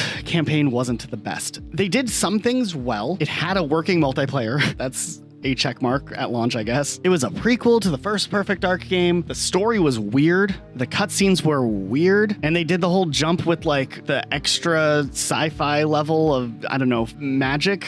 It wasn't as cool as what they did with the aliens before. Kind of like Indiana Jones vibe. You know how Indiana Jones like starts rooted in history and then like spins off into something a little bit more fantastical in each movie? This one literally jumps the shark, but you know what they did right? They still had the music tone of the game consistent. Some of the gameplay elements were consistent using gadgets. Co-op was still there. Dare I say it was even expanded upon a little bit. And I think the redesign to Joanna Dark, while it was a really big jump, I think it worked for that era of the Xbox 360 and trying to be like, this is the new era of gaming. This was like some emo scene girl type character. It's a little cringe to say now, but you can see what they were going for. They were trying to like fit into this like new Mountain Dew energy drink, Monster Energy, Rockstar, Red Bull, Paramore vibe. Wait, what came out first? Perfect Dark or Paramore? Okay, Paramore was before Perfect Dark Zero. I don't think it's related, but you can see what I mean about the style, right? After that, there was no more Perfect Dark. And I'll be honest, Halo was definitely an integral part of my gaming upbringing, especially in my preteen teenager years. But if Perfect Dark would have been a series that consistently gotten new games over the years, I would have played every single one, the good and the bad, and hoped that the series would continue on and get better and build the universe out. There was so much potential in the first Perfect Dark, specifically in world building, that there's infinite numbers of ways and directions that that game series could have gone. So I remember reading all the way back in 2018 that there was rumors circulating around that Microsoft was eyeing either a new studio or starting a new studio to revive Perfect Dark. I was following the news back then because I cared about Perfect Dark even then with years and years of nothing. It would later be revealed that the initiative, Microsoft's new development studio, was taking over Perfect Dark, and they released this little short teaser, but it showed Datadyne, the antagonistic group from the Perfect Dark series. It showed Joanna Dark with red hair, but still like maybe not as like bright red hair. A little mix of both Joannas. And then the camera kind of pans around and there's like a pyramid with some weird stuff going on, which kind of shows a little sci-fi element. You know, they're doing something. The spy vibes are definitely here though. But the initiative, the studio, was exciting because despite the fact that 343 Industries is incompetent, the fact that there is a studio dedicated to Halo and there is a studio dedicated to Gears of War now. I think there's even a studio dedicated to Flight Sim. At the time, it was like, okay, they're dedicating real resources to bringing this back to make Perfect Dark one of the big heavy hitters for Xbox. And the team was big. They had Daryl Gallagher. He was going to be the studio head. And he got this brand new cool ass office in Santa Monica, California. That's going to be expensive in itself. Microsoft is sparing no expense here. Let's get it going. Daryl Gallagher was known for his time in Crystal Crystal Dynamics, where they rebooted Tomb Raider pretty successfully. He also had tenure at Square Enix, at Activision, in head of product development and studios, and senior vice president, head of development, respectively. Like, this dude has a track record of like doing some big stuff. But that wasn't it. There were other people brought on board that had massive industry experience. Christian Cantamessa was the writer for Red Dead. He was brought on. Brian Westergaard, the senior producer of God of War, was brought on. The list goes on and on. They had people from BioWare, Naughty Dog, Respawn, Blizzard, Insomniac Games, and Rockstar. And this wasn't like a Halo situation where they had to rebuild the engine 56 times to try to get the game to work or learn how to make the game work. They were working in Unreal Engine 4, a very common industry standard engine. But reports were starting to come out after that first teaser that maybe development wasn't going super smoothly. It wasn't like a super big red flag, but it seemed like some people were leaving the studio. Also, when you look at like the list of people that were employed there, it looked like a lot of chefs in the kitchen and not a whole lot of like food preppers, waiters, cooks, like all the other personnel you need to run a restaurant or a game studio.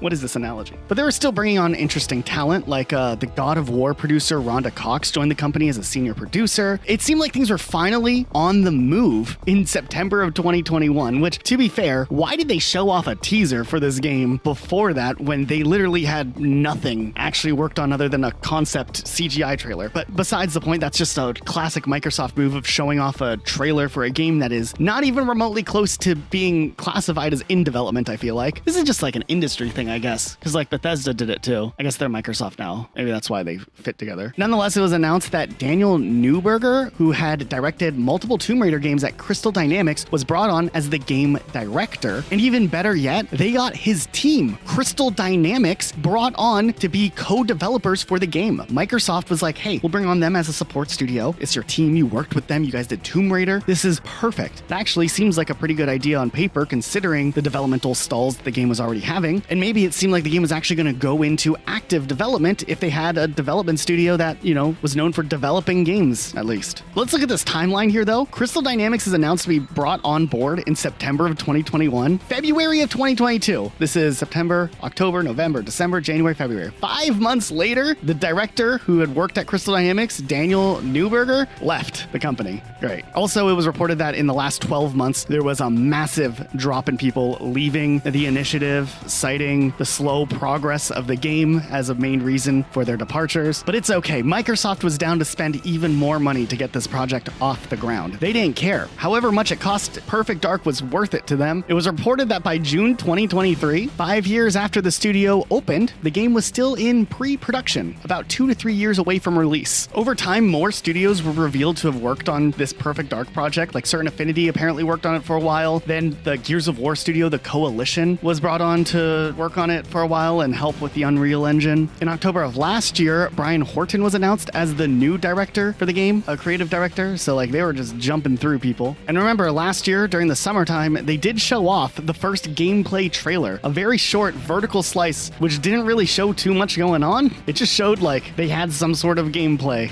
there that existed. That was interesting to me. There's some lines of dialogue, which obviously this game was a reboot, which already in itself, I didn't think they should have done a reboot. I think they could have just done a new story in the timeline and expanded the lore, but whatever, they wanted to reboot it, that's fine. It seemed like it was rehashing some of the elements of Perfect Dark Zero, because Daniel Carrington is kind of like not a character that Joanna Dark is familiar with based on the little bit of dialogue we saw. And in the first Perfect Dark game, they're like homies. So they were already like redoing some of the timeline stuff with Perfect Dark Zero's plot, which I don't know why. It was also revealed at that time that the game was a single-player experience, so there was going to be no co-op, which most people didn't talk about because I don't think most people played the original Perfect Dark. I mean, the game was popular back in the day, but a lot of people reporting on it, I guess, forgot that co-op was a big thing in those Perfect Dark games. I noticed. I was very upset about it. What's the point of doing a Perfect Dark game without co-op? It's like Halo not having co-op. And then, of course, a few days ago, at the time of recording this, it was announced that the initiative would be closed, the development in the project would stop, and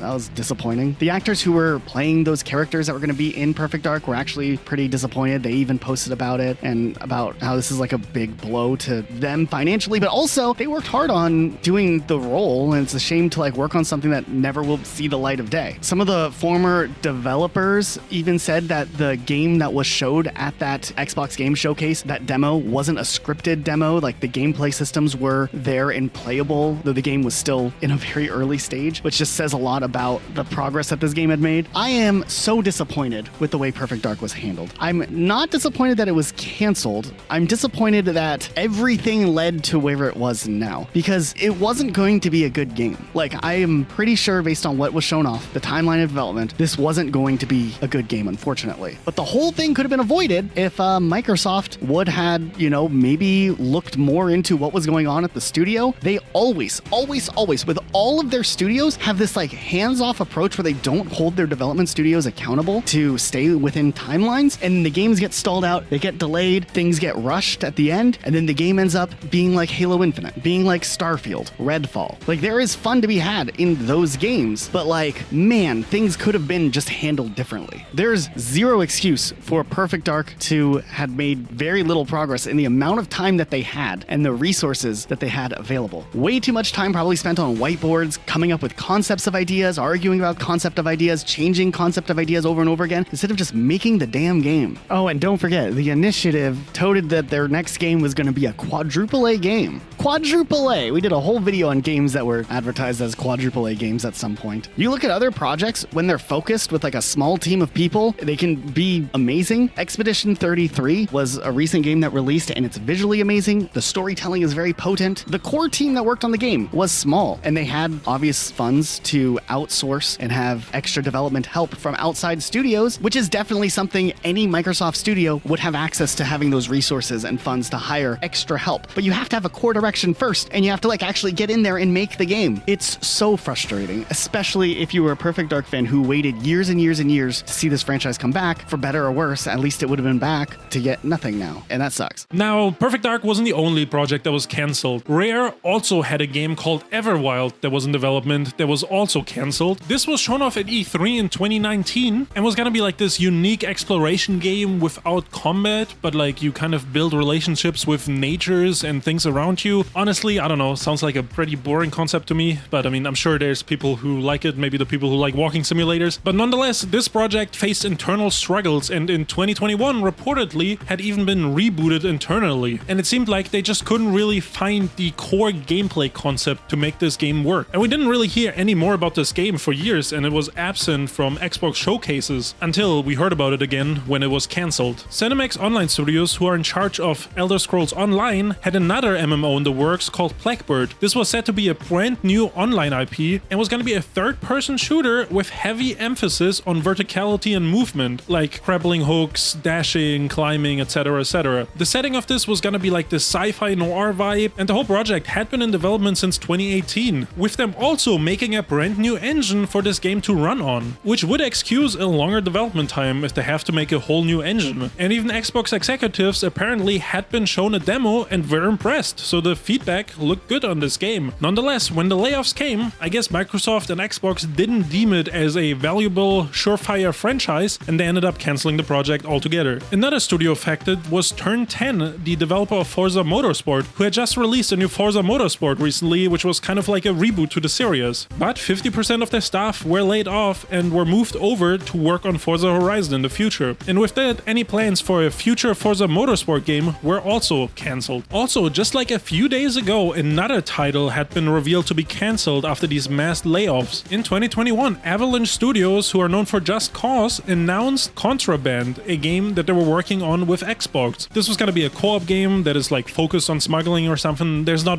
too many details known, but after the announcement in 2021, we hadn't heard anything from this game until it was revealed to be cancelled just this month. And honestly, as of right now, this is just all we know about. There might have been other cancelled projects that we just don't know about yet. So hopefully they don't reveal another cancelled game like the day after we publish this video. Also, more controversy involving these recent layoffs came up when it was revealed by mobilegamer.biz, which had anonymously talked to some of the developers that were laid off at Candy Crush Saga Studio King, and those developers claimed that the 200 plus people that were laid off are gonna be replaced by AI. Now, they did provide an internal memo that leaked that also talks about the usage of AI, and I mean, of course, people are upset that people are losing jobs to AI, especially because I saw some reports claim that the people that were laid off were specifically the ones that trained the AI. Now, this actually falls in line with some stuff that King has done in recent years and that they have talked about. Like in 2022, they purchased an AI firm, and then they also talked about using AI to playtest Candy Crush Saga. So it's really no surprise that they replaced some people with AI. Also, a pretty big scandal came up when one of the lead developers in the Xbox graphics department posted on LinkedIn about how they're looking for people to hire, and then he used this like AI graphic that has some mistakes in it, like the monitor being backwards and stuff. And then, you know, people called it AI slop and stuff and were pretty upset. And now it's time for the last part of Microsoft meddling with Halo.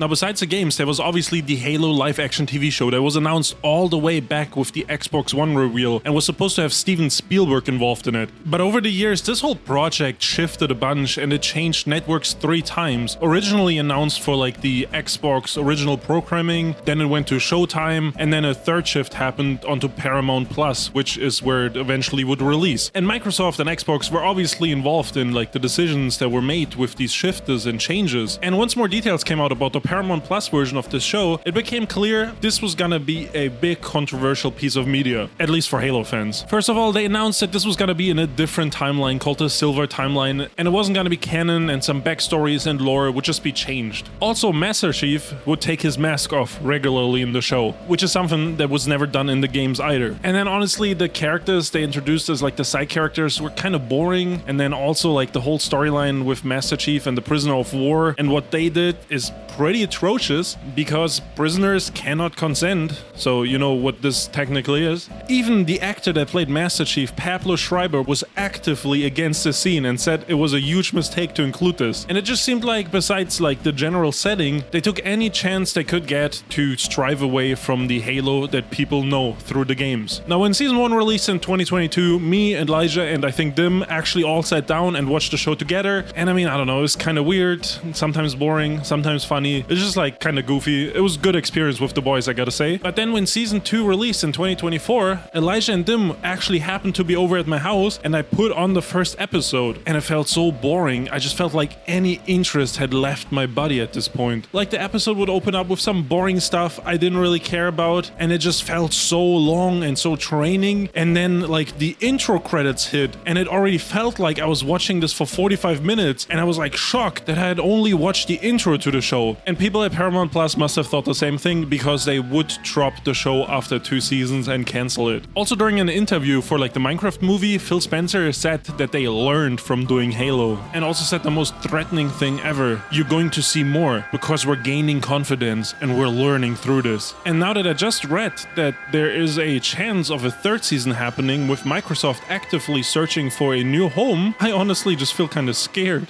So can we wrap this up? Because I got some chicken strips waiting for me. I want to heat up. Okay, yeah, we can wrap this up so you can eat your chicken strips. Thank you. If you guys enjoyed this video, though, make sure you check out our other videos. YouTube's going to suggest something in a second that it thinks you're going to like, so that'd be cool. Also, huge shout out to our patrons and our YouTube members making these longer videos possible. If you want to support us, throw a few bucks our way. Check out our stuff. That'd be cool. Whoa. What? Okay. That was unexpected. That's all. Okay. Thanks for watching. We'll do a new video soon, and you guys might like it. All right. Bye.